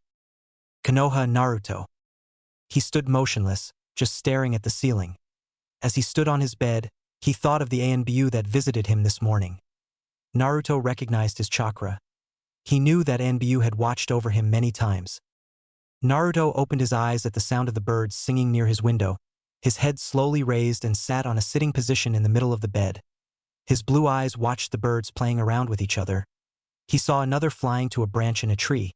There was a small hole in the tree, and 3 tiny beaks coming out and demanding food. Naruto smiled at the mother giving her children food through the peak. His eyes then turned to his empty apartment, and his heart fell into the darkest abyss. "Good morning, Naruto," Kurama suddenly said, smiling at the little blonde. Naruto's face brightened up like the sun, his smile from ear to ear. "Good morning, Kurama," he said, and jumped from the bed to the wooden floor. Naruto's eyes went to the moon symbol on his palm, and he couldn't help but think of last night. "Kurama, did you feel anything different last night?" Naruto asked, thinking that his friend might know anything. Feel what? I didn't feel anything unusual, not knowing where the blonde was going with this. Last night I saved the girl, but I don't remember much. It almost feels like a clouded memory. It feels almost like I wasn't the one who did that, Naruto replied, still looking at the moon symbol on his palm. Now that Naruto mentioned, Kurama did find it odd the lack of reaction from Naruto. At the same time, he knew his little friend had killed people before intentionally and unintentionally. Still, his complete lack of response, almost as killing people, had been something he had done for years now and didn't scare him anymore. I don't know, Naruto, but perhaps you should ask Indra. After all, the Uchiha did say you can have his advice whenever you want. Kurama advised and hated that he couldn't help him in this situation. Naruto mentally nodded and started preparing breakfast, boiled eggs with bread and onions. Both Itachi and Ai-san and Mikoto-chan told him to eat vegetables and fruits. After preparing it, he started eating the boiled egg with bread. After he was done, he took a bite from onion and had to admit it wasn't as bad as he thought. Knock knock. Naruto stopped eating and walked over to the door. Opening it, he saw the ANBU with dog mask that he saw last night. The blonde wondered what he wanted so early, or maybe the Hokage had requested his presence. Can I come in? The ANBU asked respectfully. Naruto opened the door wider and stepped aside as the ANBU walked inside. Closing the door, he turned to the ANBU. What can I do for you, ANBU-san? Naruto asked, still thinking he was here because the Hokage sent him. I wanted to check if you were okay. You killed someone last night. Many people find it hard to deal with the first time, Kakashi replied, knowing his first time was when he was only 5 years old. Naruto was only 6, not that age made that much of a difference. No matter how old you are, the first time killing someone will always be hard. Naruto found his concern surprising. Is not the first time I killed someone before. People of this village sometimes tend to get drunk and sometimes they leave you no choice, Naruto replied, knowing the ANBU route he killed and the mob that had gathered to give him a birthday surprise. Kakashi's eyes widened at what he heard. He never thought that anyone actually attacked Naruto. He wondered if Hokage knew of it, and if he did, why did he not tell him? When did that happen? ANBU asked with a much more serious tone. Naruto explained what happened on his birthday, except he told him that only a few people had gathered at his house that night. Kakashi remembered that he had been on a mission during the celebration for the defeat of the Kyuubi, which Kakashi couldn't help but find odd. Usually, that day was free of work. I see. If you need to talk with anyone, you can talk to me, Kakashi stated. Naruto nodded his head, and the ANBU left. Naruto stood up and left the apartment, and he needed to train and get stronger to protect his Uchiha family. Reaching the training yard, he did the shadow clone jutsu, and 1,000 clones suddenly appeared. Alright, 100 start reading, 700 start training on elemental manipulation, and the other 200 will beat me up. Soon the clones left to do their jobs. Naruto's eyes stayed blue as he prepared for training. After 5 hours. Once a training ground stood, now filled with craters everywhere. Naruto was lying on the biggest crater, his body spread, sweat rolling down his face, his shirt was wet with sweat, and his back ached badly. In the following hours Naruto trained, using taijutsu and ninja weapons, like kunai, shuriken and swords, but not once did he use the Sharingan. He wanted to train without Sharingan. He used it only against Itachi or Shursui or if he had no other choice against someone else. As he kept breathing, a thought occurred to Naruto. He slowly put his hands on the ground and stood up, still breathing heavily. Kurama. Indra said I could talk with him and Ashura. But can I also talk with Hashirama and Madara? Naruto mentally asked, thinking of what Indra said to him. Kurama thought of it, and if he was sincere, he wasn't entirely sure. Indra mentioned that when Naruto became their reincarnation, a bit of their chakra was sealed inside Naruto, but he mentioned nothing of Hashirama and Madara's chakra. Is worth a try, but don't get your hopes up, Kurama stated. I have never my hopes up anymore, Naruto replied and sat with his legs crossed and closed his eyes. For a few minutes, nothing happened when he suddenly felt the air itself change. It felt calmer, and he felt sleepy. Opening his blue eyes, he was back in the forest of his mindscape. But surprisingly, the ground everywhere was covered by red leaves. Naruto heard footsteps coming towards him, and slowly ahead of the trees came out a person with white kimono covering his whole body. Naruto knew he had never seen him before but knew his name, and he knew him somehow. Ashura. Ashura stood in front of him, his eyes looking at him warmly, a splendid smile on his face. Ashura kneeled in front of Naruto. "What can I do for you, young Senju?" Ashura asked kindly. "Ashura, I wanted to ask what is your advice on what to do with how hidden villages are with each other. Hashirama told me that he and Madara united the clans and created Hidden Leaf Village. But there's no peace. This is just a temporary peace. A war hidden in the shadows waiting to explode. What should I do?" Naruto asked, feeling anger. The shinobi had been ordered by the Raikage to kidnap a Huga if he could be a Huga child. Naruto knew this, but he wasn't sure how the whole memory of him saving Hinata was almost clouded but not the memories of the dead Jonin, and Naruto wasn't sure why. The blonde had thought to tell the Hokage, but right now, he wasn't sure if the old man was trustworthy anymore. Telling him about the memories of the dead Jonin would force him to ask how he knew. Therefore Naruto had thought that saying nothing would be better rather than just opening new problems. "I'm not sure, young Uzumaki. My father told me to spread the knowledge of chakra. I followed my father's footsteps, sure that was the way towards peace. The conflicts between each other started soon after the birth of my third child. My children took responsibility for my actions. People did not come together when the knowledge of chakra was spread. Wars didn't end. They stayed the same," Ashura said with a heavy heart. He could remember when he was first forced to execute a member of their group. He had been caught using chakra to kill people for fun. He had been caught red-handed in his basement, body parts everywhere hanging around the wall. In his personal room, he had found him there smiling eagerly. Jars filled with blood in the table behind him, bodies of men, women and children hanging around the walls like decorations. Their guts hanging from their sliced open stomachs. A corpse hanging behind him had 4 arms attached around his back. Psycho Haimai had started laughing in front of him, saying that he would find every little secret that chakra was hiding from him. The experiments were needed to find just how strong can a person get.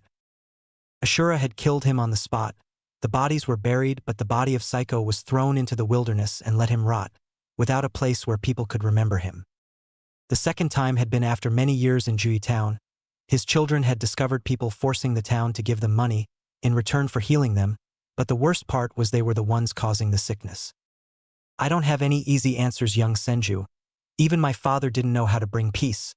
My grandmother tried to enslave the whole world, and my father believed spreading the chakra would bring people together. My advice to you, young Senju, is to unite the people of this world, under one symbol, under one village. Like how Hashirama and Madara created the Hidden Leaf Village, I believe you can create a new one that belongs to everyone," Ashura advised. Naruto said nothing as the figure of Ashura started disappearing until it was gone. The young blonde found himself in the apartment again, his hands rubbing his back. Naruto understood what he meant, at least he hoped he did. His thoughts were on his Uchiha family. Would it be safer for them? What would they think? Naruto looked down at his palms, at the moon and sun symbol. Why did he have so much responsibility? It wasn't enough that he was an orphan, but the people of his home hated his guts. "Kurama, what do you think is the difference between right and wrong? Is there any difference? Or is the line between right and wrong just as an illusion we create for ourselves?" Naruto asked quietly, as his eyes kept looking at his palms. Kurama stayed quiet for some time. He wasn't sure of the answer. "I'm not sure, Naruto. In my life, those people that tried to capture me and use my chakra for their own gain were wrong. But what if those people were desperate people that needed to protect their loved ones? At that point in life, the line between right and wrong slowly gets thinner when it comes to helping the ones we love, because without them, we are nothing," Kurama said. Naruto listened to his words and his mind went back to his Inai-san. His mind remembered Shursui, Mikoto-chan, and Kurama, his best friend. Naruto said nothing as his body lied on the floor, his hands together in front of his face, his head feeling the carpet below his head, a red carpet. What is the cost of peace? After 1 week. The following week, Naruto kept practicing. His clones had him surrendered. They had formed a circle around him. Itachi and Shursui were looking closely at Naruto, since he told them he wanted to show something to them. Each clone grabbed a kunai from their pouches and immediately threw them at Naruto. The blonde activated his Sharingan and saw the kunai moving slower S&D slower. He grabbed a single kunai and threw it one closest to him, causing it to change the direction that hit another kunai and another one. Itachi and Shursui gasped that every single kunai had fallen in the ground and hadn't reached Naruto. A proud smile erupted on both of their faces, seeing him. But next thing surprised them and put them on guard immediately. Each clone suddenly showed right in front of Naruto. Each one had Sharingans on their eyes. Shursui was about to intervene when Naruto threw himself up in the air doing hand signs. Fire style. Dragon form jutsu. A Hug's dragon came out of his mouth and obliterated every clone in the ground. Itachi and Shursui jumped away from the unbearable heat coming from the red flames that burned down the whole grass in the entire training field. Itachi noticed that leaves around the trees had turned dark from the heat. He hadn't known about the existence of red fire. He had known of Amaterasu, the dark flames that never extinguished. The Uchiha duo moved over to Naruto, who was lying in the middle of the field breathing heavily. The whole field had turned dark and smoke around the ground. His chest rising up and down like that would be his last breath, and he was trying to breathe as much as possible. "That was awesome, Naruto. You sure have many secrets," Shursui stated, helping him up and slapping his back. "That was indeed incredible, Naruto-kun. Didn't know there was red fire," Itachi commented, as his eyes noticed that the moon symbol on Naruto's palm looked slightly darker. Or maybe that was just him. "I didn't know about crimson red flames myself, though indeed does look awesome, and they are way stronger than normal flames," Naruto replied. Itachi had already figured out the last part and wondered that if he should teach him his explosive clone jutsu and fire style, Starfire. Itachi decided to teach him that as a birthday gift for his 7th birthday. It had been a week since Hinata Huga had been saved from Naruto. The word had spread like wildfire. The clans were happy to hear that Naruto had saved Huga's heiress. But the civil part was more skeptical. Some stayed neutral, while some would say that the demon was getting strong or some dumb shit like that. Itachi had invited Naruto to his house 6 days ago to eat dinner with them, but Naruto had respectfully declined his offer. Itachi of course knew about how his last visit ended. He still remembered his little brother calling Naruto parentless. The Uchiha prodigy hasn't told anyone, but he was half convinced to tell his Ka-chan. She would know what to say to Sasuke. "Hello, Itachi, you there?" Itachi escaped his thoughts when he saw Shursui knocking on his forehead, almost like he was knocking on a door and waiting to open it. "What?" Itachi asked, not knowing what the problem was. "Reikage will come today. Hokage told me 2 days ago to be prepared if my help is needed." Only now has Itachi noticed that Naruto wasn't here anymore. His eyes roamed around the field but couldn't see him anywhere. Naruto went to his house. He said he wanted to deal with something. Shursui informed him, and they soon both left towards the Uchiha compound. Apartment. Naruto was sitting in a cross position, a blank letter in front of him lying on a table, a brush and black paint. The clones had started reading Fuinjutsu, but Naruto soon realized that reading Fuinjutsu would almost be pointless without practicing it. Therefore Naruto took it upon himself to train his Fuinjutsu. If a seal could hold the likes of Kurama inside his tummy, his mind wondered what could he do by advancing it even more. As he was writing a level 1 seal, his senses detected a huge chakra level suddenly showing up in the village. Hayashi Huga. "Oh!" he heard his daughter squeak when he entered the room. "Hinata," Hayashi smiled. Though it was technically not proper behavior, he could understand the child's tears. She did go through quite an ordeal. "Are you all right, Hinata?" The girl nodded and quickly tried to wipe away her tears, knowing her father disapproved of such lack of composure. Not that she had much success, as new tears appeared just as fast. "Naruto-kun saved us. But... Naruto-kun is fine," a female voice spoke from behind Hayashi. Not that he was very surprised, as his wife at times seemed to be aware of everything. Hayashi knew very well that if he was to be regarded as the best Juken practitioner of the clan, Huga Hitomi would be the one with the best eyesight. "Hitomi." "Hayashi," the woman smiled. "Hinata is uninjured, despite the kidnapper's crude methods." "Okay, can I?" Hinata looked up to her mother. Can I see him? Where is he?" "He is in his home," she said gently. Hinata's face turned down, her disappointment obvious to her parents. "But the clan owes Naruto-kun if he had not stopped the kidnapper." Hitomi added. Can we help him? Hinata begged. Hayashi looked at his wife, who was busy correcting a deviant strand of her daughter's dark blue hair. His wife took a strange pride in that their eldest daughter had the same color of hair as she had. We will, and should, Hitomi assured her daughter, looking up at her husband's frown. If it wasn't for Naruto, we wouldn't have our daughter here. Is only appropriate we reward him, perhaps giving him shelter. Naruto can stay with us? Hinata said hopefully. Hayashi nodded. That would be proper. For now, I will ask Hokage-sama for formal approval. He emphasized on the last word, making clear to his wife that the case of Uzumaki Naruto was a special one. Not that he needed to tell her. Hitomi often paid more attention to affairs outside of the clan than he did. She knew very well who and what Uzumaki Naruto was. Hokage Tower. Hokage-sama. Hayashi. The Hokage answered with a tired voice. Meeting the elders of the council had been a very bothersome half-hour. Any developments regarding the kidnapper? Did Kumogakure respond? The Hokage sighed. We can't tell, but Shikaku suspects he was sent here with a mission to kidnap a suitable female Huga, so that Kumo could gain access to the Byakugan. Hiruzen saw Hayashi's eyes narrow, as he considered the implication of what was said. No father would like to hear his daughter was targeted for the children she could bear. It wasn't like Hiruzen wasn't angered by this, but he lived too long to know that he couldn't make decisions based on emotions. But he was not in control of the Huga clan. And if the Huga would demand retribution, with the substantial influence they had within the village, this demand could lead to war. It all boils down to what Hayashi decided. Fortunately, things did not turn out that way, Hiruzen added with his weary voice. Now that the peace treaty is formalized, and we have quickly spread that piece of news across the borders, Kumo knows that their position is unfavorable. They cannot make any demands without revealing that they breached the treaty themselves first. Kumo will not be able to try something like this again, not without damaging the diplomatic position it has with other nations as well. If this got out, no one would trust them again.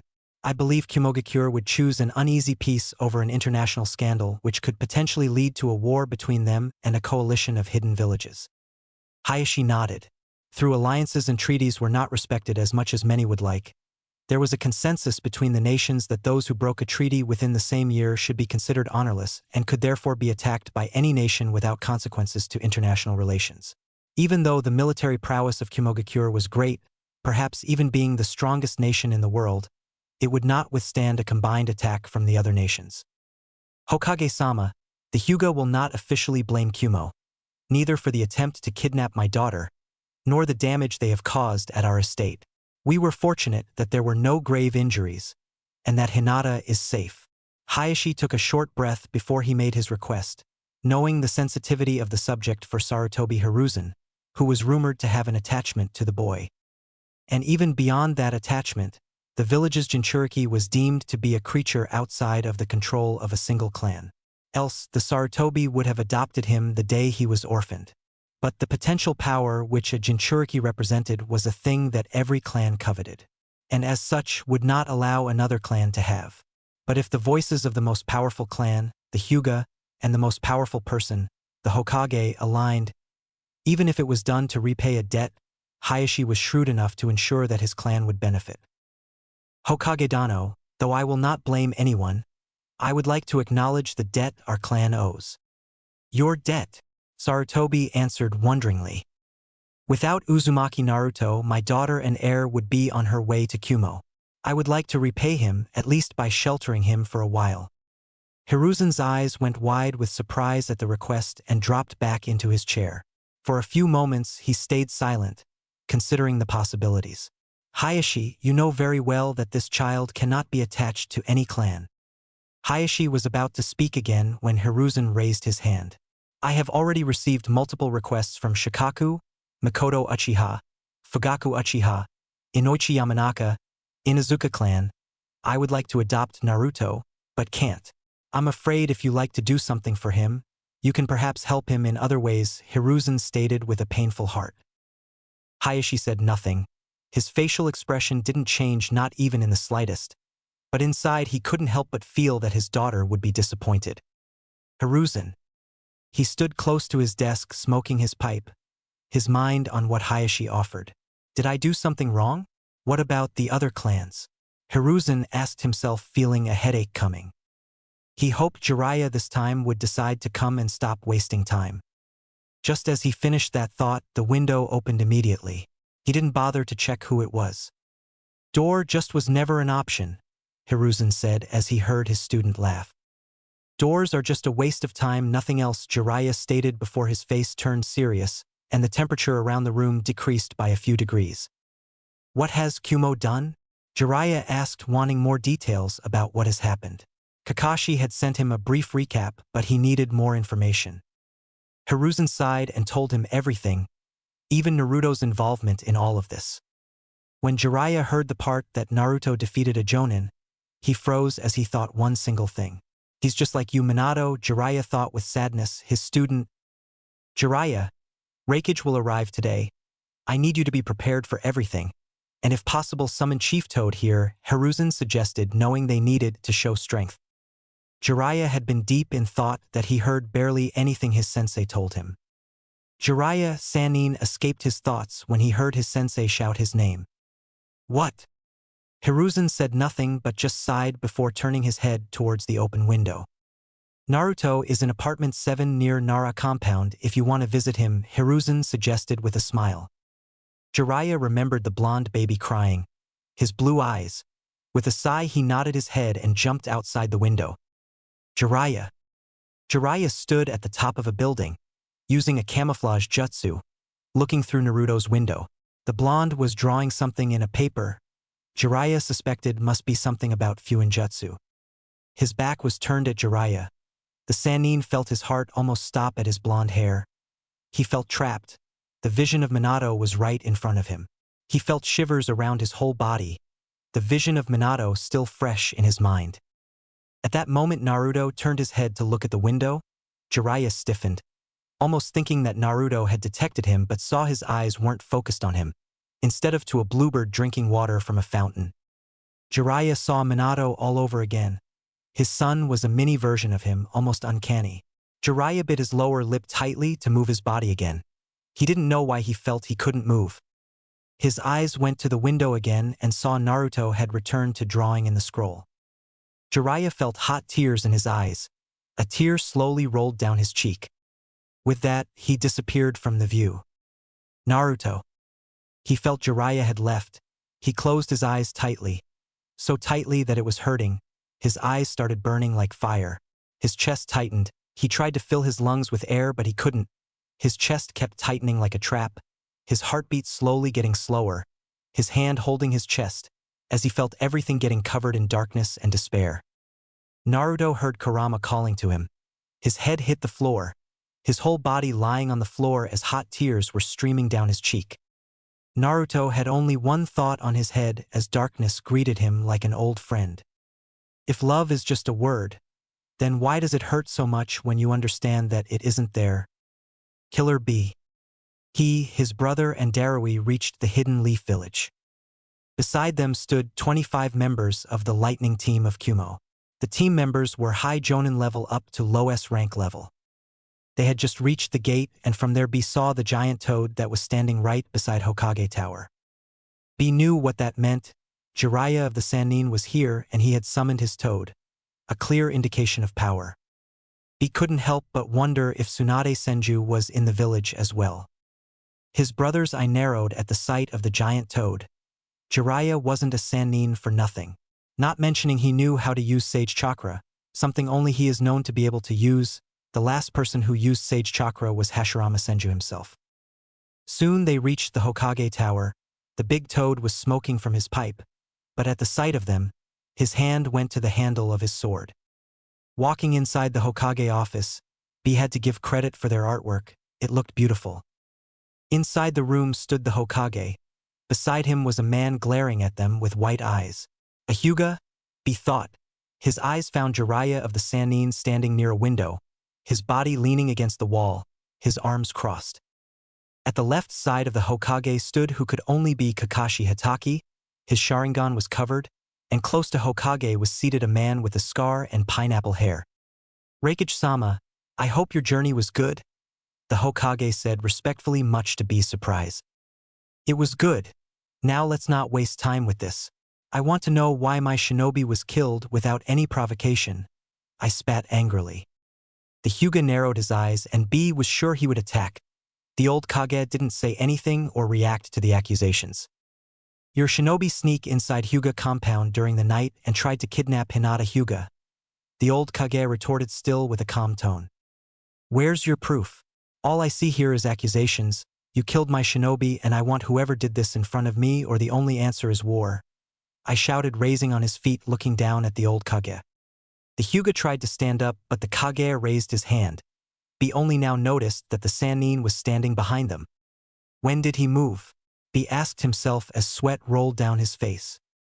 I have unmistakable proof, and the one who killed your shinobi is only a child, the Hokage stated, causing the Kumo team to freeze. While B was thinking, the children here are already strong enough to beat our jonins, and my brother wants to fight against grown-ass man. Good idea, brother. Impossible. Who did then? I screamed, looking at the Hokage. You can come inside. The door opened behind them and revealed a blonde kid with blue eyes that made B almost say, Minato.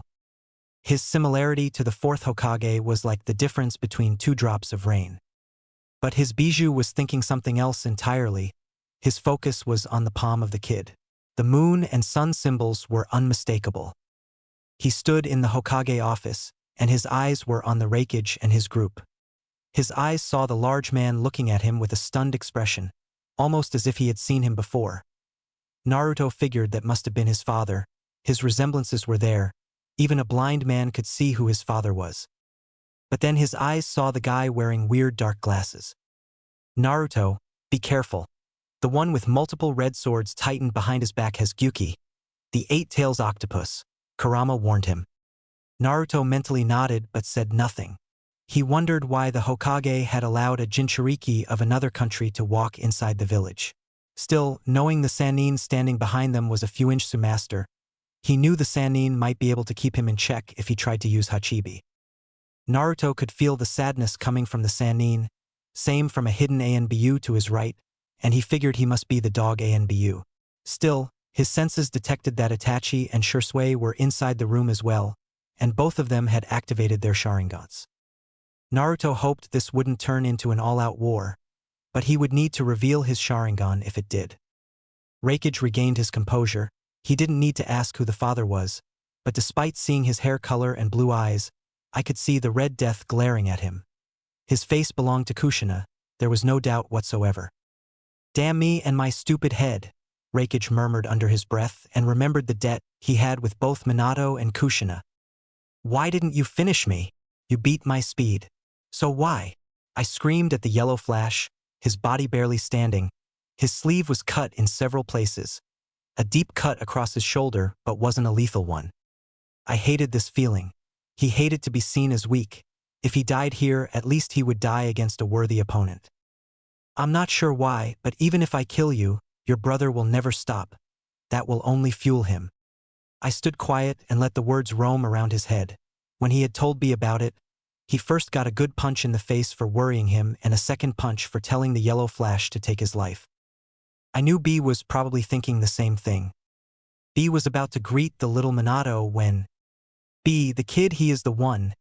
He's Kyuubi's Jinchuriki, his friend suddenly said. B noticed a sudden stop and wondered if Gyuki wanted to say something else but didn't ask. For real? Damn.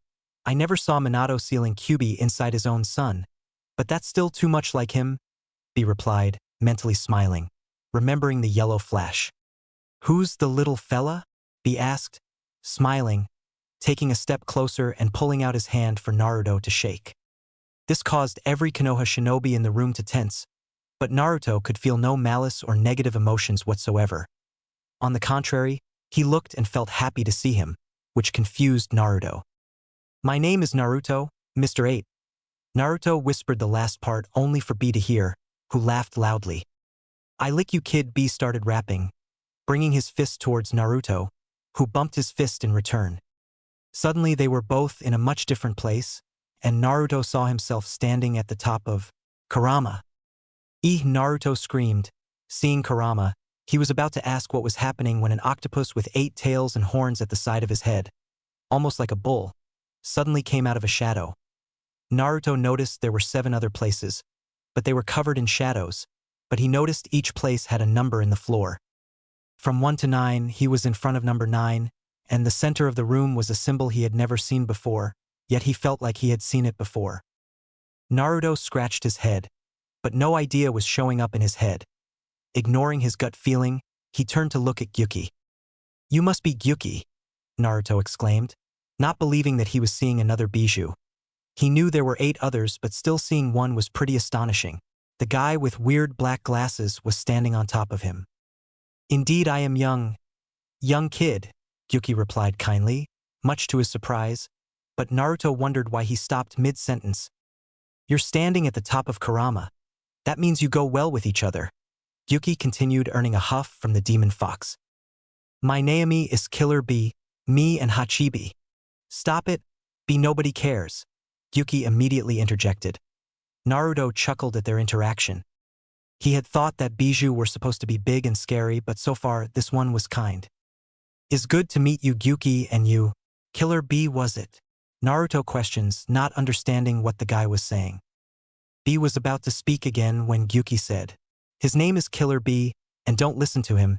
He's still a child and hasn't learned how to talk yet," Gyuki said, earning a hey from Bee, who was insulted that his friend wasn't backing up his fantastic singing voice. Naruto laughed. "Now, not that I don't enjoy having a conversation with you too, but weren't we talking about whenever or not we will start a war?" Naruto said, looking at them curiously.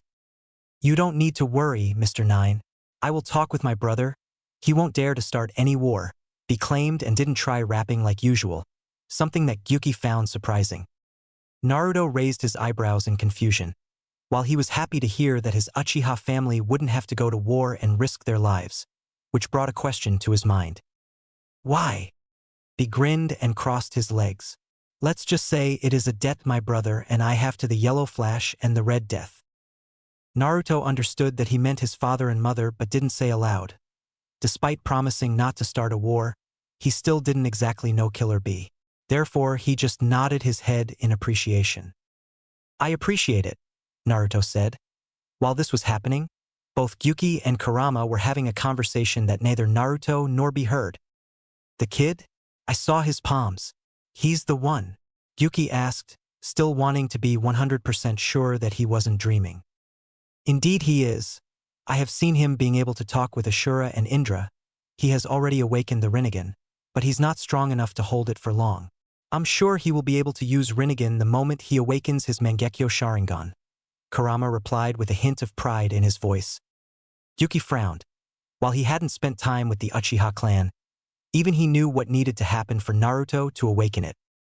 Kurama knew it as well, but with what Itachi said when Naruto was sleeping and not mentioning subtle hints here and there, the Uchiha clan situation was not going well. But he wasn't sure what to do. He could tell Naruto, but that wouldn't help much. Naruto wasn't strong enough yet to do anything, and even if Naruto tried to use his power, that only would cause more chaos. Kurama wasn't sure what the future held, but he hoped for the best. "You know how strong he can get?" Gyuki asked. "I know, Gyuki, and Naruto has my full support. He needs my help," Kurama stated. Naruto suddenly returned to the Hokage tower and saw many were looking at them strangely. Their fists were still connected, moving his hand away. The Raikage looked at his brother with a knowing look. He had seen him do the same with Yujito, and Konoha had only one bijou. "You're the one who killed my shinobi?" Raikage asked, but more like a statement. Naruto turned to look at the Raikage, and to his surprise, the Raikage held no malice. He wondered what was up with people of a foreign village being more friendly towards him than most people of his village. Naruto just nodded his head, and Raikage left out a huge breath. Inoichi Yamanaka had scanned Naruto. "Your shinobi was found holding Hinata Huga in a bag over his shoulder," the third stated with a much more dangerous tone, his tone slightly higher, his pipe no longer on his mouth. While Inoichi didn't actually scan Naruto, the Raikage didn't need to know that part. The third wanted to show Naruto that he trusted his words, and forcing him to have his brain checked by Inoichi wouldn't help with that. Raikage said nothing but turned at the Hokage, and he took his seat. The Hokage gestures for Naruto to leave. The blonde left much to the disappointment of B. Training yard. After leaving the Hokage Tower, he reached the training yard, and Naruto created 1,000 clones all around him. "Now, all of you will beat me up until I can't move," Naruto shouted with a fist up in the air. "Yes, sir," the clones shouted back with fists in the air. Several clones rushed at him. Naruto activated his Sharingan and jumped away. His moon started shining in dark color. Immediately, he did several hand seals that were nearly impossible to trace, and he intertwined his fingers as he took a deep breath, drawing upon the chakra within his chest. "Fire style! Great fire annihilation!" he called out as he then unleashed a torrent of flame from his mouth. The blast of flame, so hot it was red in color, had a massive range and covered the entire training yard. The sea of flame towered everything. The very heat turned the ground into hot melted rock. The same air sizzled from the heat as the clones began a counterattack. Several clones jumped forward and synchronized their chakra. Suetun, Suijin Hiki, water release, water wall. In response to Naruto's sea of flame, a massive amount of water was expelled from the clones to meet his attack. Superheated flames met cold water, and the effect was explosive. The temperature change caused the air to suddenly expand and contract, and unleash a shock wave that threw the nearby clones off their feet before a massive screen of steam obscured their view. Then Naruto himself rushed through the mist and was completely unaffected by the sheer heat, and he got right into the sea of clones. Startled, many of the clones rushed to attack him from all sides. His Sharingan seemed to glow as his eyes darted back and forth and read their movements. Predicting their entire method of attack, he sidestepped the slash from a clone with ease, grasped his wrist and kicked upward to break his elbow and force him to drop the sword he was carrying. He grabbed the sword before it hit the ground and spun and slashed the blade into the shoulder of another clone that tried to stab him from behind with a kunai, and then Naruto kicked him away. "Who wants to dance?" Several clones rushed forward and tossed several shurikens at the Uchiha, who effortlessly blocked with his stolen sword and ran at them before they could counterattack and beheaded them with a single slash of his stolen blade. Their bodies puffed immediately. Like a demented dance, Naruto cut a swath of death and destruction through the clone army without even taking a single scratch. Like a twisted dance, the Uchiha spun, dodged and sidestepped attacks while deftly landing devastating blows. Another clone, in desperation, then tossed a kunai with an explosive tag in it, and Naruto then caught the kunai in midair with a finger and slapped the paper bomb onto an unfortunate clone and kicked him into the crowd. He desperately tried to take it off, but the bomb exploded, destroying several clones while he jumped into the smoke and destroyed several others. Another clone jumped at him when Naruto jumped high in the air, his hand signs, his Sharingan shining. Fire style, Fireball Jutsu, a massive ball of fire collided with the ground, causing a huge explosion that threw the clones everywhere. The shockwave ripped apart trees. Naruto calculated that less than half were left. He landed on the ground and waited as the clones rushed towards him. Later, the training ground was desolated to wasteland, smoke coming out of several places around the battlefield. Rocks and earth itself was red and glowing in several areas. Naruto was lying on the ground, his limbs spread, his chest rising up and down. After defeating his clones, he created 1,000 more clones and used only cold weapons, no jutsu and no Sharingan. Kurama was refueling him with chakra since Naruto had decided to train harsher than ever before. "Kurama, that guy B, he can use Hachibi's chakra to the fullest, right?" Naruto asked thoughtfully, and he noticed the chakra of B. Despite being a friend with Kurama from the very beginning, Gyuki's whole chakra was freely moving around B's chakra network. "Indeed he can. I haven't seen him, but if I had to guess, he might be able to control all Tail's worth of chakra and even transform into Gyuki," Kurama replied, thinking that it might be about time to start training Naruto in how to use his chakra.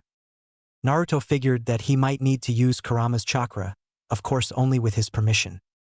"Kurama, would you allow me to train in controlling your chakra?" Naruto requested.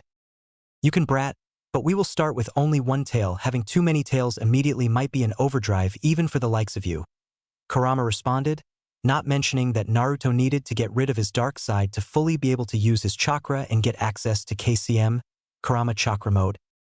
Naruto mentally thanked his furball friend for allowing him. I can still hear your thoughts, brat. Who are you calling a furball? After 1 month. Naruto was looking outside the window. It had been 3 weeks since the Kumo team had left. Itachi told him that Reikage admitted the order and took full responsibility for it.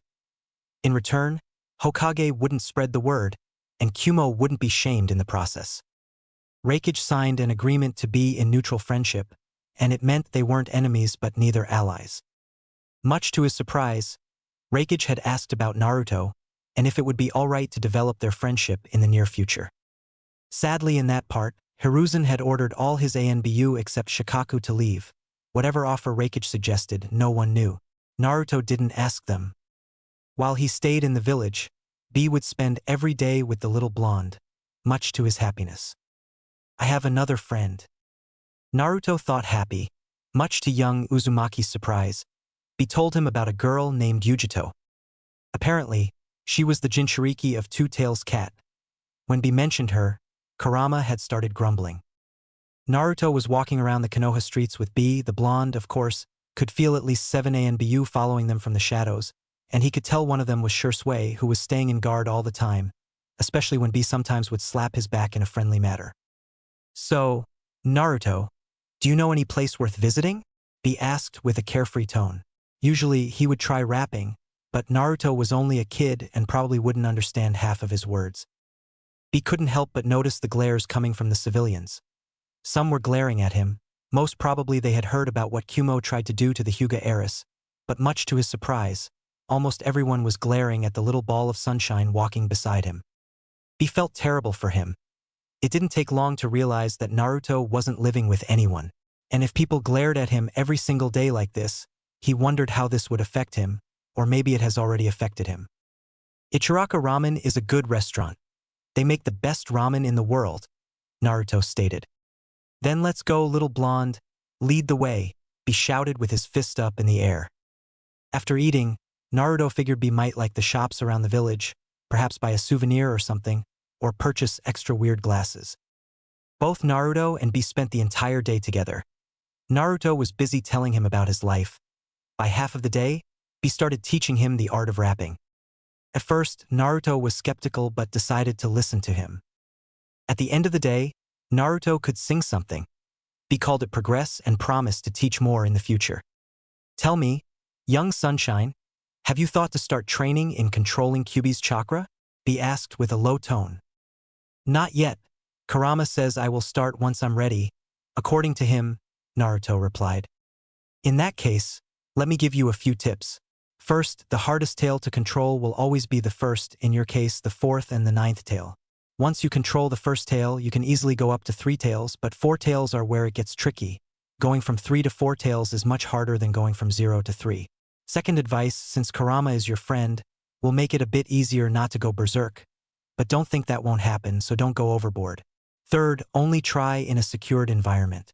Fourth, think of good memories whenever you try to use an extra tail. Be finished, and they bumped their fists. Thank you, B-sensei, Naruto said smiling. Naruto remembered the day with a smile, and B promised to meet again as soon as possible.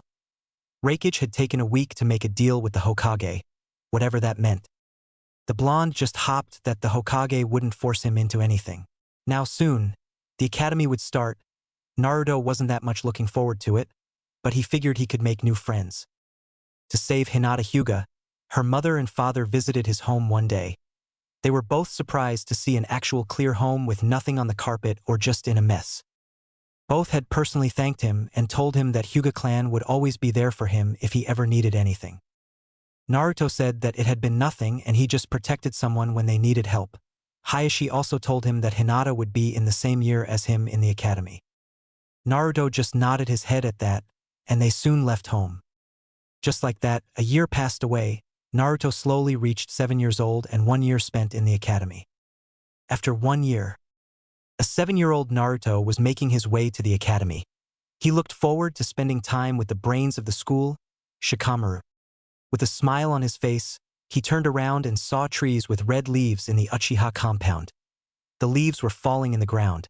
He couldn't help but feel dread suddenly. Almost as if something will soon happen, deciding to ignore it, he kept walking towards the academy. From a tree, one Uchiha Shursui looked down at his little brother with concern. This is why I'm doing this. He made his way towards the academy. He still remembered the first day. Thankfully Shikamaru and Choji were there. He thought back to the first day of the academy a year ago. Inside, Naruto found that he was the third person to arrive. Looking over towards the back, he saw a boy with an oversized green jacket and sunglasses. He must be shy or something to hide in a jacket like that, Naruto thought. By the window, he looked over the other occupant. A raven-haired boy in a navy blue shirt and tan shorts with a fan symbol on his back. So the emo had decided to grace us with his presence. Taking a seat in the middle of the classroom, he waited for everyone else to arrive. Meanwhile, he went through his backpack to make sure he had all of his books and utensils. Kids started to rush in, not wanting to be late for the first day. Sitting in the same booth as him to his right was a dark-haired boy with a ponytail that oddly resembled a pineapple, looking like he just woke up for the first time in his life. Next to him and further down in the rightmost spot was a chubby kid with swirls on his cheeks, happily munching on what he guessed was barbecue chips if the smell was anything to go by. Looking up from his row mates, he saw a man in standard chunin clothing with a horizontal scar along his nose. Irika cleared his throat to get everyone's attention. Welcome to your first day at the academy. My name is Irika Yumino, and I will be your sensei until you graduate. Congratulations on passing the entrance exam and taking the first steps in becoming a leaf shinobi. Note, however, that it only gets harder from here. Today will be an introduction day with several tests. Some of the students started to groan. Irika shot them all a glare. As I was saying, several tests to see where everyone's at. After explaining the daily schedule for normal academy days and the tests they will be doing today, Irika starts passing around the written tests to everyone. Irika looks to see if everyone has a test and nods to himself. Okay, you will have 1 hour to complete this to the best of your knowledge. The test goes over information that was in the textbook you were given 2 weeks ago after the entrance exam. Begin. Naruto picked up his pencil and started on his test. After looking over the questions, he smiled to himself. It seemed as though all that reading paid off. After Irika called for everyone to hand in their test, Naruto nodded, happy with his answers. Irika organized the stack of papers before he noticed that it was time for lunch. Now you all are dismissed for lunch, and you have 1 hour to be back here. Don't be late. Naruto followed the other students outside to the lunch area. Looking around for a spot to eat, he decided to sit under a tree that didn't have anyone nearby. He opened his bag that had his lunch inside, and he had prepared a homemade sandwich with steak, followed by tomatoes that he didn't like much. But Mikoto-chan told him many times that he needed to eat all kinds of vegetables and fruits. The two people Naruto sat next to in the classroom walked up to him as he opened his bag. Hi, my name is Choji. This is Shikamaru. Can we sit with you? A smiling Choji asks while gesturing to the bored-looking Shikamaru next to him. Hello, I'm Naruto. You can sit if you want, Naruto said while internally happy that they wanted to eat with him. So, what did you two think about the test? Asked Naruto. He was curious if he was the only one to read over the textbook before class. I thought it was too troublesome, so I just finished as fast as I could and took a nap, Shikamaru said lazily. This caused Naruto to raise an eyebrow. I have seen old people with more pep in them than this guy. Naruto looks over to a chuckling Choji expectantly. Well, it was okay. I don't think I failed, Choji said shyly. Lunch turned into a comfortable silence as the three boys ate. Okay. Everyone, lunch is over. The shout came from Irika, going back to his seat. He looks at his sensei expectantly for whatever is next. Now, we will spend the rest of the day in the training ground to finish the rest of the tests, Irika said before leading the students to the academy training ground. The academy training ground wasn't anything special, and it had a variety of targets, a running track, and an obstacle course for the older students to do. Okay, everyone, we will start with shuriken and kunai throwing. You will be graded and ranked, so take this seriously, instructed Irika, eyeing some of the students that didn't look all that interested. Naruto watched everyone go up and take their test. Naruto noticed that nobody got higher than 1 or 2 hits so far, and those were the clan children. Uchiha Sasuke, called Irika. Sasuke walked up and took his stance before he started throwing his shuriken. He surprised everyone by getting 4 out of 10 on shuriken and kunai, causing some of the girls to blush at his coolness when he just turned around and walked off without saying a word.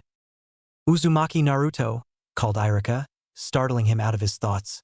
He walks up to the post and picks up some shuriken, taking a breath and letting them fly like he has been practicing. Throwing the shuriken like he's been practicing, Naruto had a huge grin, having hit 10 out of 10 shuriken.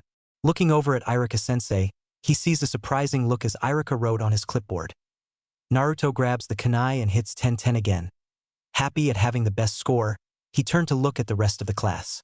The guys were kind of put off at a kid being so much better than them, and the girls were all looking at him with awe, beating Sasuke, who is an Uchiha. It was just unbelievable. He must be a prodigy. I know, beating an Uchiha on the first day. Plus, he is kinda cute with the whiskers. Naruto blushed at the last one. He walked over to Shikamaru, who was eyeing him differently than before, and a frowning Sasuke who looked like someone just stole his candy. "What did you think of that, Shikamaru? Not too bad, huh?" Shikamaru just looked at him for another second before turning away, deeming the situation troublesome. Sasuke steps forward not to be shown up by some nobody. "Don't get used to it. I will beat you in taijutsu for sure." Challenged Sasuke, he's going to be number 1 like his older brother before him. Naruto, grinning as crazy, looked at Sasuke. "I don't think so. I have been training since I was a kid, and I'm going to be the best," said Naruto confidently. Sasuke just brushed it off and waited for the taijutsu spars to start, knowing the last names they would be paired with. He would show the nobody then. Shikamaru raised an eyebrow at Naruto's words. They were only 6 years old, and he talked as if he was at least 10 years old. After what Irika thought was above-average accuracy results for first-day students, he flipped the page on his clipboard. "Now we will start on the paired sparring. When I call your names to come up and get into your stance, all styles are permitted, family or otherwise. Uchiha Sasuke, Uzumaki Naruto, you two are up," Irika called out, and he would never admit to favoring any student over another. But he was excited to see this match. Walking up to the ring, Naruto got into the loose stance for the style he's been practicing. Sasuke got into his stance, which Naruto noticed was like Itachi's style. After hearing Irika shout, "Begin!" Naruto rushes in at Sasuke. Sasuke was taken off guard at how fast the blonde was. He barely avoided the punch to his face and went for a leg sweep. Naruto vaulted over Sasuke and kicked him in the back, making him stumble forward. Naruto uses the opportunity to rush Sasuke. Sasuke, who was regaining his balance from being kicked, rolled back to get to his feet and charged at Naruto.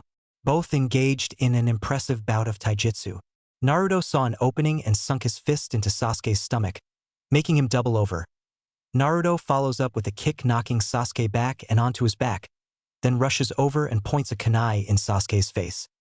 "Enough! Winner Naruto!" called out an impressed Irika. Walking back over to the class and Irika-sensei, Naruto notices the girls and the guys were surprised that someone could beat Sasuke. The Uchiha are usually the best in taijutsu, and Naruto took him down on the first day of class. Whispers were heard. "Man shuriken jutsu and now taijutsu.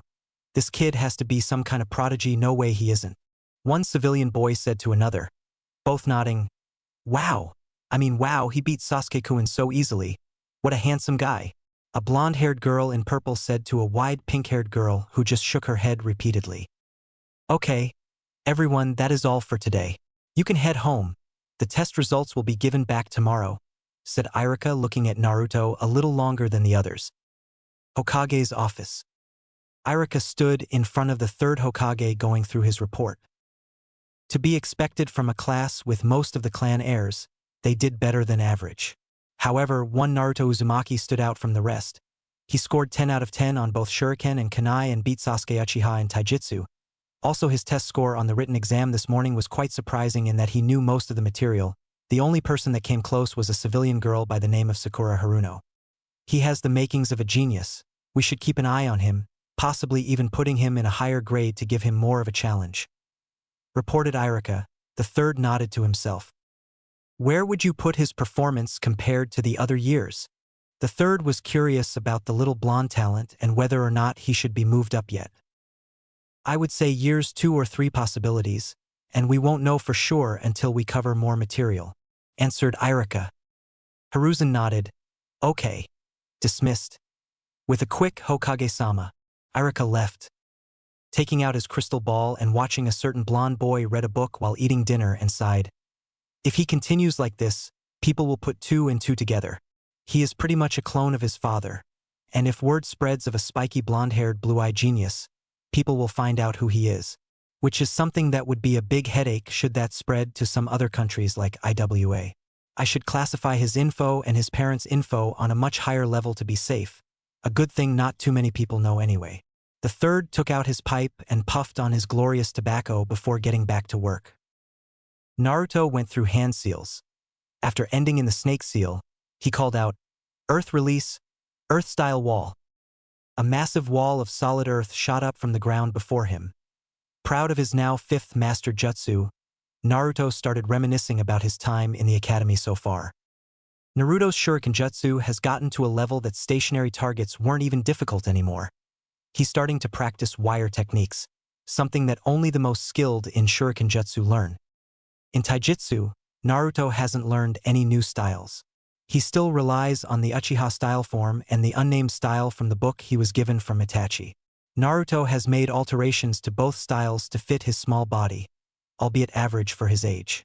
He changed the style to focus heavily on speed and counterattacks. Genjutsu Naruto can say he is at the top of his class, but he doesn't know anything other than the Sharingan Genjutsu. Naruto was disappointed to find that, in the academy library, only Genjutsu theory was covered. He would have to wait until he was a genin to make any headway in the illusion department. In ninjutsu, Naruto's most pleased with his progress. After receiving the scroll of jutsu from Itachi, he added 5 new jutsu, which he had just mastered last one. The others include the water release, jet stream. This jutsu has many forms, a wide cone of water to a concentrated stream. The more chakra, the further the range. Fire release, flame bullet. This was a smaller version of the Uchiha's famous fireball jutsu. Wind release, wind bullets. Another chakra-dependent jutsu in that the more chakra fed into the technique, the more bullets produced and the stronger they would be. Lastly is his favorite jutsu so far, lightning release. Lightning stream, the user would extend 2 fingers after condensing lightning chakra and release it all at once in a stream. It was mostly a stunning jutsu, but with enough chakra and control it could pierce or even kill. Right now, Naruto put his hand on his pocket to see the kunai Shursui had gifted him for his birthday, and Mikoto made the sweater he was wearing. Just the thought of the last winter put a smile on his face. Naruto knew this was how family felt like, and he would give it all to protect them. The snow had started for 5 weeks now. Naruto stood in his apartment. Thankfully the fire was ablaze in the fireplace, and it was warm despite the minus temperature outside. Naruto couldn't help but just look at the snow as it was falling. He didn't know why, but it was very relaxing. Naruto also knew the new year would be today. Therefore, a lot of celebrations will be around the hidden leaf. Thankfully, the new year would distract the people, and Naruto found it this day as the only few days when he could go outside without anyone glaring at him. Naruto gently touched the new jacket he was wearing. Mikoto-chan had bought it for him this birthday. Itachi had given him 2 fire jutsu scrolls. As he kept looking at the snow outside, he suddenly felt 2 chakras right outside his door. A huge smile erupted on his face like a volcano. "Guess who it is?" Shursui asked from behind the door. Itachi rolled his eyes and was about to knock when the door opened, and Naruto jumped at him like an arrow and hugged him. "Ni-san," he shouted in joy. Itachi smiled and gave Shursui a look. "I told you so," and the other Uchiha grunted. "So you love him more than me? You wound me, Naruto," Shursui said, whipping away an imaginary tear from his face and his right hand on his heart. Both Itachi and Naruto chuckled. The young blonde pulled away and turned to look at Shursui. "Well, Itachi is my Nii-san, and you're like an uncle," Naruto stated with a smirk on his face. This caused dark clouds to suddenly appear at the top of Shursui's head and started raining only at him despite the cold temperature. "An uncle? An uncle," Shursui repeated, hugging his legs with a low tone of despair. Both Itachi and Naruto sweat dropped at the behavior of the Uchiha prodigy. Naruto thought about where the clouds even came from and could have sworn that he heard a voice inside his head. Just like Hashirama, is he secretly a senju? Naruto didn't know where the voice came from and decided to ignore it. Just joking around. Shursui, of course you're my big brother.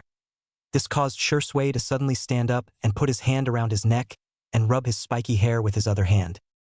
You little brat, Shursui said jokingly, rubbing his hair much to the annoyance of Naruto, who was desperately trying to escape the grasp of Shursui. Itachi smiled and could see a slight smile on Naruto's face despite his mouth saying something else. Now Naruto, today is a celebration. Mother wants you to celebrate with us? Itachi said, hoping the little blonde would accept despite his little brother having a tendency to talk shit to Naruto for whatever reason. Naruto thought to say no since he didn't want to cause any trouble, but he decided to spend this day with his two big brothers despite his better judgment. Fine, he said before pointing an accusing finger at Shursui. But if this one throws snowballs at me when I'm not looking, I will kick both of your butts until we reach the Uchiha compound, Naruto said with a half-joking tone. Shursui, when he heard his demand, hit a snowball behind his back and grinned innocently at Naruto. Naruto, why would I ever do such a thing? Shursui said, whipping away imaginary tears with his free hands. Before Naruto could respond, a snowball hit his blonde hair with Shursui grinning and immediately ran away. Good luck Itachi, he said while running. Before the Uchiha prodigy could understand why Shursui said that, he saw Naruto making the biggest snowball. Haha! Bye, Itachi said, running with Naruto hot on his trail.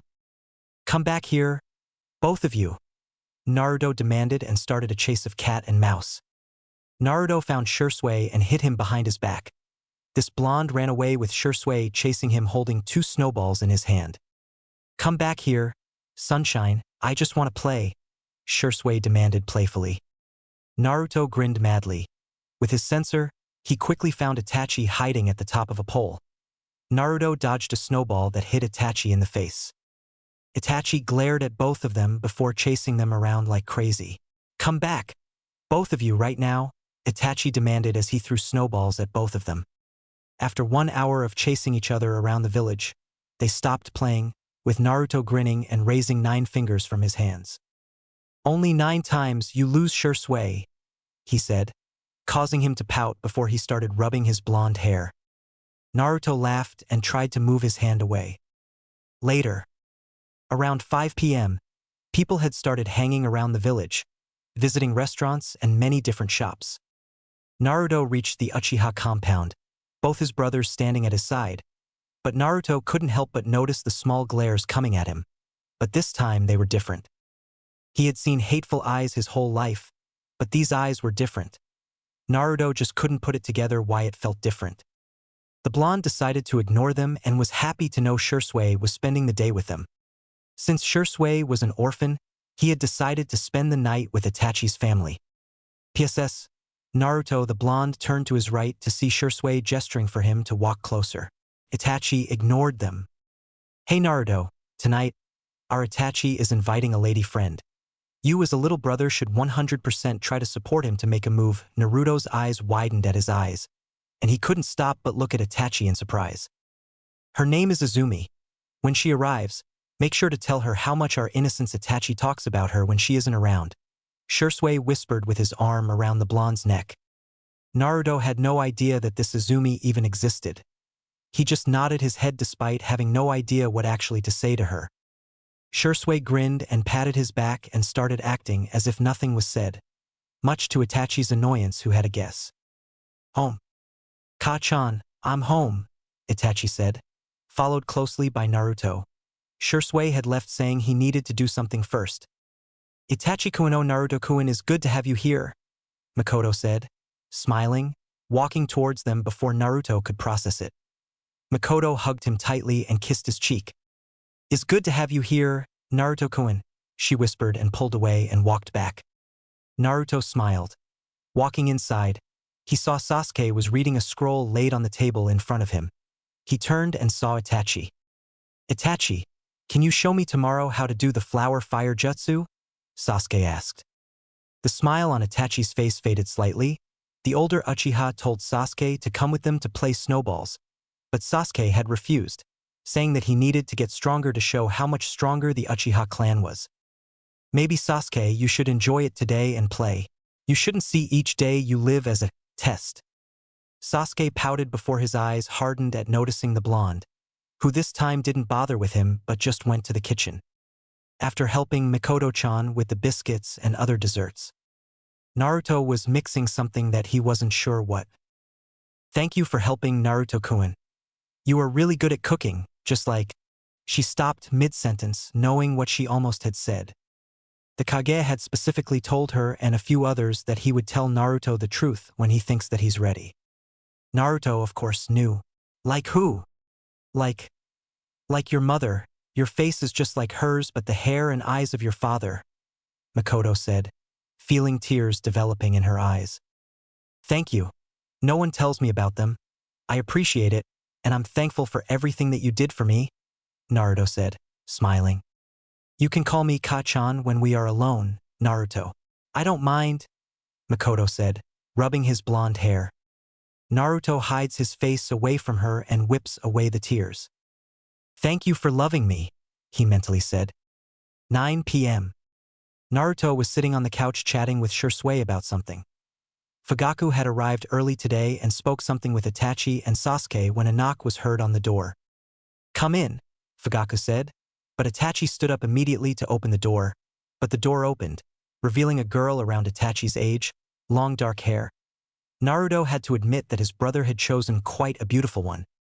Izumi-chan, is good to have you here, Itachi said, smiling and blushing slightly, much to the amusement of both Naruto and Shisui, who were grinning like crazy. Oh, how are you doing, Izumi-chan? Mikoto said, winking at Itachi's face, whose face turned red in embarrassment. Mikoto welcomed Izumi inside and made sure that Itachi was sitting right beside her. Naruto, at this point, was barely holding his laughter. The big brother who he thought was invincible was completely defenseless. Even the stoic Sasuke looked amused by what was happening with his brother. Soon Fugaku brought a gift for Itachi and Sasuke. For Itachi, he gave him a scroll with A rank on the top, while for Sasuke, he gave him several kunai and shurikens that weren't real sharp but mostly for target practice. Naruto was happy when Mikoto brought him a little box, much to his surprise. Open it. Naruto opened it to find a red scarf that was perfect for him. Do you like it? Thank you so much, Naruto said, smiling like never before. While this happened, Shisui looked at his little brother's happy face, and he remembered the most important thing in this world again. Almost 12 a.m. Naruto was outside, standing just looking at the sky, the snow falling on his face. He heard footsteps. He turned his head to see Shisui sitting close to him. Beautiful night. Indeed, I wish this moment would never end, Naruto said melancholy. Shisui turned to him and put his hand on his shoulder. I know what you go through, Naruto. I lost my parent at a very young age. I don't even remember them anymore. But you have me, Naruto, and I will do anything to protect my little brother. Shisui gave him a side hug. At the other side of the house, Itachi stood with Izumi watching the snow falling. I really liked your family, Itachi, she said, grabbing his hand and intervening her fingers with his. Before Itachi could say anything, Izumi brought her lips to his. Today. As Naruto walked inside the academy, he felt a cold shiver around his whole body. He turned around but didn't see anyone and couldn't feel anyone. Shisui was looking from a far distance, and his eyes became Mangekyo. I will protect my home and family, even if it results to this. Hokage office. Itachi-san, how are you? Not well, Lord Third. The clan is dead set on their plans. I fear within a year at most they'll revolt. Hiruzen lost his smile. This was serious. He didn't want this to happen. He really truly cared for the Uchiha, no doubt about that. One of his best friends had been an Uchiha. This would only spell disaster for everyone. Anything that we can do? At this stage in the game, I'm doubtful. Hiruzen looked down. However, he looked into Itachi's once more. Shisui told me that if all else had failed, he had a plan. I trust him. Bring him in tomorrow. Hi. Next day, Hokage meeting room. The following day, in the room, when Itachi and Shisui both appeared, they noticed Hiruzen and the village elders. Danzo being to Hiruzen's right with the other two, Hamura and Koharu, to the left. Thank you for coming. Before we begin, can you please brief the elders on the situation? Shursui and Itachi gave them a rundown on the situation. They looked shocked and worried. Except for Danzo. He seemed to have known all along in some way. He couldn't be behind it all. Could he? Hiruzen, I've told you from the beginning.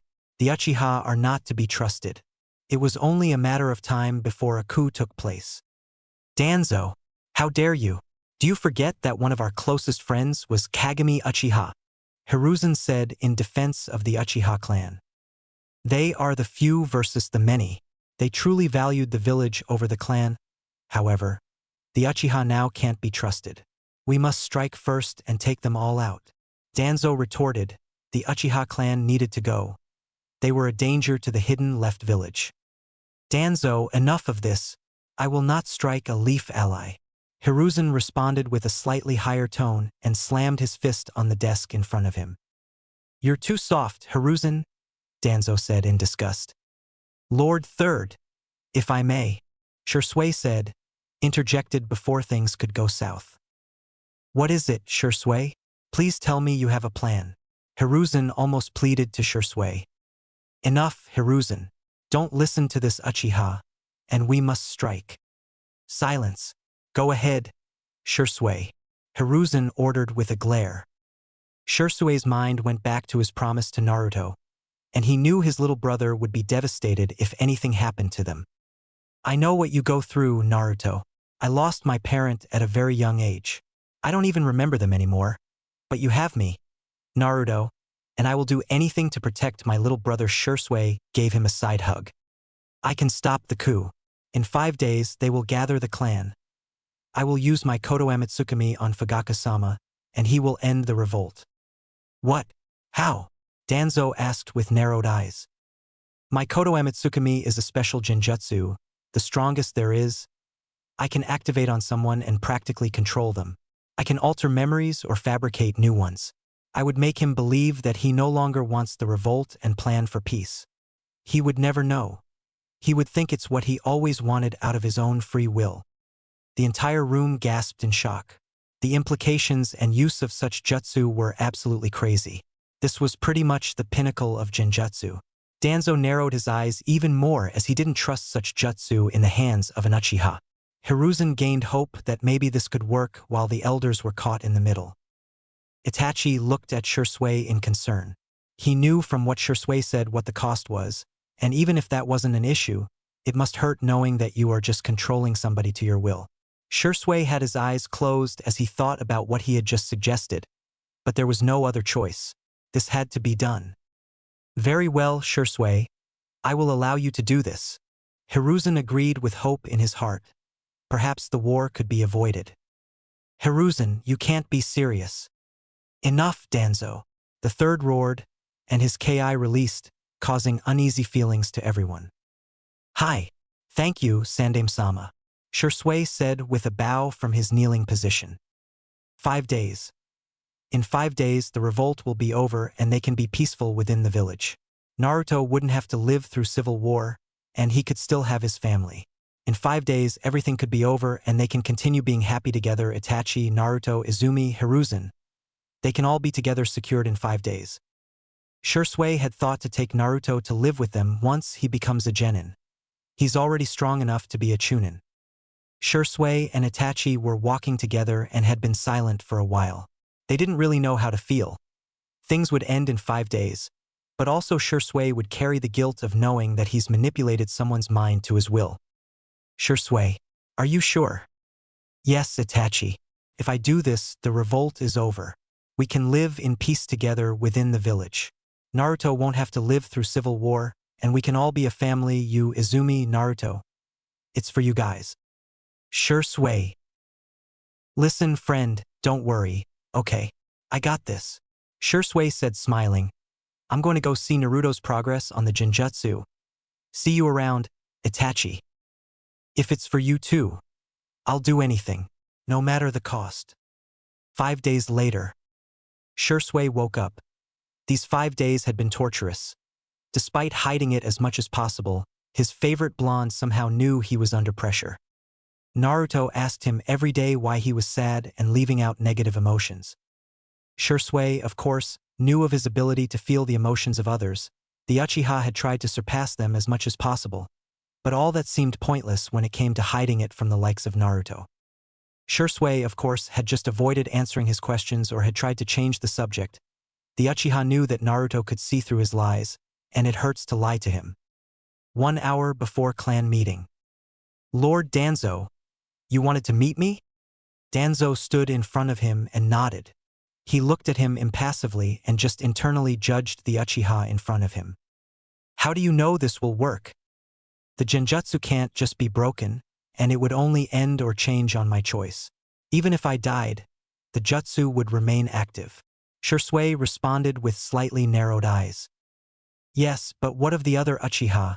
Surely there are many that would revolt regardless. How can you be sure of that? How can you be sure that, in the future, the same situation won't happen again? What do you mean? Shursui asked back, his chakra on his foot, ready for anything unexpected. Let's say it works out now. What's to stop the clan in the future from following the same path down the road? It got here once. Even if you stop Fugaku, the generation has already decided to take action. What stops them? Fugaku-sama will. They'll listen to him. I doubt that. As such, I believe I shall take your eyes and keep them in my safekeeping.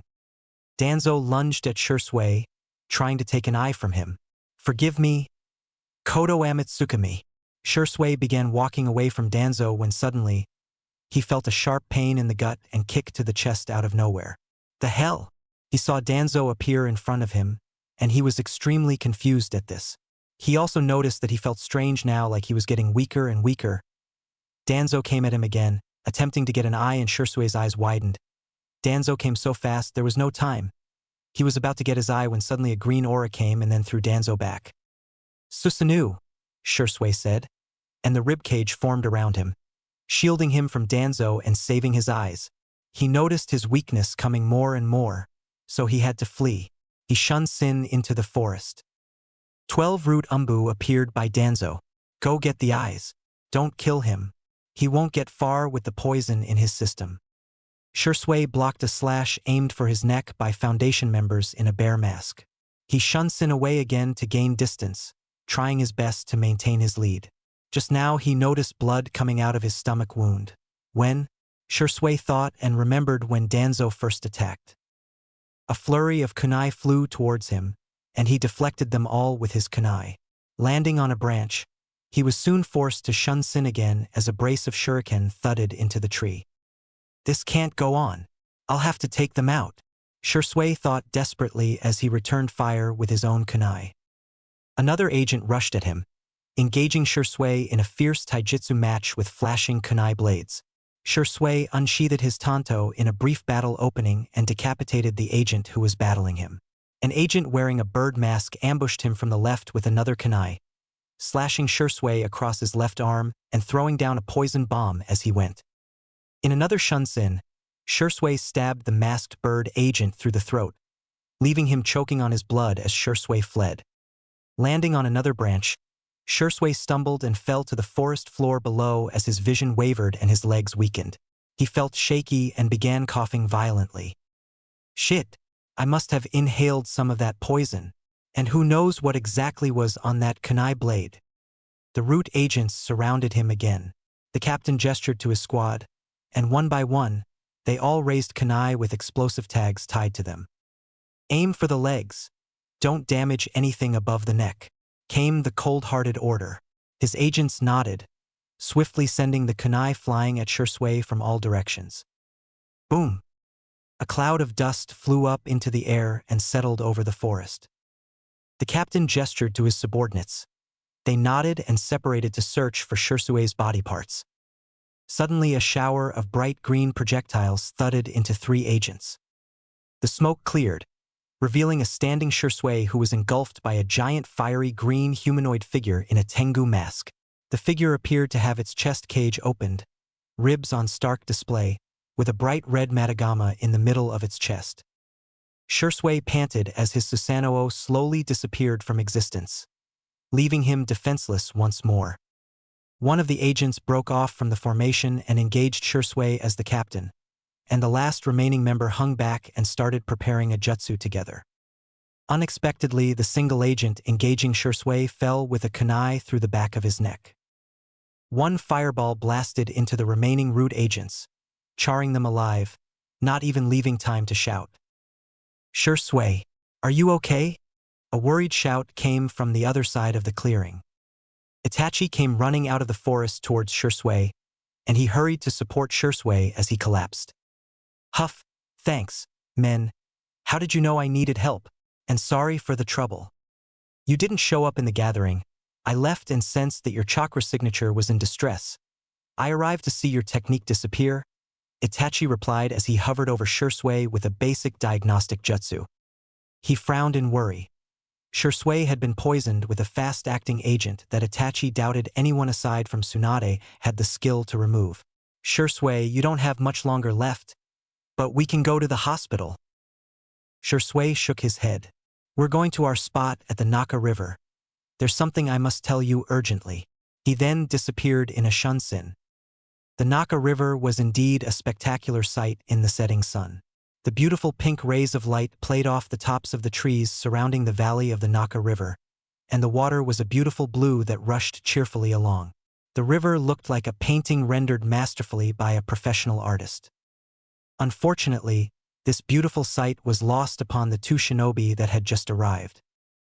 Itachi appeared at the Naka River to a coughing Shursui. Itachi started a basic healing technique on his friend to at least ease the pain. Shursui panted as he looked at Itachi with worried and drawn expressions. He laughed. "Don't make these worried faces at me.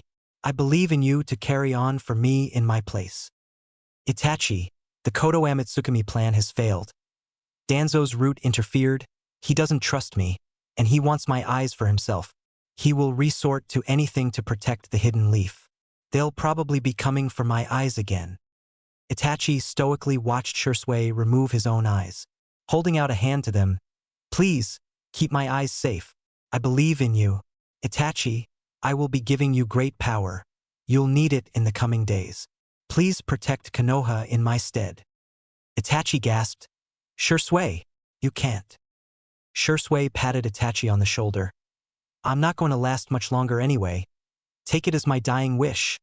As he started coughing blood, his palm on his mouth filled with blood and dripping on the grass. Speechless, Itachi could only gaze at his friend with a stricken expression on his face. Shursui smiled at them blindly. "Come on. Even like this, I can tell the face you are making. Don't look so worried, Itachi. Everything will be fine." Itachi sadly took the eyes in his hand, drawing a seal on his arm with Shursui's blood and sealing it away immediately. Itachi summoned a crow and implanted Shursui's eyes into it, and he lowered his head respectfully to Shursui. "I will carry on your will for the Uchiha." Shursui grasped Itachi on the shoulder again. "From now on, you may be forced to walk down a long, dark path, one that is filled with pain and suffering. I have to apologize." Shursui grip on Itachi's shoulder tightened. "That I can't be there with you through it all. Still, I hope you don't falter from your path, and keep moving forwards as a leaf ninja. I believe in you and Naruto. That is why I'm able to ask you to carry on my will." Itachi had silent tears trailing down his face as Shursui patted his shoulder. Itachi grit his teeth tightly. "Promise me to take care of Naruto. He will be alone. I know he's only a child, but I believe in him. He shall be the one to unite this world. He's special, and he will need love now more than ever." Shursui coughed even more blood, and his color skin slowly turned pale. "I will, Shursui. Naruto is my little brother just as much as Sasuke." Itachi promised and thought of how he could ever tell Naruto. Shursui laughed loudly. Despite his lungs screaming in pain, he ignored it to have the last laugh with his friend and brother. Last actions complete, Shursui was relieved. He let out a short sigh. "Don't stop me." With those final damning words, Shursui smiled and stepped backwards off the cliff, disappearing into the raging waters of the Naka River silently. "Shursui," Itachi shouted, reaching for Shirsue's hands, only to fall short by inches. The figure of Shirsue disappeared in the darkness. Itachi's Sharingan changed, taking the form of a three-blade shuriken. Naruto. Smiling he had just finished the academy for today, Naruto rushed outside, the courtyard buzzing with people. The parents had come to take their children home. At the same time, Naruto waited for either Shirsue or Itachi to come. Naruto felt the wind blowing against his face as a hand touched his shoulder. Turning around, he smiled, seeing Shirsue in front of him smiling. Naruto was surprised that he hadn't felt his chakra coming. Naruto, is time. Naruto looked confused. His eyes glanced, but he couldn't see Itachi anywhere. Time for what? He stopped mid-sentence as Shirsue kneeled and hugged him. Naruto immediately returned the hug, but couldn't help but feel cold. Shirsue, are you? Naruto, promise you will live a long life. I never said it, but you're like a little brother and your family to me. I have come to say goodbye. Take care of Itachi, Shirsue whispered in his ear. Naruto felt his body start breathing heavily. He wanted to shout, angry why he was talking like that. OJ Naruto, the blonde, turned his head to see Shikamaru looking at him with raised eyebrows. You all right? Naruto turned his head to look at Shirsue but saw no one there, and his senses couldn't detect him anywhere, his eyes desperately trying to see him anywhere. The wind blew again from behind his back as leaves flew high in the sky. The blonde felt a pain on his chest, his heart beating on his chest, almost popping out, unshed tears on his eyes, his hands shaking. He kept trying to catch his breath, his hands in front of him, not feeling the warmth. I know what you go through, Naruto. I lost my parent at a very young age. I don't even remember them anymore. But you have me, Naruto, and I will do anything to protect my little brother. Sure, Shirsu, Shirsue. Itachi, tomorrow. Itachi walked inside the secret meeting of the Uchiha clan, his eyes roaming around the large room where the hidden stone of the Uchiha clan stood. His father stood in front of the stone, looking down at it. No one else was in the room. Itachi knew what the stone said. His Mangekyo allowed him to read the secret text, and it sounded too good to be true. His thoughts were interrupted when his father turned to look at his son with a fully matured Sharingan. Itachi narrowed his eyes slightly, his muscles tensed, almost like preparing for a fight.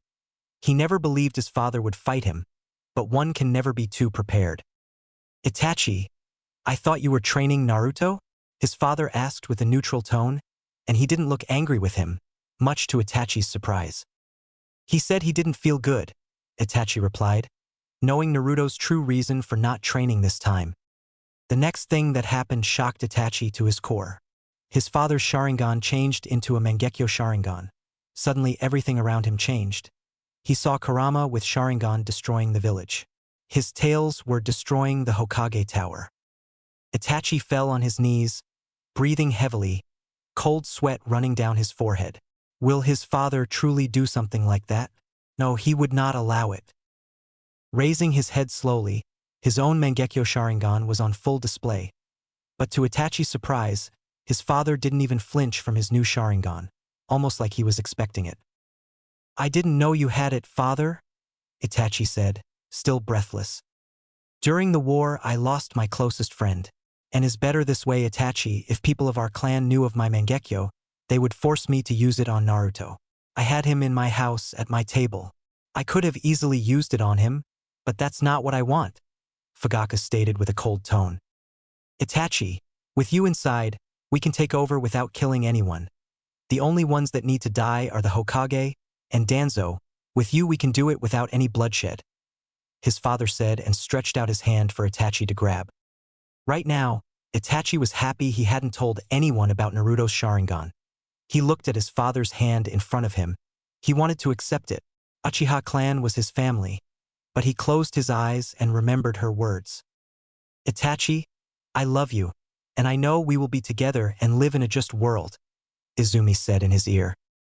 Standing up, Itachi closed his eyes and looked at his father with a neutral look on his face. Itachi opened his mouth to respond. Naruto. He ran as fast as he could, jumping from the tree as he approached the Uchiha compound. Naruto spread his senses as far as possible but couldn't feel Shursui or Itachi. He's not dead. He's not dead, Naruto told himself repeatedly, sweat rolling down his cheek. He felt cold, his whole body crawling. Naruto reached the compound. His body moved on his own. He found Shursue's house, bursting inside. Shursui, Naruto yelled at the top of his lungs, his eyes desperately trying to find him. Where is he? Wa here? Where? Naruto understood he wasn't here. He jumped away, making his way towards Itachi's house. Perhaps he's there despite not feeling him or Shursui neither there. The sun shines on his face, red leaves flying towards the sky. He shielded his face from the leaves flying on his face. Reaching the door, he opened it. Itachi, Shursui, Naruto cried out, his eyes looking around when he heard footsteps, almost breathed in relief only to see Makoto walking downstairs. She noticed his pale face, his breathing quickening and not stopping. Where's Shursui and Itachi? Naruto asked immediately as she tried to approach and ask what was wrong. I don't know, Naruto, but what's wrong? Naruto didn't stay and immediately jumped away. He activated his Sharingan as he jumped at the top of a pole, his eyes trying to find them. Naruto swallowed a huge breath. Where? Please, where are you? Take care of Itachi. No, you're not dead. Where? Naki River. Naruto immediately rushed towards the river, knowing he, Shursui, and Itachi had trained there many times. Reaching it, he looked around for any sign of Shursui, the trees everywhere around him, the sound of the river rushing in his ears. Shursui. No sign as he kept his Sharingan activated. Inside, Kurama was silent, knowing what Naruto wanted to refuse. Naruto, he's... Shut up, Naruto yelled at his friend. Kurama always supported him. No, Shursui can't be dead. Naruto ran to the top. From there, he could see very far, his eyes searching around, nothing but trees and rocks. Shursui. Naruto turned his head downwards at the bottom, where the waterfall ended. He noticed something jumping down, the tiny bits of water hitting his face as he reached the bottom. There he saw a body lying at the shore. Naruto swallowed. He felt his body freeze. He closed his eyes tightly, enough to hurt, his breathing rate increasing, his heart hitting his chest like a hammer, his hands and legs shaking. Naruto didn't know how, but he found himself walking towards it. Soon he reached the body lying on his belly, his right hand on the mud and his left hand still beneath the water. His hand moved on its own, rolling the body to face him. No. Itachi, Nisan, help. Kurama, you can help him, Naruto shouted, his hand touching his neck, desperately trying to find a pulse. Naruto, I'm really sore. Oh, shut up. He can't be. He promised. He can't be. Naruto fell on his knees. He closed and opened his eyes, Shursui still there. Big brother, please. Please, Naruto suddenly felt lightheaded, his entire body numb, everything covered in darkness. The last thing he heard. I'm sorry, Naruto-kun. Itachi, after 2 days' night. It was just past dinner time when Izumi heard a quiet but firm knock at her door. A pretty smile immediately graced the young girl's features as she sensed a familiar chakra signature. For a moment, she had an internal freakout. This was so sudden. She certainly hadn't expected Itachi to show up out of the blue. Not that she was complaining. What if she looked like a hot mess? Untying her apron and tossing it aside, she quickly made her way to the living room mirror. She examined herself thoroughly, ensuring that there was nothing in her teeth and that she looked presentable. Deciding she shouldn't keep Itachi waiting any longer, she ran her fingers through her long hair and smoothed out her clothes before going to answer the door. Itachi-kun, what brings you? Wait, are you okay? The smile that previously graced her features disappeared as she took in the object of her affection's appearance. Itachi was in full Anbu gear, katana and all.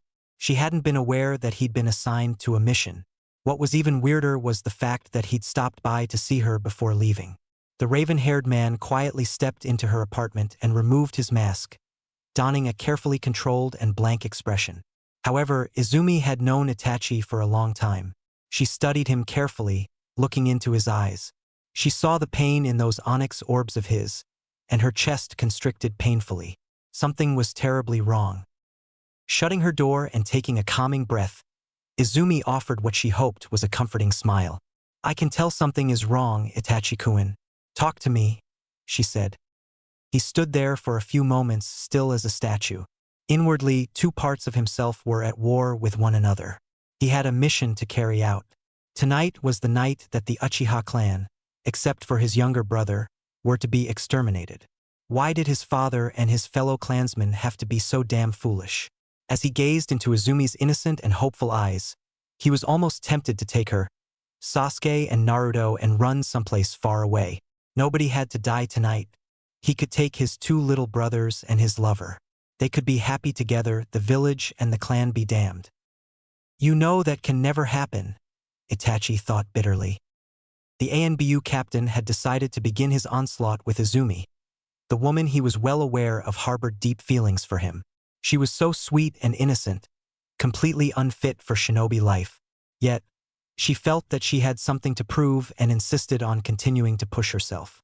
As twisted as it sounded even in his own mind, he had to kill her first to spare her. If nothing else, he wanted her last moments in the world to be painless and for her to never be traumatized. He almost released a bitter laugh, disgusted with himself. Trying to protect her while killing her, how noble. Truthfully, Itachi wanted to tell her everything. He knew he could tell her anything, and she would never judge him. She would simply understand. Unfortunately for both of them, their fate was sealed. He knew that he couldn't put things off any longer, and he activated his Sharingan, his expression blank. "There's nothing to talk about," he said coldly, his voice wavering ever so slightly. Izumi's eyes widened in alarm as realization washed over her like a tidal wave. She thought back to the hushed conversations that Itachi and Shursui had when they thought she was out of earshot. Had things truly gotten that bad? Had communications between the village and the Uchiha broken down that much? She took a shaky breath, more out of shock than fear. "You're here to kill me, aren't you?" she asked calmly, no hint of accusation in her tone. Itachi swallowed thickly, trying to maintain his composure.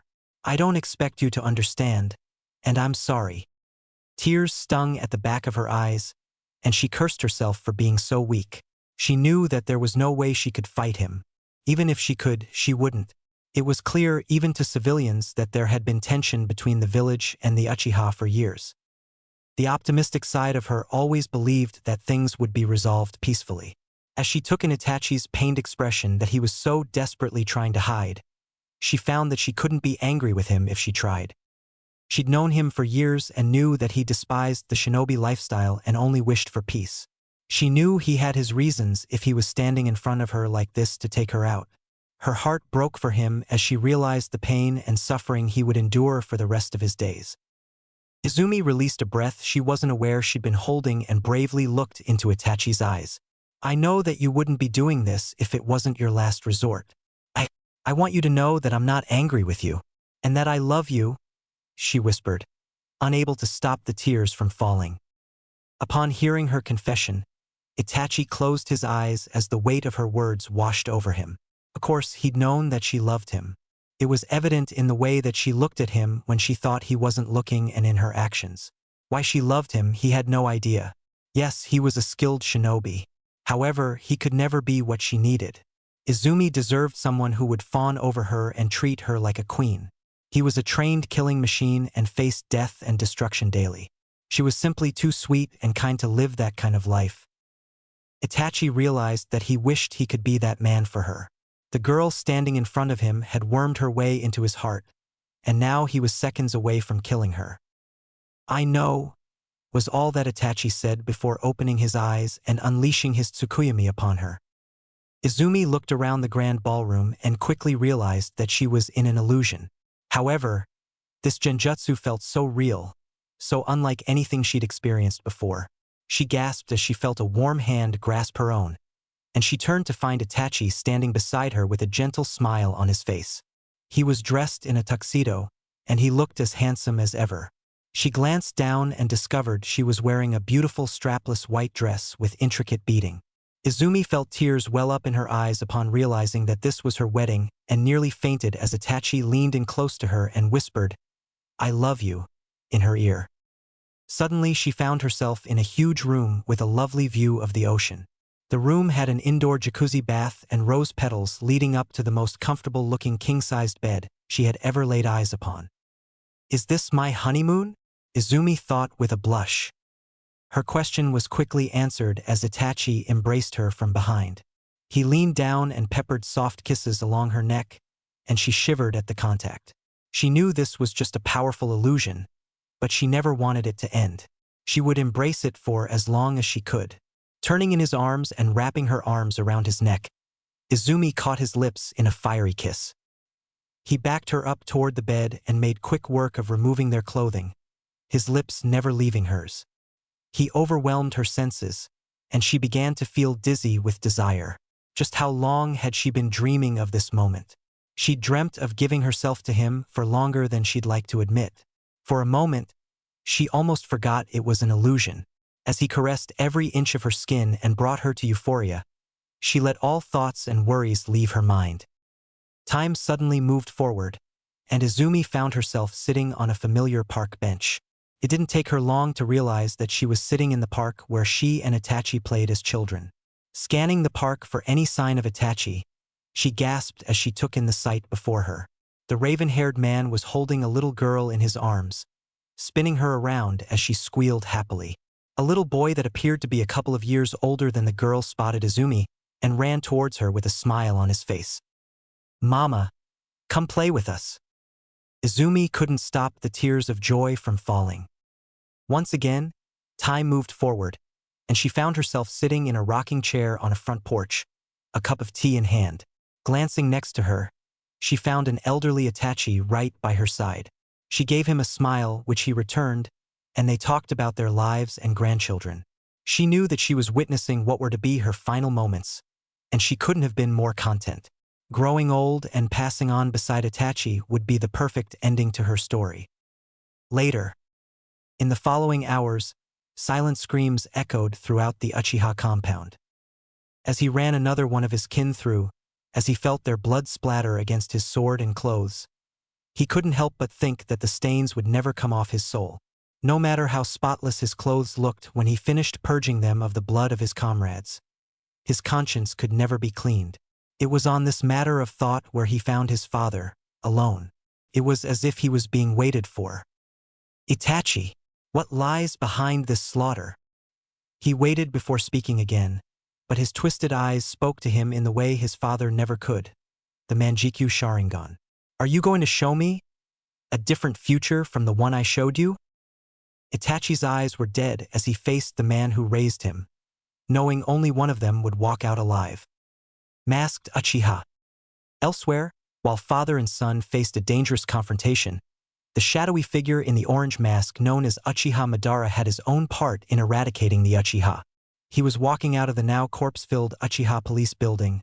So easy, he thought when he felt a rush of cold around him. The masked man looked around when he immediately turned his head, looking at the moon. I could have sworn I felt someone up there." The figure disappeared, leaving Itachi to deal with his little brother. Itachi. Itachi stared at the numerous bodies strewn around the streets. "This is the future I see for the Uchiha." Fugaku's warped Manjikyu eyes narrowed dangerously. "I see." Fugaku's calm demeanor belied what he was thinking on the inside, his mind racing, and he disappeared in a puff of smoke. Kage Bunshin? Itachi narrowed his eyes and thought, "This isn't good. Tusan was the worst possible enemy for me. This is going to be a battle of Manjikyu Sharingan." He pushed the thought out of his mind as he traveled to his home, where he knew his father would be, along with his mother. A quick shunshin got him outside of the house, where he walked toward the door cautiously, watching for any traps or surprises. He was trying to discreetly check their bedroom for them when he heard a voice from the living room. His father's voice resonated throughout the dead-silent compound. "Come inside, there are no traps. I will not participate in a death match with my own son." Itachi obeyed but kept his guard up. He walked in to have his mind blown. His parents were kneeling on the living room floor with their back to him. No fighting positions, no weapon in hand, not even a clenched fist. They were truly prepared to die. That's when the gravity of the situation hit him. Could he truly end their lives, the very people who fed him, clothed him, and were even prepared to die for him? For a cause they didn't believe in just because he supported it? Itachi couldn't keep the sword from trembling in his hands as he stood behind his mother and father, tears rolling down his cheeks. His father's strong, commanding voice he would never see again cut through him sharper than any blade. "You've aligned with the other side," he responded, his eyes getting watery. "Tusen, Kasen, I." He was cut off by his mother's voice that held his heart in a vice grip. "We know, Itachi." His father spoke again. "Itachi, promise me one thing. Take care of Sasuke and Naruto." Itachi felt like he was being given his own personal type of torture as he couldn't hold back the tears anymore. His heart constricted tighter than he thought possible as his teary voice stuttered. "I will." Itachi readied his katana with a heavy heart he thought would simply give out because of how much pain he felt. His father spoke for the last time. "Do not fear. This is the path you have chosen. Compared to your pain, ours will be gone in an instant. Even if our philosophies differ, I am proud of you. You truly are a kind child." His silent sobs heard only by him increased as he drove his katana through their chests. While witnessing the aftermath of what he had done, he heard footsteps approaching the door. He recognized them as his little brother, Sasuke. He forced himself to look strong, the only way to escape this pain weighing him down like an anchor. He forced himself to stay silent after hearing Sasuke's yell, and as he heard, "Tusen, Ka-san," yelled in fear, he stepped out of the shadows. "I Itachi, you have to help. Ka-san and Tusen are." When he heard no reply from the older boy, he repeated again, shakily. "Itachi? Who could do this?" The raven-haired Umbu watched as horrifying comprehension settled into his brother's eyes, as he saw the blood-stained katana held in Itachi's hands. As soon as those words left his throat, Sasuke felt a sting on his shoulder, and a shuriken embedded in the wall behind him. He looked down to see a thin line of blood under his ripped clothing and looked up in fear. "Wait a second, no?" Despite their teary state almost in an instant, Itachi's eyes were now as motionless as a stone. He spoke in the cruelest voice he could. "Foolish little brother. I almost pity you. So weak." Sasuke's tortured voice ripped Itachi apart. Why did you do this?" Itachi spoke. "To test the limits of my ability." Sasuke was gripped with the fiercest anger he had ever been in his life at those words. "To test your ability? That's the reason you butchered every member of our clan, of our family." Sasuke charged at Itachi as fast as he could, screaming, "You're out of your mind." As he went to strike Itachi, a swift punch to the stomach stopped him cold in his tracks. Saliva was forcibly ejected from his mouth as he stood, suspended on his older brother's fist. Removing that support sent Sasuke careening to the floor, face to face with his dead mother and father. It was then Sasuke started to sob uncontrollably. The volume is only matched by the booming sound of Itachi stepping toward him. He looked up in fear before realizing what he earlier had not. "I'm scared," he repeated again audibly. "I'm scared." The younger Uchiha turned and ran out the door as fast as possible. His sobs echoed throughout the night as he screamed, "I don't want to die." He kept running through the streets of the Uchiha district, hoping it wasn't empty for the reason he knew it to be. He kept running until the sound of Itachi's ninja sandal hitting the floor in front of him struck fear into every cell in his body. Please, don't kill me." Itachi's hard voice answered him. "You're not even worth killing. Foolish little brother. If you wish to kill me one day, foster your hatred and despise me. By all means run. Cling to your wretched life. And when you have the same eyes as me." His warped Manjikyu Sharingan spun menacingly. "Seek me out." In the following 2 words, Itachi had to gather up more resolve than he ever had to in his life. "Manjikyu Sharingan." Sasuke yelled in agony as Itachi used his Tsukuyomi to force him to fall asleep. Only when he fell to the ground did Itachi release him from the clutches of Tsukuyomi. With that, Itachi disappeared and decided to visit Naruto one last time. However, he turned as he heard the sounds of two kunai racing toward him. After seeing it was Naruto. Naruto was silent, his breath stuck on his throat like a lump, frozen like ice, piercing his flesh. His eyes saw Itachi in front of him, but at the same time, he couldn't believe his own eyes. Why? Why? Itachi? Why? Naruto finally managed to ask, his Sharingan shining in his eyes. He focused on his answers, he would know the truth, and he would not let him leave until he knew it. Itachi looked at Naruto with pain behind his eyes. He didn't know why he was here and how. He made sure that he would be in the apartment this night. I did it to test my abilities. Itachi spoke with an ice tone.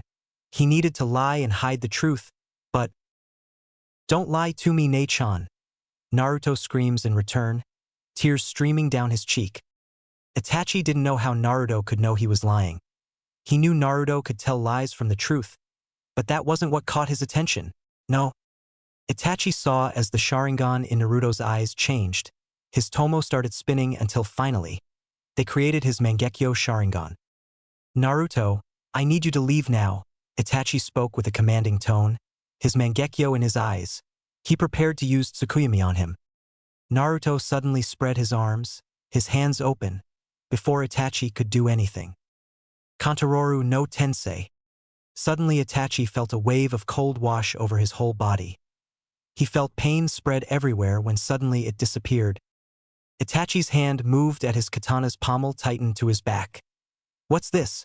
He asked himself, unable to stop himself, as his body suddenly rushed towards Naruto. His katana pointed at his chest. No. Naruto closed his eyes, waiting for his fate as a single tear fell on the ground as a scream of despair echoed through the night. Naruto opened his eyes, feeling no pain. He saw the blade just inches away from his chest where the heart was. He saw Itachi's right eye bleeding. Suddenly, before anything could be said, the sky turned red, the moon changed color to black, the bodies of everyone disappeared, including Itachi, who turned into crows. What happened here? Naruto asked, knowing he was in Tsukuyomi. The crows suddenly came together in a single point. Itachi looked at his little brother, who was still waiting for his answer. I'm really sorry, Naruto. My clan wanted to take over the village. It was my decision, Itachi answered honestly.